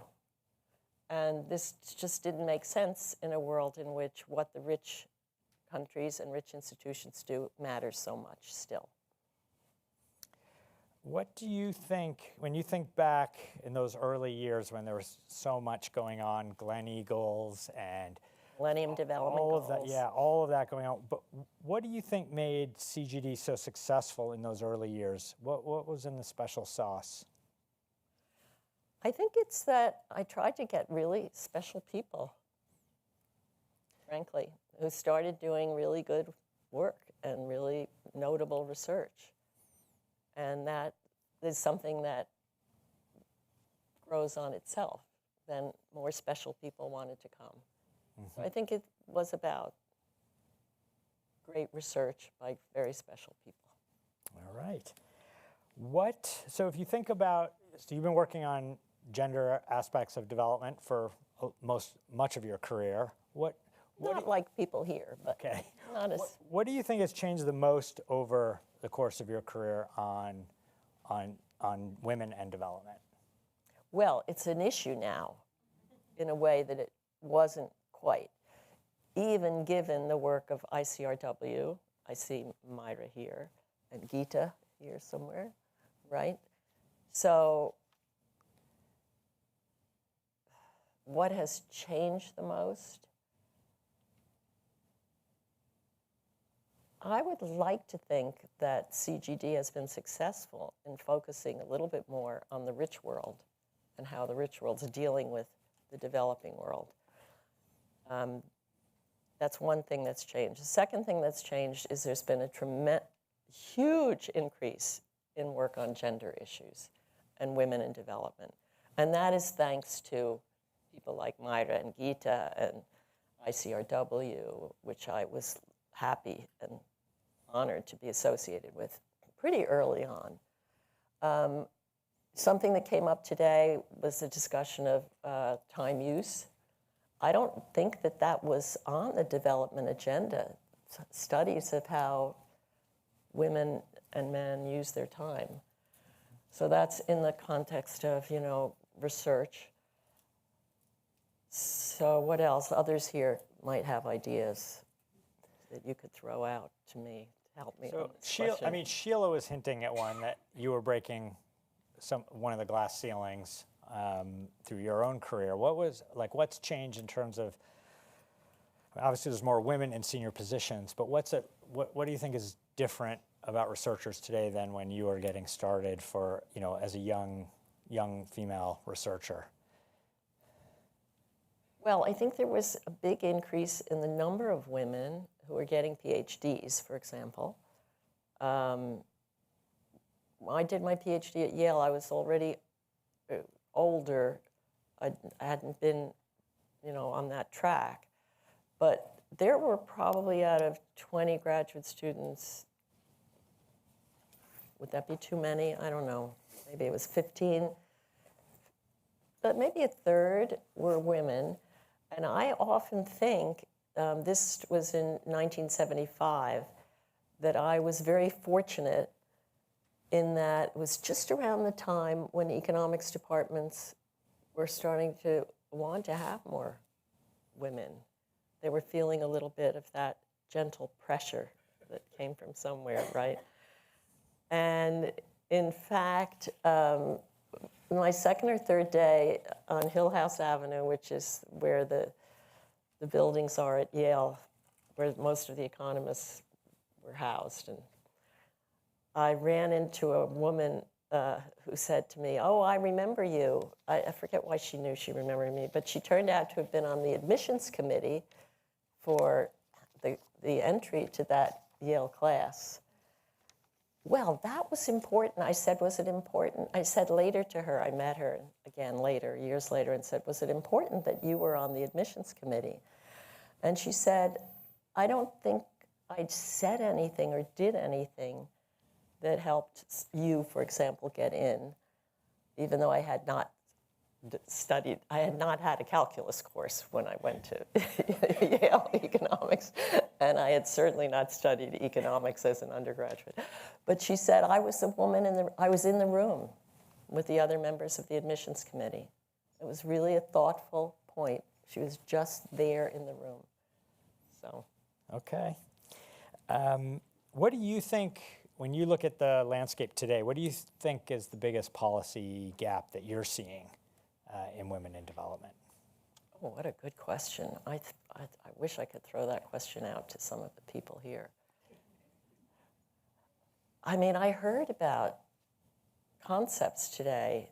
The drudgery concept is great, and the supervisory work of childcare. I'd have to think more. We could ask people here to. When I arrived, I found you in your office. Sorry, you won't care. I'm sharing this. I found Nancy in her office reading a paper. I was like, "What are you doing?" She's like, "Oh, I'm reading some of my old papers to prepare for our discussion today." That's not true. What? You made that up. No, isn't that what you told me? So, Nancy, I have to go back and see which one it was. So I want to we're going to end on time. I promised we'd end on time. So last question for you is, what are you most optimistic about for the future? The people in this room. All right. That this issue is still on the agenda, and after a couple of decades or more since I met Gita and Myra and other leaders, Karen in the field, and Nancy Fulber, I remember there were an article about you and me and Ann Krieger. Do you know that? Yeah, in the American Economic Review, or one of those journals. I've lost my train of thought. What's changed the most? What are you optimistic about? Oh, what am I optimistic about? So I'm optimistic that this kind of work that we're hearing about in this setting will continue to increase and to matter. And what is it that we heard in the last session? It matters tremendously at the macro level. I mean, Christine Lagarde said it first in the most elegant way. I forget exactly what she said, the economy is macro critical. But you know, there's more and more research that shows that you can't really have development in the fullest sense of the word until you have women fully engaged, using all their talents and all their enthusiasm, you know, and all their caringness that comes from being mistresses in the house, right? So that's a cause. Today is a cause for optimism. All right, on that note, please join me in thanking Nancy.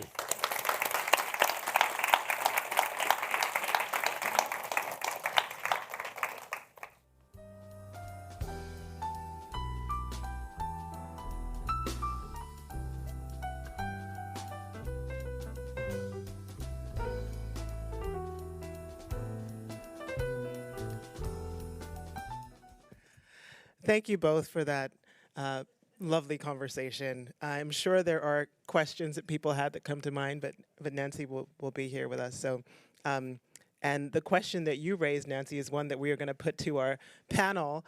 So it's a lovely segue. We are honored to have coming up right now a distinguished panel of experts, leaders from different sectors coming to be with us and ponder these questions. Before we go into the panel, I just want to flag one thing, is that we do have, from some of the speakers who've spoken earlier and who will be speaking today, a few handouts and a policy brief and more information about some of the things that they'll be talking about. So for those of you who are here in the back, on the tables there, you can find, and on the chairs in here, a flyer on from the UN Foundation, the United Nations, and the Global Women's Movement, and then from the Africa Jill, from the work that Rachel Perotti presented on engaging men. There's a brief on that, and then about from the IDB and their work on gender equality. And we'll also put the presentations online. So lots of resources for you to continue to get information on everything that we've discussed here. Okay.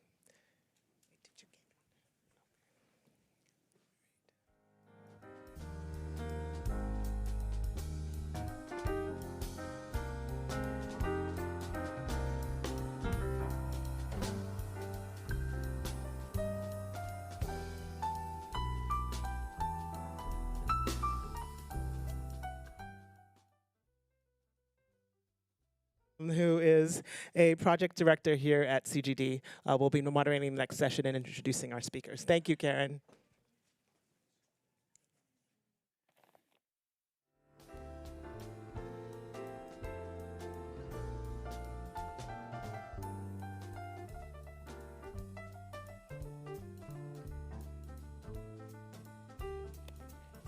Are we all here? Can you guys hear me? Yes. Fantastic. Thank you for staying.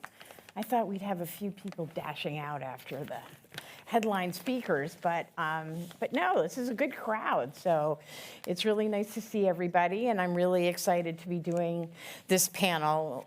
This really is an amazing group.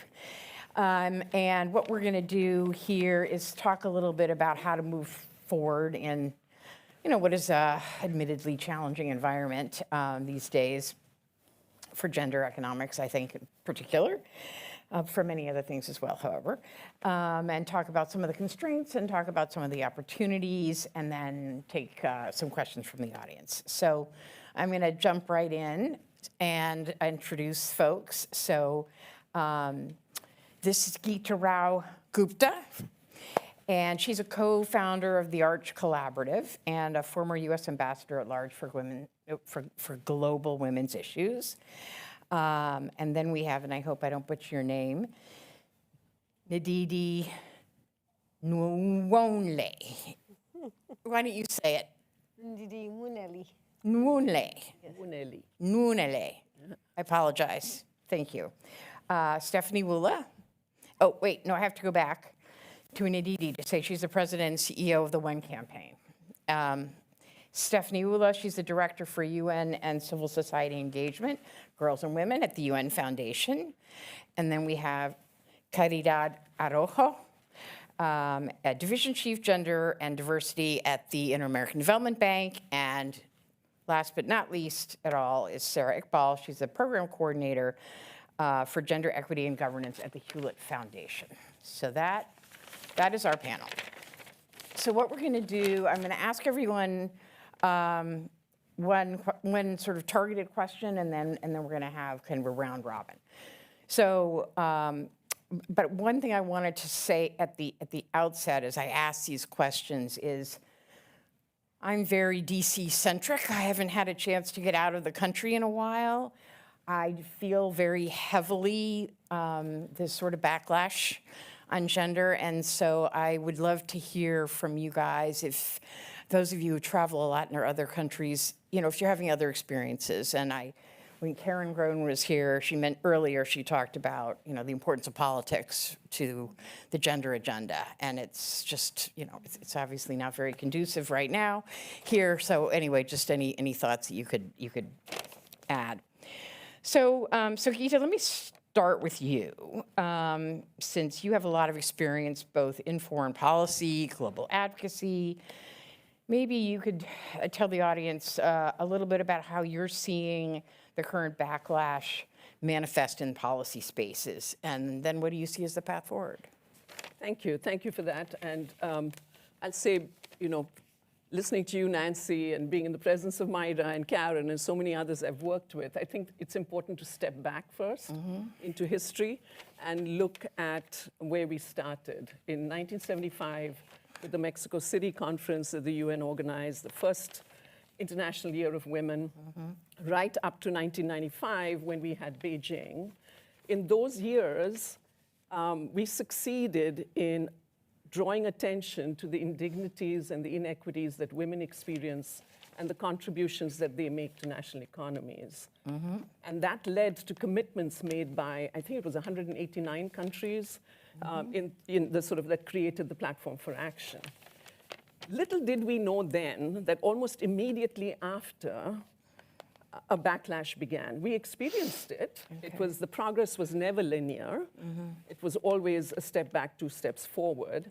But what was happening behind the scenes, which we now know because of extensive research conducted by the European Parliamentary Forum, an NGO there in Brussels, as well as now here in the US by the Global Philanthropy Project, that soon after Beijing, our very successful tactics that we had used to get to Beijing were co-opted and adopted and adapted and expanded to create what is now called the global anti-rights movement that has really grown pretty vicious and effective over time. Wow.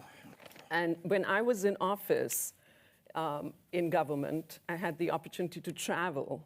And I saw this firsthand in multilateral fora, for example, where like-minded countries with progressive views were often scrambling in the hallways and trying to coordinate on positions we should take, while the anti-rights lawyers, smart women, would be walking around with a single message, completely coordinated positions on terms to be used or not used, etc.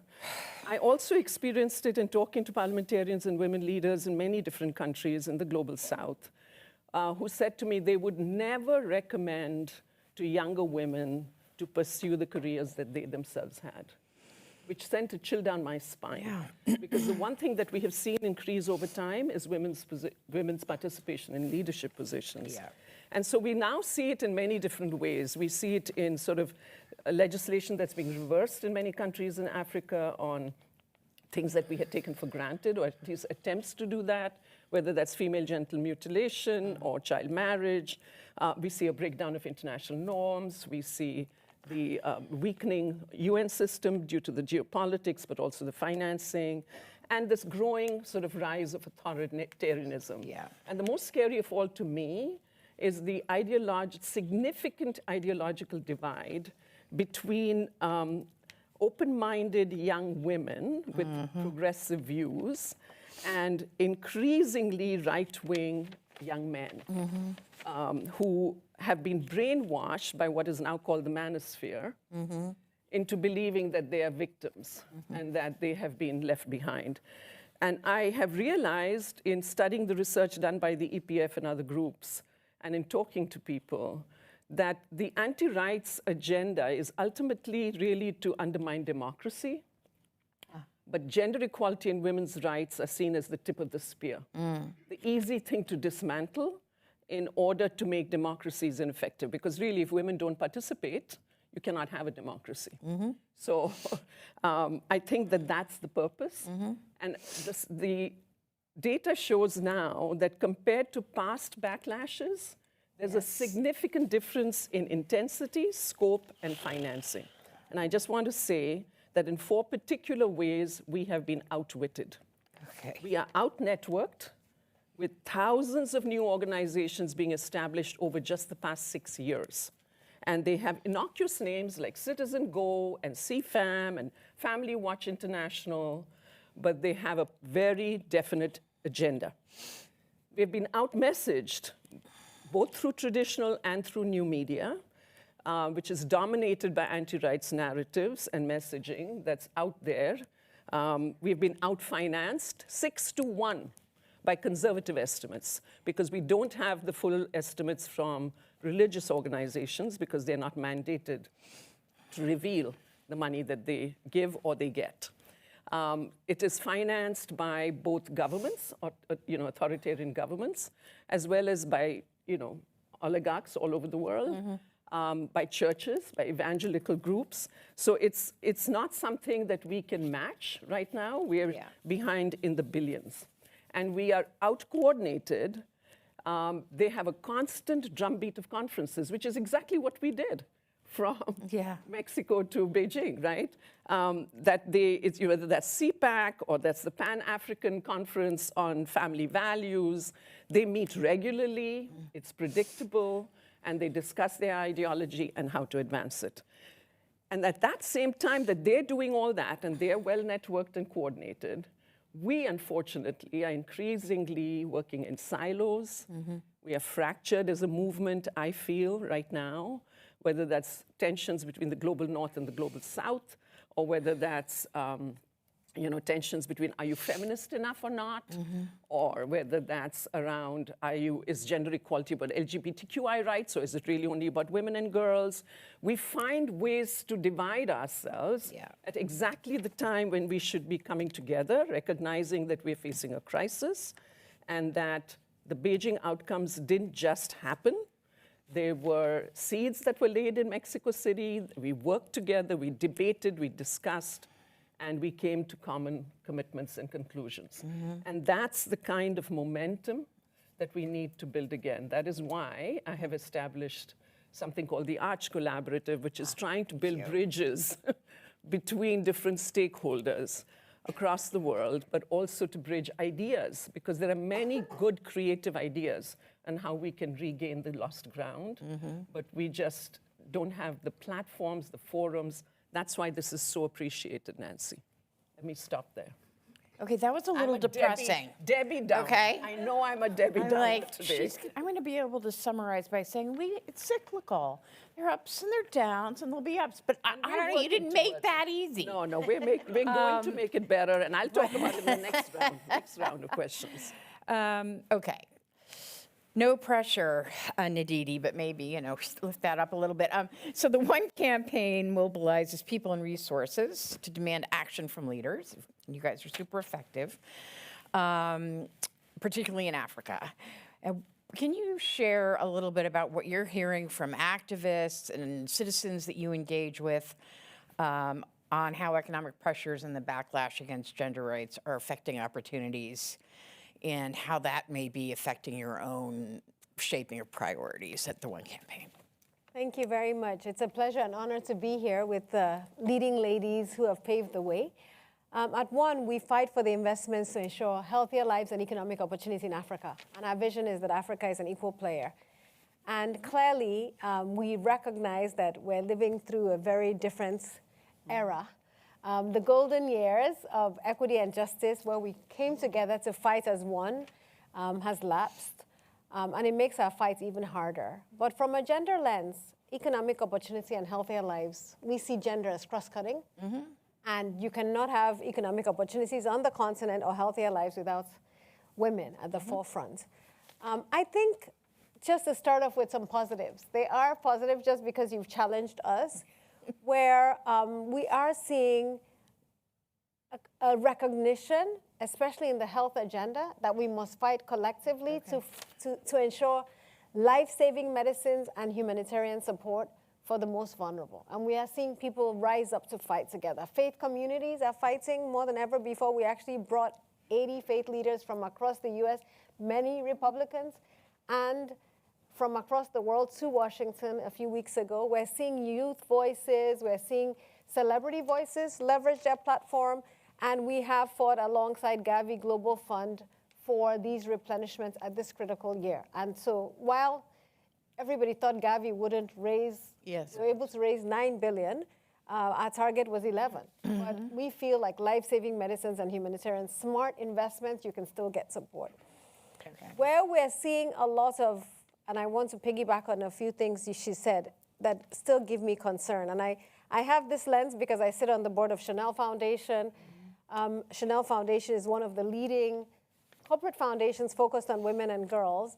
And because I also have started a number of initiatives focused on women and girls in my life as a serial social entrepreneur. Number one, I think as a movement, we have to recognize that there have been divisions that we have created. And I think that ownership, because I used to be in the camp of, she's a corporate leader. She's not one of us. She's not feminist enough, like you said. And interestingly, those who can fund the movement are women in the corporates, but we've alienated them because we've made this movement against corporates, against the private sector, against, and let's be clear. So I always felt like, where do I belong? I actually share these values, but they see me as a businesswoman. So I think we have to bridge that divide because we need funding.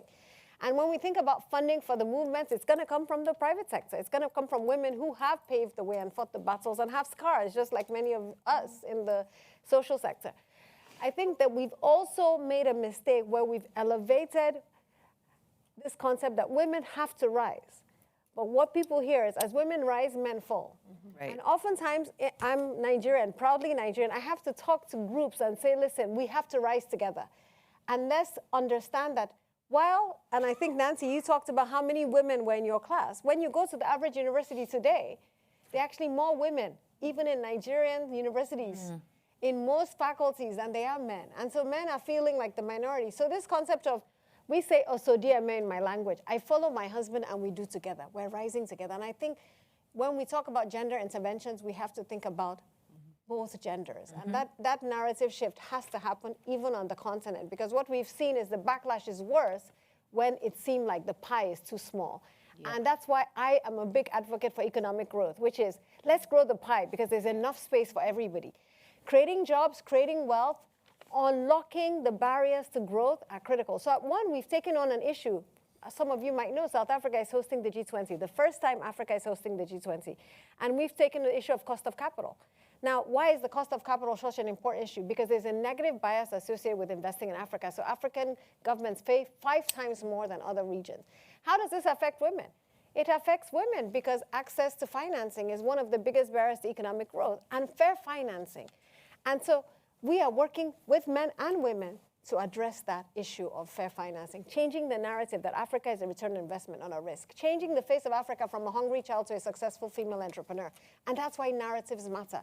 So this key component of economic growth and the narratives and the face, that the face of poverty should not be a female farmer from the African continent. The face of poverty should be a successful African woman entrepreneur. That narrative shift has to happen even within our communities as we talk about what economic growth looks like. And then the third point I'll make for me, which also is critical, is in the corporate world and in our world, we've often stepped away from quotas. And I'm still a big believer in quotas. Quotas on boards, because I was on many boards, corporate boards, I was the first woman.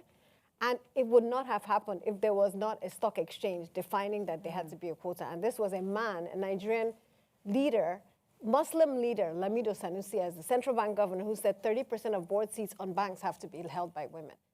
And the excuse that we could not find women became a non-issue because they had to find women. And I remember a funny story. Someone invited me to come for a meeting. And when I was leaving, he called me. He said, I need a woman on my board. It's been mandated. And when I was leaving, he said, thank you very much, Ngozi. And my name is Ndidi. Right. And I was like, he doesn't even know my name. He just needs a woman, right?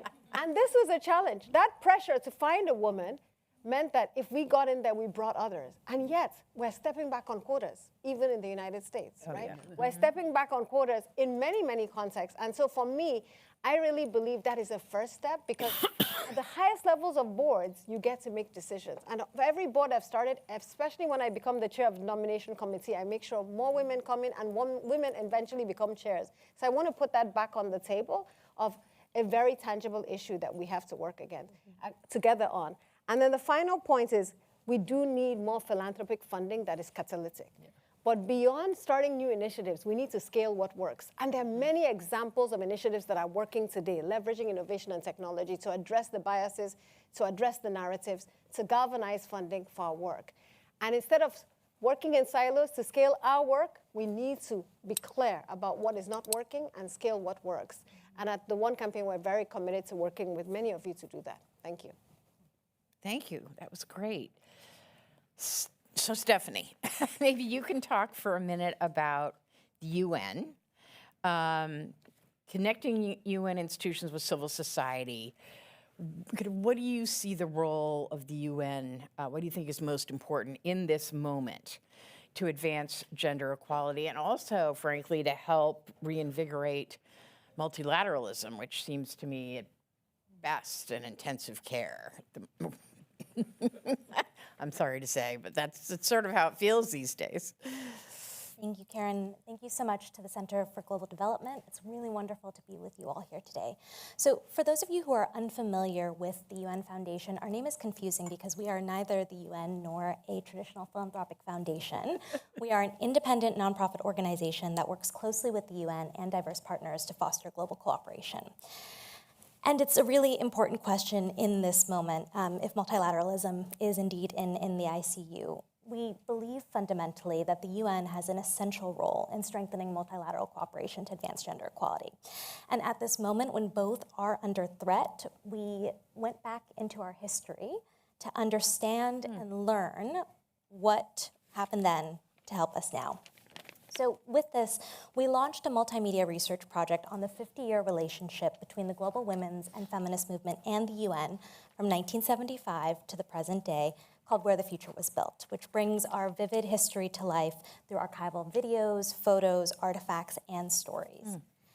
And it's all based on a report that I co-authored with Sia Naroji and CGD's very own Myra Buvinich, entitled The United Nations and the Global Women's Movement, Learning from the Past, Looking to the Future. Now, this report is for the UN nerds, and I know there are at least a few of you in the room today, but if you're not a UN nerd yet, maybe you'll become one. I will say this is very rarely said about reports, especially those with the UN in their titles, but it was really fun to write, and we hope it will be equally engaging to read. We cover half a century's worth of movement building in 3 acts with a wide cast of characters, from advocates to member states to funders, from philanthropy and bilateral agencies to UN system players and to the private sector. And the history really veers between this whirlwind of genres. It's drama, it's comedy, it's political thriller, it's a coming-of-age story, and it's a manifesto. So we have QR codes for the site and the report for all of you to explore.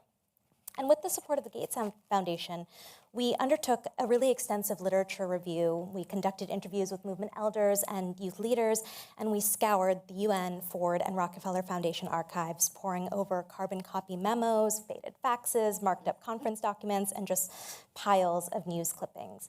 And we undertook this research as 3 generations of feminists from 3 very different parts of the world because it felt like we were losing our history.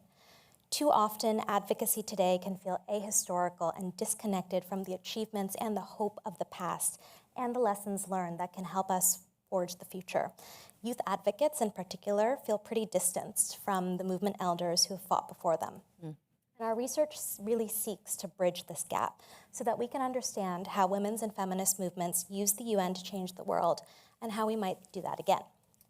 We learned so much, but I want you to know 3 things. So firstly, we have a global women's and feminist movement today as a result of the UN's movement building space. So particularly during the four World Conferences on Women between 1975 and 1995 in Mexico City, in Copenhagen, in Nairobi, and Beijing, the UN acted as a movement building container where a universal normative agenda was seeded and grown, spurring national policies and programs and a corresponding funding pipeline for gender equality and women's rights all over the world. And this universal agenda has generated a policy advocacy ecosystem for gender equality that connects the grassroots to the global and acts as the political muscle for women's and feminist movements today. Secondly, transformative progress is possible within the span of a generation. In a single generation, violence against women was recognized as a human rights violation. Population frameworks were transformed by rights-based perspectives, and Southern feminist leadership reshaped international development and feminist macroeconomics, and so much more. I find it really paralyzing when statistics about gender equality are communicated in centuries, but I'll offer an anecdote. Okay. Women and their allies used the UN to change the world in just 2 decades, from 1975 to 1995. And as they met and debated at UN conferences and the time in between them, their vibrant transnational and cross-regional exchange of ideas, efforts, research, and strategies resulted in a stronger, more intersectional agenda and policy advocacy infrastructure for us all. So our history is an example of multilateralism at its strongest, and these components should be renewed once more. And finally, I'll just say that in reviewing the last 50 years of the relationship between the UN and global women's, feminist, and movements, it's clear that nothing is inevitable. Everything that appears neat and tidy now was messy and frustrating at the time. There was so much disruption and division, and at times there was despair. But then there would be these bright sparks in the darkness, a research seminar, a policy paper, a small grant, a new friendship that fueled the movement and that would ultimately transform the course of history. So history tells us that nothing is inevitable. And if nothing is inevitable, that means that everything is possible. And that is what we need to take to heart now and into the future with us. Okay, that was uplifting. Thank you, Stephanie. Always happy to uplift. So, Caridad, over to you. I'm very curious to hear how the IDB is, or what the IDB is doing to continue to put women's economic empowerment, at the center of its agenda, while prioritizing, growth and job creation, and then whether, if you feel comfortable sharing this, whether there's been any pushback on the agenda. Thank you, Karen, and thank you to CGD for the invitation. It's very humbling to be here surrounded by all of these people. I think the IDB is continuing to put gender equality and the empowerment of women and girls at the center of the development agenda, first of all, because we recognize it's important in and of itself, in its own right, but also because it is a key priority of the Latin America and Caribbean citizens and the Latin America and Caribbean governments. And it is clearly reflected in the Inter-American Development Bank institutional strategy that was approved as recently as 2024, where it is one of 7 key areas of focus for economic development. And the commitment, as reflected in the strategy, is there, and here I quote, across sectors and countries, recognizing that equal participation in economic, political, and civic life is not only a moral imperative, but also a strategic necessity. So I think first it is important to recognize that is at the core of our strategy and our commitments. Now, why is it central to economic growth and job creation? And I feel a little repetitive after everything we've heard today to make that case, but very, very briefly, a wrap-up that is more focused on the reality of Latin America and the Caribbean. Well, first, because gender inequality implies a huge misallocation of talent. And to give you one figure from the region, in the 70s, about 90% of lawyers in Mexico and medical doctors in Brazil were men.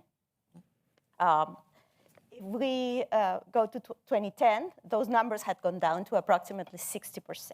While it is unlikely that the innate talent for these professions has changed across genders in that period, what we do know is that there were a lot of women who were not working at their comparative advantage in those countries. And that has changed. So there's a lot of talent that has been put to better use, and that is key for economic growth and job creation in the region. Second reason is that, as we well know, women's leadership is good not only for women and girls who have role models, but it is good for society as a whole, and economic literature has documented that widely. Women politicians tend to invest more in human capital, specifically health and education. Women politicians have shown to care more about environmental regulation. During the pandemic, for example, in the case of Brazil, we saw that female mayors did a better management of the health crisis than their male peers. But also outside of the realm of politics, women leaders can benefit the society as a whole. And there's a whole literature, for example, on women leaders in firms, where we see that firms that are led by women are not only achieving better results in terms of staff turnover, smaller gender pay gaps, but also handling cases of sexual harassment at work much more effectively. So that is a second reason. But then the third one is that in Latin America and the Caribbean, women's economic participation is central to confront the very rapid aging of our population. And this is a fact that maybe is less known, that Latin America and the Caribbean are aging at a much faster pace than any region in the world has ever aged because of the demographic structure of our region, of our population. And so as a result, the working age population as a share of the total population will increase from 59% in 2020 to only 59.5% in 2030. And after that, it will shrink. So the only factor that can, to some extent, counter that pattern is a much faster participation of women in the labor force. So that is a third key reason. And the fourth, a central factor to Latin America and the Caribbean sluggish growth and productivity and low productivity is the persistence of informality. And in Latin America and the Caribbean, informality and gender equality are very much interlinked. And I want to highlight two ways in which they are. Well, first, we recognize that about 60% of the jobs in the region are still informal, and this has changed very, very little in the last 20 years. Now, there's women's lower labor force participation explains to a large extent their smaller share in formal employment, because controlling for employment informality at the regional level is not that different between men and women. There might be differences in countries. But as a result of that lower labor force participation, the coverage of pensions, unemployment insurance, contributory health, and many other benefits is a lot lower for women, putting them at increased risks throughout their lives and in old age. But there's also a second reason that is less discussed, and it is that the fact that so much of the workforce and the firms operate under informality makes policies that have traditionally been used in developed countries, like taxes or firm-level policies, family leave, etc., they become a lot less effective to reduce gender inequality in Latin America than elsewhere in the world. Therefore, in the effort to fight something that is at the heart of our sluggish growth and productivity, which is informality, we are also disproportionately benefiting women that are the ones that ultimately are a lot more affected by this structure of the labor market. So to summarize, gender equality in our region is important not just in and of itself, but it is really central to the mission of Development Bank, to our mandate to improve the lives of the citizens in our region. And it is a key priority for the citizens and the governments that are represented. And so that's why we have kept our focus and hopefully will in our work. All right, that's good to hear. Thank you. All right, Sarah. So you provide funding, and I'm wondering if you can tell us what you're hearing from some of your grantees about where the major resource constraints are coming from. Do they find that other donors are pulling back on the gender agenda? And how are you responding to that? Thank you, Karen.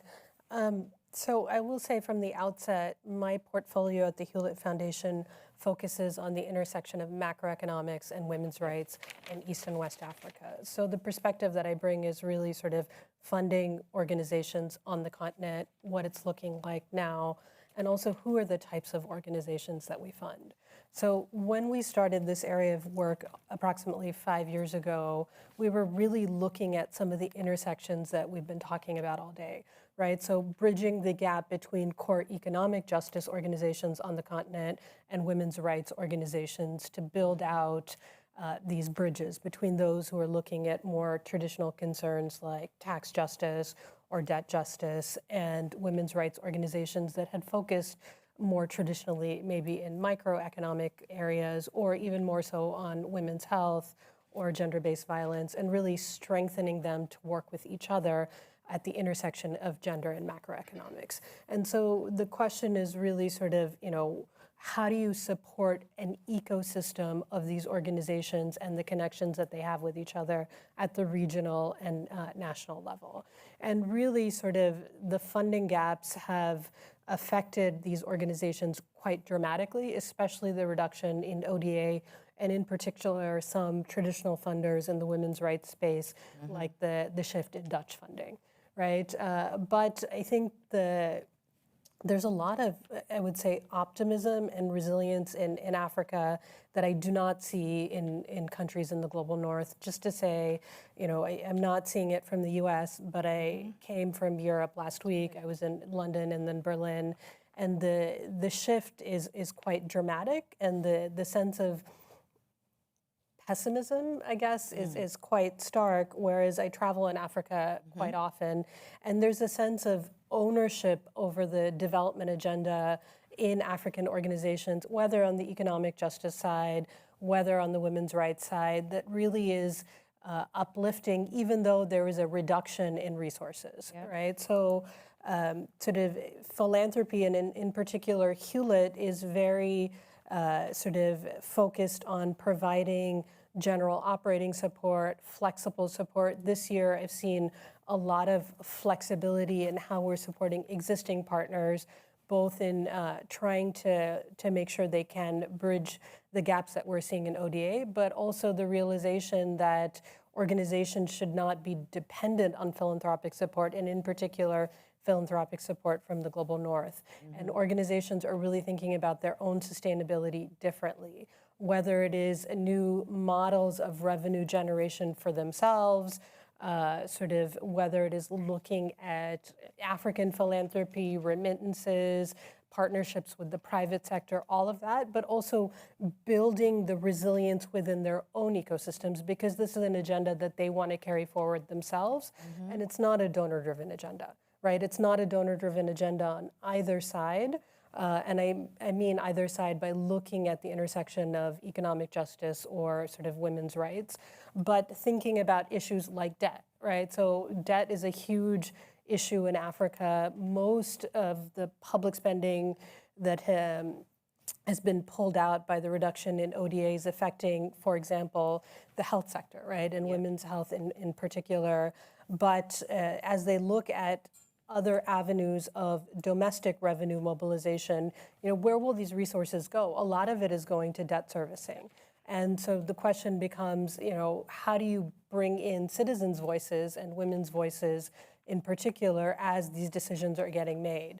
And I think, Gita, when you were speaking, I was particularly struck by some of the pessimism you were talking about, right? But in Africa, the vibrancy is really coming from youth voices, and they're not divided between, okay, these are feminist voices or labor rights. It's really youth movements that are looking at protecting civic space or anti-austerity, and they're not subdividing themselves in the ways that we've seen, for example, in the feminist movement or some of the earlier generations that were talking about women's rights. And to me, that gives a sense of hope, right? Because I think, Nadidi, you were talking about this as well. It's not just about sort of women speaking to women's issues, but really thinking about it holistically, you know, and I'm struck by the fact that we're several women on the stage, but we haven't brought any men into the conversation. And I think that's a really important aspect. I'll just end with one more point. So I was in Ghana a couple of months ago at AFCOD, which is a civil society conference on debt and development in Africa, right? And it was really interesting to me because they had such a strong feminist and women's rights perspective in talking about these issues of debt, right? And this is a traditionally male space. It's a male economic justice space, but they were really bringing in women's voices. And I think we really need to think about that more holistically. And what philanthropy can do is try and help support these resilient ecosystems sort of where they are, right? Whether that's in Africa or Latin America, like you were talking about, or in other regions. That's very interesting. And I have to say, I think having lots of resources and little or no political will is worse than having political will and limited resources. The political will, the sense of ownership, honestly, is more important. So it does give me a little bit of hope, even in a world where, I mean, ideally you want both, but you know, we're struggling a bit that. So I think that's great that you really felt that activism and drive. Okay, so this is just a question for all of you. So many of us here on the stage and the audience work for the MDBs or other international financial institutions, donor institutions, philanthropies. And the question is, what is one specific action, policy change, or operational shift that you would encourage them to prioritize? And you can do this two ways. You could talk about your own organization, you could pick out one other organization, or just general. And I'm going to start by saying, when you were talking about macro criticality, I'm a little annoyed that the IMF has decided to merge climate and gender as if they're the same thing. So if I could change one thing, I would change that back. That's where one of my little sources of irritation is at the moment. Okay, how about you? So I'll talk about what we're trying to do, which we have no copyright on, so I'm sharing it with everybody in the hope that the idea spreads, is we're trying to create something called Project Phoenix, which is to think through what are the elements of the infrastructure that is necessary to harness the creativity and the optimism and the energy that exists in Africa, for example, together with the sort of pessimism that clearly exists here in order to create a movement that can move forward. And the thing that I draw from those UN conferences in our history is that those conferences helped us build it's sort of like connectivity, like a connective tissue between different types of conversations. And I really want us to create that. So in Project Phoenix, the way we are thinking of it is really 5 sections. This is not a blueprint. It's not one way to go forward, but it's sort of a menu of options, good, creative, wonderful ideas that can come together. The first chapter is about platforms, forums, convenings, and how donors can fund those, how we can make them happen, whether at the regional level or national level, and ideally at the global level as well, to have those conversations happen. May not be all in person, maybe digital now that we have those tools, but somehow to, again, build that connective tissue and the momentum. The second is on data. We have data gaps now and data platforms, entire platforms that have collapsed. And so how do we create sustainable data platforms and fill the gaps in data so that we can track progress or find out where the gaps are better than we can today because of the destruction that's happened of DHS and others. The third is on financing, which is clear. And on the financing piece, it's great to hear you say about Hewlett, funding unrestricted organizations, because my beef throughout, especially when I was at ICAW, and I know Myra shares this, was that donors would fund projects, programs, and products, progressive donors. And whereas the other side has always funded individuals, individual leaders, ideas, and institutions, so that they're free to run with their mission. And there are a lot of donors now on the progressive side who are doing the same. And in fact, 5 donors came together prior to Beijing to make Beijing happen by doing exactly that. And somehow along the way we lost that. Some have regained it, but we need that again. So there's a financing element which needs to look at debt, needs to look at taxation and revenue, and how can we fill the gaps that exist. And the third one is on narratives. How do we reframe what this is all about? How do we make sure that we communicate strongly? It's not a zero-sum game. How do we build a bigger tent so more people think of this as their agenda? This is not something that is only about women and separate somehow. All the arguments that we made in the past, how do we make them for this younger generation to make it attractive? The next one is on technology. So the advances in technology, the women that I was talking about when I traveled who said they wouldn't advise anybody else to go into their jobs, it's because they were being so horribly abused, violently attacked, and mostly with sexualized images through social media and digital platforms. And so how do we use technology to keep women leaders safe, but also how do we use technology to start spreading the word about our narratives? So that, to me, is the 5th one. There's a 6th one, which is specific to the US, which is to try and rebuild the infrastructure within the US government, this time doing it right and in a more sustainable way. I've gone way over time, but I wanted to share Project Phoenix. Anybody's interested, come join us, tell us who to talk to, come up with brilliant ideas, hold forums yourself to generate the ideas and share them with us. We want to get them out there in the atmosphere. Those are great. Those are very galvanizing. All right. Nadidi, what about you? Okay, so I'll share 2. One that is very personal to me, which is that I think for every platform we sit on, where we do have an opportunity to shape who gets funding, let us ensure that we're giving funding to organizations that can do the work on the ground. I always say this because I challenge organizations. Now I sit in an international NGO, so people are like, oh my gosh, but I still believe, because I sit on the board of the Rockefeller Foundation and Chanel and Bridgespan and whatever foundation, I was like, how are you defining local? What percentage of the board is from that community? What percentage of the senior leadership are from that community? And why do I push that? Because I struggle in many of our contexts, and I get this narrative, Africa gets too much money, it's a black hole, and it's not utilized effectively. From people who have never been to Nigeria or Kenya or South Africa. And I love you and your perspective because it's very refreshing. And this bias, even in the funding community, continues to weaken us, not strengthen us. And so I want to put that as wherever you have the opportunity, World Bank, IMF, whoever it is, you do not need to go through intermediaries to reach strong, capable organizations on the ground doing good work. You do need to partner with global organizations to build bridges. Project Phoenix or like the One campaign on advocacy, but to do the work on the ground, they are credible organizations with measurable impact. So challenge yourself to track how much of that money is going to them and set targets around what is possible to achieve that. Now, from the One perspective, there are 2 things I would say. One is there is data that we are collecting. We've built a phenomenal data platform. It's open source called data.one.org. And we're tracking specifically health financing data and economic growth data with gender as cross-cutting. And we are partnering with Google and many other organizations to say, let's put it in one place.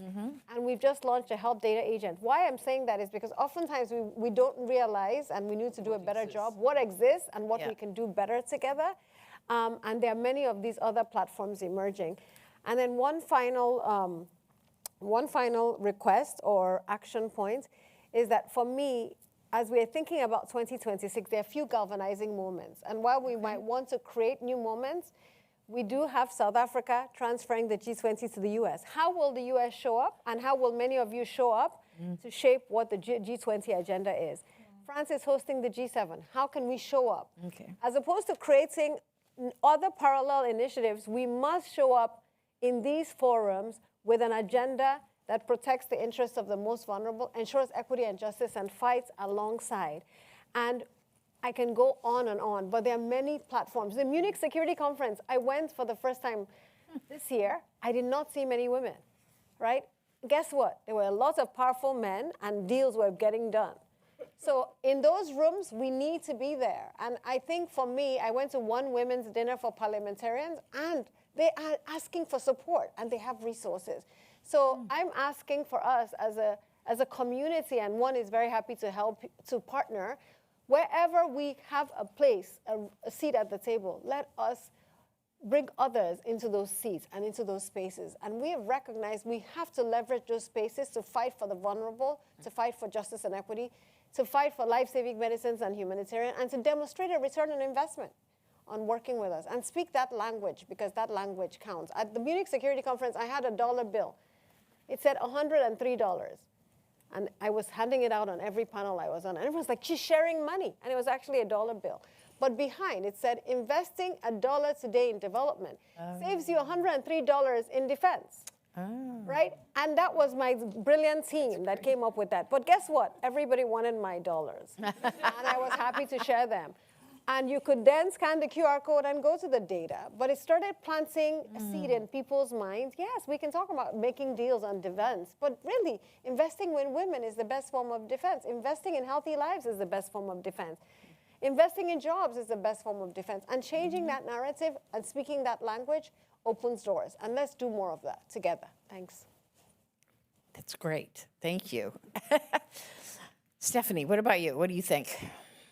I think we have to work on multiple fronts. So in recent years, we have seen divestment from global, international, and transnational working processes. But to me, whether we are in a symphony or a jazz band for equality, we all need these different instruments to harmonize. So local matters, grassroots matters, regional matters, national matters, but so does global. And the interplay of all of that is where we can get real accountability, power, and progress. So our research found that outside of its formal outcomes, UN conferences and processes fostered historic and invaluable cross-pollination of ideas, advocacy, and actors for gender equality. Take, for example, Dawn, and you should really talk to Karen Groen about this more. But I'll just say several of its founding members, like Devaki Jain and Peggy Antrobus, actually first meet each other around the Mexico City Conference in 1975. They stay in touch throughout the UN Decade for Women, through the 1980 Copenhagen Conference, which also happens to spur a wealth of Southern-led research on women under its Secretary General, Lucille Mayer, who's also a founding member of Dawn. And in 1984, as preparations for the 1985 Nairobi Conference begin, this group of interdisciplinary Global South feminist scholars, researchers, and activists meet in Bangalore to critique the UN framework for the Nairobi Conference. And ultimately, they put forward a transformative paradigm for gender, international development, and macroeconomics, which, as you all know, reverberates into the present day. And there are so many examples like this one, but it all underscores that in order to have a universal agenda for gender equality and women's rights, we must invest in that global connective tissue that Geeta was talking about, in transnational processes, and in solidarity across countries, movements, and disciplines. Beijing is often treated as a standalone milestone, but as we've heard, it was only made possible by 2 decades of women's and feminist movements' engagement with the UN and with each other, starting in Mexico City in 1975. And in my perspective, the UN is at its best when it serves as a global public square, when it connects governments and people across borders. And we need spaces and processes at all levels to connect, to debate, to challenge each other, to strategize, and to ultimately build the future together. And at this moment, multilateralism and the UN are at an inflection point. We do have a legacy infrastructure that was built by women's and feminist movements and their allies to advance a global agenda for gender equality at the UN, as imperfect as it is. We cannot abandon that infrastructure or our universal agenda for gender equality and women's rights. Our research just shows when feminist and women's movements engage with the UN, their efforts make multilateralism more relevant, accountable, and inclusive for us all. So there are many paths forward from here, but At the end of the day, we need to again be architects to restore or build anew the multilateral infrastructure and the global home for the future of gender equality. Very encouraging. And it's good to be reminded of that, honestly. Kari Dad. I'm going to be very brief, in part because the gentleman here is telling us we're over time, and that makes me nervous. But don't be nervous. Say no. You're the special guest. No. I think a lot has been done, and I'm sure the audience has questions that are important as well. A few weeks ago, the CGD hosted a very interesting discussion with MDBs to analyze how their own strategies and the results of evaluations of their own strategies and their commitment to gender. And one takeaway lesson I got from there was this idea to focus on these commitments with a programmatic lens. And I think that is something we could all do to further this agenda. And I think at the IDB, that is something we have grown to do over the past, you know, setting targets not only on our loans and projects that support gender equality, but also, you know, setting targets, monitoring and reporting on them for accountability on our country strategies, our dialogue, our events, of course, our lending, the results those projects achieve during implementation, and also internal targets for our staff in terms of the way we set our own program and our own evaluations, so that efforts are aligned internally and externally. So it is a less exciting answer than the one that my former panel members have given, but maybe a very pragmatic one as to how to align efforts in these very large organizations that can actually mobilize changes when we all row in the same direction. Thank you. All right, Sarah, you've got the last word. Well, I will take it, and I will be brief. So you asked about IFIs, philanthropies, and bilaterals, and I would say, by and large, these spaces are seen as very elite spaces, right? Where we kind of talk to ourselves or the same set of actors. And what I would encourage all of these organizations to do is to listen better and to connect better with what people on the ground sort of in the places that we care about really want, and try and connect the work that you're doing in these elite spaces with what's really going on the ground. So for example, in Africa, you know, there are lots of questions about affordability, right? So how does sort of what we're doing in these rooms and really sort of economics and macroeconomics in particular connect with someone's life on the ground in Kenya? Right, sort of the cost of things. You know, when we were looking at the austerity protests in Kenya last year, you know, what was that about? And how can you uplift the needs of people on the ground to speak in these spaces? And I think, Nadita, you were talking about this to some extent, right? It shouldn't be me, you know, speaking at the World Bank or the G20, but how can we uplift sort of those voices and give them spaces in these platforms, right? Because I think these are the voices that need to be heard, and we need to connect what's going on at the global space much more with what's happening in regional spaces, and in particular in national and sort of local spaces. Thank you so much. All right, we do have some time for Q's and A's, so I think from the audience, and also online, does anybody? No, I forgot to check on that. Well, we have some in the audience, so let's start. Let's start with the gentleman there, and then you. I'm Peter Humphrey. I'm an international affairs analyst, a former diplomat, and a talking head for several TV stations in the Middle East. The big thing for me that's missing here is the I word, Islam. And to pass this whole day without saying that, without considering how that particular faith abuses women, from clitorectomy to hijabs to infibulation to unequal testimony before courts, and to deal with women's issues and not recognize that a quarter of mankind is oppressed by this faith. And the Center for Global Development has never published a report about how to combat the pervasiveness of these Muslim values. What's going on here? How did you guys drop the ball? This Wow. for CGD to answer. Did you have a question? Let's take a couple and then, okay, and well, we'll take three. Quite a few Muslim feminists have explained to me that Islam is the religion of gender equity. So there's some pre-Islamic abuses remaining in the religion. But I just want to say that I appreciated particularly the point about showing up. And what's really important, one of the things that's really important that has been on the decline in the last 5 years has been men who are avowed feminists and champions of human rights not showing up in feminist spaces. And so I think it's very important. I was, it's heartbreaking, the division between the manosphere and women. Yeah. That one could destroy the whole world.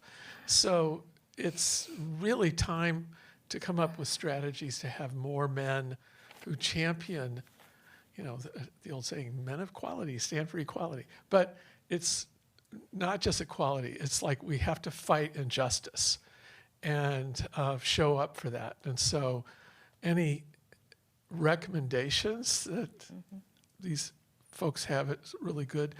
Also, I'm really struck of having, in this Phoenix project, having a rebirth of multilateralism. I'm in touch with a lot of local government people who are really looking forward to a new local multilateralism and a new global social covenant that is locally based. And I think that offers really strong hope because, one, that's where a lot of feminist leadership has been most successful, frankly, has been at the local level.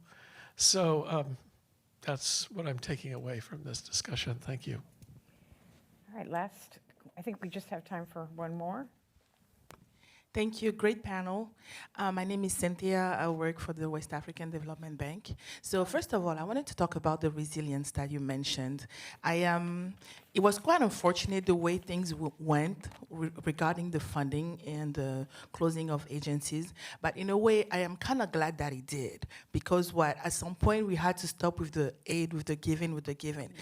There's an African saying that says that if you sleep in somebody's bed, it means you're sleeping on the floor. He can pull it out anytime. And this is what happened. So here we are back against the wall, and it's time to work. My main fear is that do we have the political will and agency to be able to pass through? Because this is the best opportunity, I think, for the continent to get up and start working. That's the first part of my argument. The second part is about investing in Africa. I think it's about time that we deconstruct the myth that investing in Africa is risky, you might lose your investment, because the data shows otherwise. You have a lot of European banks like Société Générale who makes most of their money in Africa. They just don't talk much about it. So I get tired to hear that, oh no, the cost of capital is so expensive, it's expensive to invest in Africa because we might not get our money back. You will get your money back, just invest in it. So how do we go about changing that paradigm? Because for me, it's just like the image that I see in many foreigners of the African child starving with the flies and everything when they think of Africa. This is the same way that people think when they think about the investing, while the data shows otherwise. Thank you. Thank you. Okay. I'm going to start with the first question. I'm not going to ask you guys to deal with that. So there's no world in which I'm going to disparage any religion, and I really strongly disagree with you. I worked at the World Bank for a long time. I've worked at the IMF and with a lot of people who are Muslim, and who are extraordinary people, many women, many feminists. So I am, pardon? Nevertheless, I think that's a very dangerous road to go down. I think it just breeds more prejudice and more division, and that is absolutely the last thing that we need. So, and I would say at the World Bank, the number 2 was Sri Mulyani, right, representing Indonesia. And my own boss previously at the U.S. Treasury Department was the second highest ranked Muslim, and he was my top 3 bosses of all time. I couldn't be luckier to have that man. So I'm very uncomfortable with that. So that's not an institutional position. This is a personal position, but that's what I'm going to say on the subject. So let's turn to this idea of getting men back into, bringing back men as advocates for the women's agenda, because a couple of you mentioned it. And one of you said, we got to remind folks this is not a zero-sum game.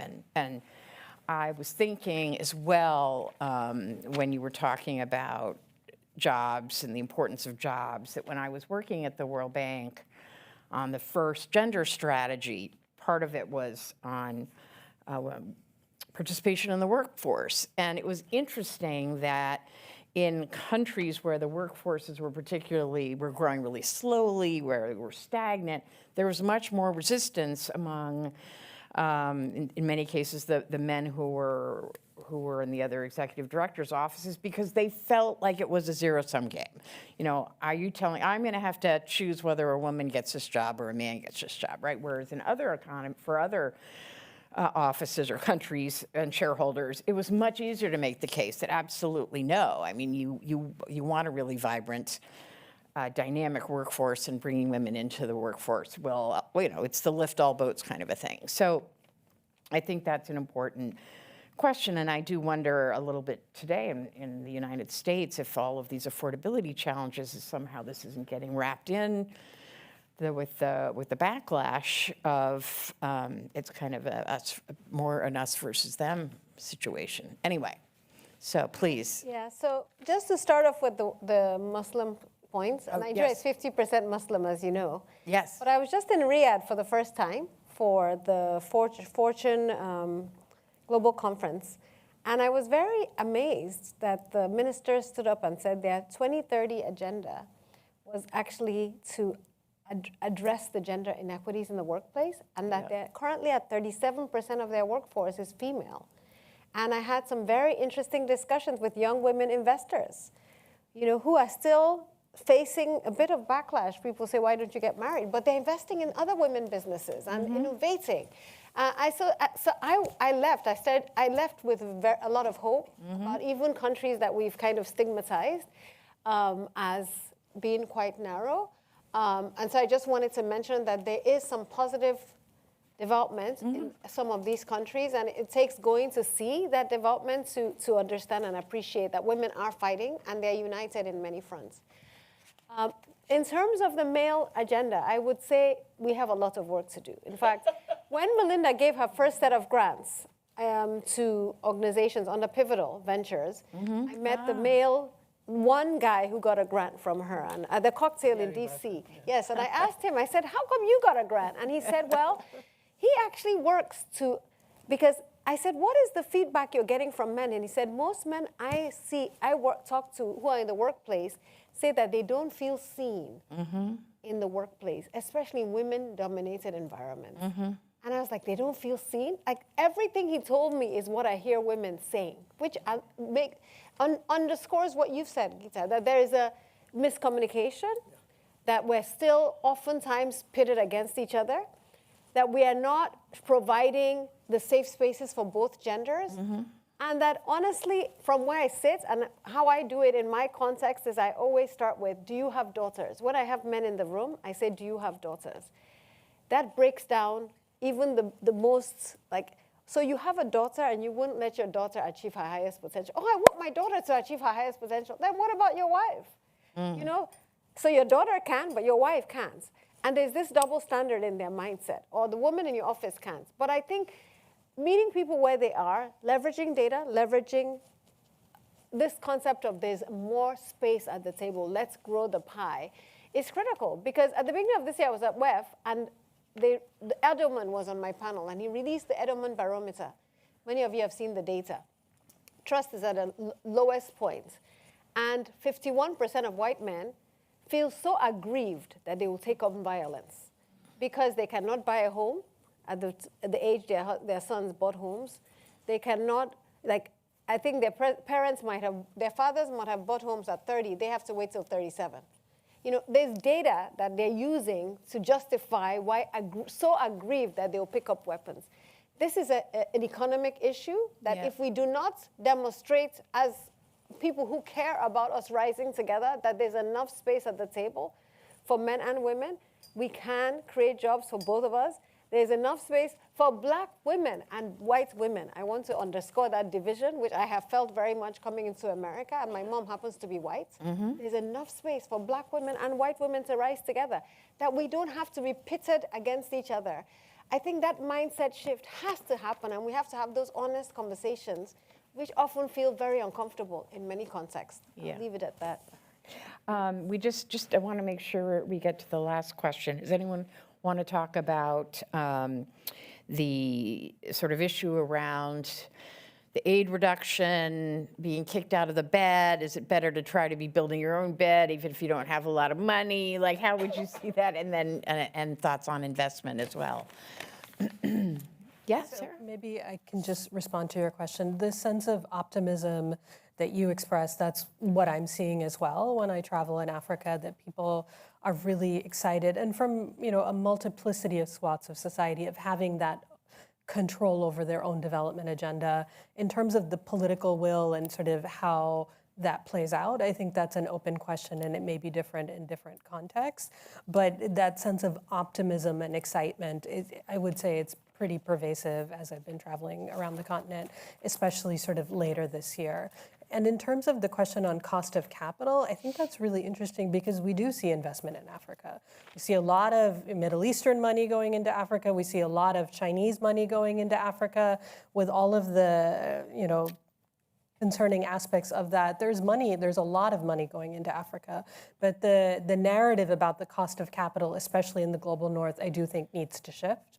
But it's not a question of not having investment in Africa. And we have lots, this is our work, so please come to me after. I'm happy to connect you. All right. May I make a comment? Of course, you absolutely Just may. want to say to the gentleman there, every religion in the world has been used as a weapon to hold women back at some point or the other. Every religion in the world. Absolutely, yeah. So it's not just Islam, it's a misinterpretation of Islam, it's the weaponizing of Islam. Just like it's the weaponizing of Hinduism, it's the weaponizing of Judaism, it's the weaponizing of evangelical Christianity, every religion. So I think if we discuss it, that's how we should be discussing it. Second, to say, just to your point, made me laugh when you said, do you have a daughter? Do you have? It brought me back to the gender training sessions I used to do with corporate leaders. No, I'm going to not agree with you, because they would stand up, one man or the other would stand up and say, I treat my daughters really well. And I'd say to them, this is not about your daughters. This is about the work that you're doing in this institution and the need to pay attention to both women and men and their differences in order to get a maximum return on your investment. So I would not tolerate that, because that's such an easy out. I treat my daughters well. I have a son and a daughter, I treat them equally. I don't care what you do at home. I care what you do at work. So that was just my... No, it's very helpful, but what I'm saying is... We are having a reception afterwards. Everyone's going to need a glass of something. There's no question. You can continue. Oh, you want to respond to your point. All right, we have one more minute. I hear that all the time, that optimism in Africa, as this is an opportunity. The destruction of foreign aid and the sort of the fact that no longer do we have this dependency, how can we make something of this that is really incredible? And that's why, at this point in Africa, where the anti-rights folks are roaming around in various countries in Africa, selling legislation, all kinds of inducements and bribery, frankly, to get parliamentarians and government to change laws, they are doing both things simultaneously. They're resisting that pressure, the women who believe that this is an opportunity, they're resisting that negative pressure, and they're doing it strategically and in coalition with others, and they are thinking about, so how do we rebuild? How do we see this new world where there's no dependence? And when people like me call them to say, can we be in conversation? They say, wait, You decide among yourselves what your ideas are, bring them to us. We'll share our ideas with you, but let us do our thing ourselves first. So there is, I want to agree that there is an opportunity here, but we have to think through how to truly take advantage of that opportunity in a way that's beneficial for all. Can I just make a quick remark? And I want to, maybe it's a good loop even to the keynote with which we opened this morning. Because at the end, there is, I mean, I agree that we all want the pie to be bigger, but many times there is a problem of redistribution, of power, of resources, and we shouldn't ignore that. And I think we need to talk about it straightforward. And when I'm faced with that, I always go back to the care story, because, and I ask all of you to think, who are the most important people in your lives? And it's probably either the people who cared for you or those that you have cared for, because those are the most meaningful relationships you have built. And many times, there's no space for men to be amongst those people. And so just like we need to make space, that is a space where we also need to make a room for more men. And I find there is a lot of appetite, especially among younger generations, to be present in the lives of the people that they love. So I think that is very important, and it is a case that we all need to make, because it is not just the power and the money and the resources, but things that we as humans value go a lot more broadly than those. So that was my one thing. That's a nice way to end. Can we please, this is such a great group. I just want to thank you so much. Everyone really spoke from the heart. It was tremendously thoughtful, insightful. I've taken away so much, and I'm sure the audience has as well. I do want to appeal to you to just stay for a few more minutes, because we have a terrific, one of our amazing CGD colleague who's just going to say a few more things before we'll let you go back and enjoy some much needed refreshment for the end of the day. Anything else, Kehinde? Is that good? And I'll say some things at the end. And Kehinde will. All right. Again, thank you guys so much. Can we just do one more round of applause?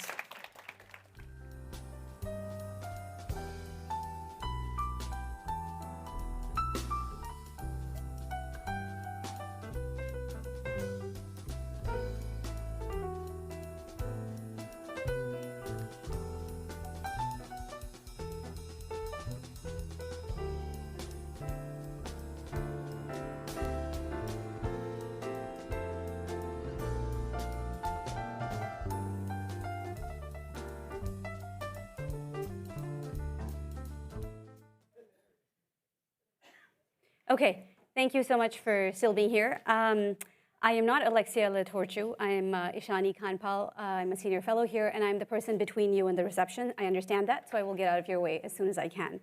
I do want to first congratulate my colleague Kehinde Ajayi for just a fantastic set of conversations today.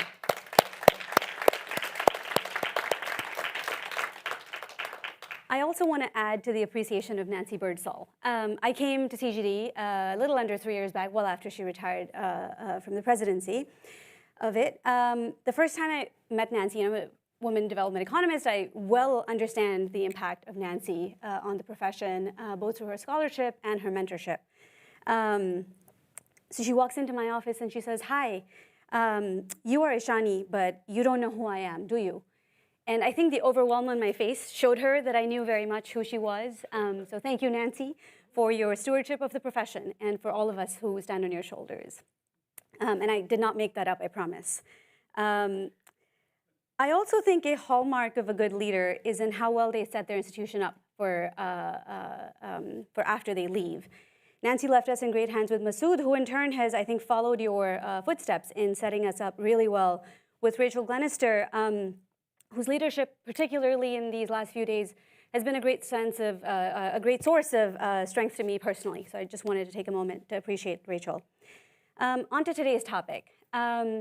Rachel started us off by saying that yes, backlash is all around us. We can't sort of deny that. But it also means we've made progress. Gaurav's presentation highlighted, for instance, how much progress we have made, but also how much growth and progress have been prevented by the gender barriers that continue to exist. And so I think we need to remember that there's still a hill to climb. Rachel, talked about how she was, it was very moving personal reflection, and how she was one of 2 girls in STEM when she was in high school. In the late 1990s, in a small town in India, I was not one of 2, but I was definitely in a small minority of girls in the engineering stream at my high school. So it's important to remember that there has been indeed a lot of progress. Things are a lot better, but that progress has been uneven. In particular, there has been much less progress, it's been slower in LMICs, and the presentations today have really made that point very salient. So as bad as this backlash feels to us right now, and it does not feel great, to be honest, right, to be living here in the US, it cuts much deeper in the places where there has been less progress in the first place, the places that bring us here together today. In this context, we are really concerned about backsliding. We think that is a real risk. When bias and bigotry are ever present, we have to worry about how to not only move beyond the backlash, but move forward in a way that doesn't set us back by decades because of this period. And we heard a lot today about how to stop that sort of backsliding. The policy responses that we just heard from this panel is one set, but there was also a lot of research, a lot of strategies, a lot of interventions from Manuel Contreras' work on, or his presentation on women's physical safety, to Anukriti's work on digital job platforms, Rachel Pierotti, who I just saw, there you are, on engaging men. And I want to highlight one point in particular, which was made slightly differently by Rachel Cassidy and also Karen Groen. And this point is about sustained, reliable engagements. I think especially in a setting, in a context where we are worried about backsliding, where we're worried about real risk to human lives, we need to think about interventions, engagements that can stay the course, that don't get yanked out overnight as happened earlier in the year. So let me tell you a little bit about what we're doing here at CGD in our work on gender. Rachel Glenister mentioned that pragmatism, or practicality, I think is what she called it, is one of our core attributes. That pragmatism is reflected in our recognizing that in this era of sort of ever-shrinking bilateral aid and competing pressures on domestic resources, that multilateralism is the way forward. And here at CGD, we do work in close partnership with international organizations around the world, especially the MDBs, and Karen mentioned this a bit. Throughout the day today, we've heard about the centrality of macro policies. Sorry, I'm a microeconomist, so just the word doesn't kind of come off my tongue very easily sometimes. Macro policies, the gender is macro critical.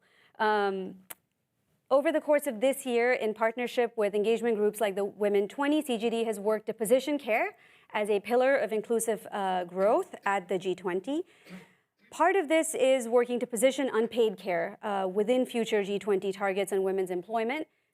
2 proposals that we championed are to reduce the unpaid care gap 35% by 2035, and to increase investments in comprehensive care systems to 10% of national income by 2030.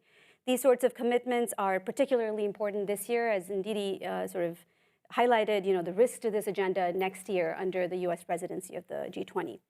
We're also working with the MDBs, for example, with Caridad and her team, to ensure that their gender strategies are evidence-based, they're inclusive, and they're accountable. An example of this is making sure that the disaggregated data in the World Bank's IDA and corporate scorecards are meaningful and do not rely on proxy population data. This is something that CGD has raised during the IDA 21 reinvestment process and will continue to track because, as many speakers have said today, without accurate data, monitoring progress and, of course, backsliding are completely feasible. To quote or misquote maybe Stephanie, anything is possible, which means that everything is also possible. On this last panel, we also heard about how we have been out-networked and out-resourced and out-strategized. We also heard about the importance of quotas in ensuring representation. So one of our work programs here at CGD is making sure that these sorts of barriers, a lack of mentors, a lack of networks, the lack of the right institutional supports, doesn't prevent women from achieving their full potential in the workforce of these international organizations. This work program is important, again, as Gaurav's work showed, because it makes economic sense, but also for all the reasons that Karida sort of summarized very eloquently, so I'm not going to go there again. It is particularly important for international organizations who are working to champion gender equality in low and middle income countries to walk the talk within their own houses. So we will continue to track this progress and keep watching for backsliding. And we work in partnership with the MDBs, and our doors are always open for more collaboration there. Let me just end by flagging 2 upcoming CGD events for you. On February 11th and 12th of 2026, our education and child well-being team, led by my colleague Gabriela Smarelli, is hosting a research workshop on school violence. School violence, of course, is something that Gabriela's own work shows disproportionately affects women and girls. And in the late spring, my colleague Kelsey Harris and I will be hosting the first edition of what we hope is an annual conference on women in leadership. Stay tuned for more details on that one, but we will see you back here in the House of Birdsall.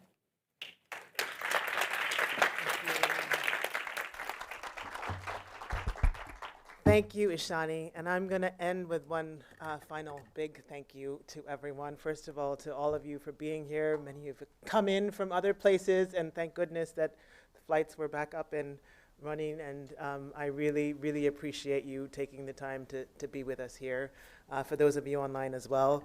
And I want to thank my colleagues at CGD. So the rest of the Gender Equality and Inclusion Program, people who have worked really hard over a long time to make this come together. Thank you for being such a great team. I think so many people have here talked about how awesome CGD people are, and it really shows at times like this. To our events and comms team, especially to Shannon, our events manager, thank you so much. To the IT team, Mike, who you don't see, everyone who's making this run. To all of the support people not directly in the gender team or in the events team or the IT team who have leaned in to support us in so many ways. We could go on forever saying all the thank yous, but I really do want to express my deep, deep appreciation. And again, to Nancy for really being the reason for us being here, and just you being a wonderful light for all of us and a continued inspiration. Thank you, everybody, and please continue the conversations.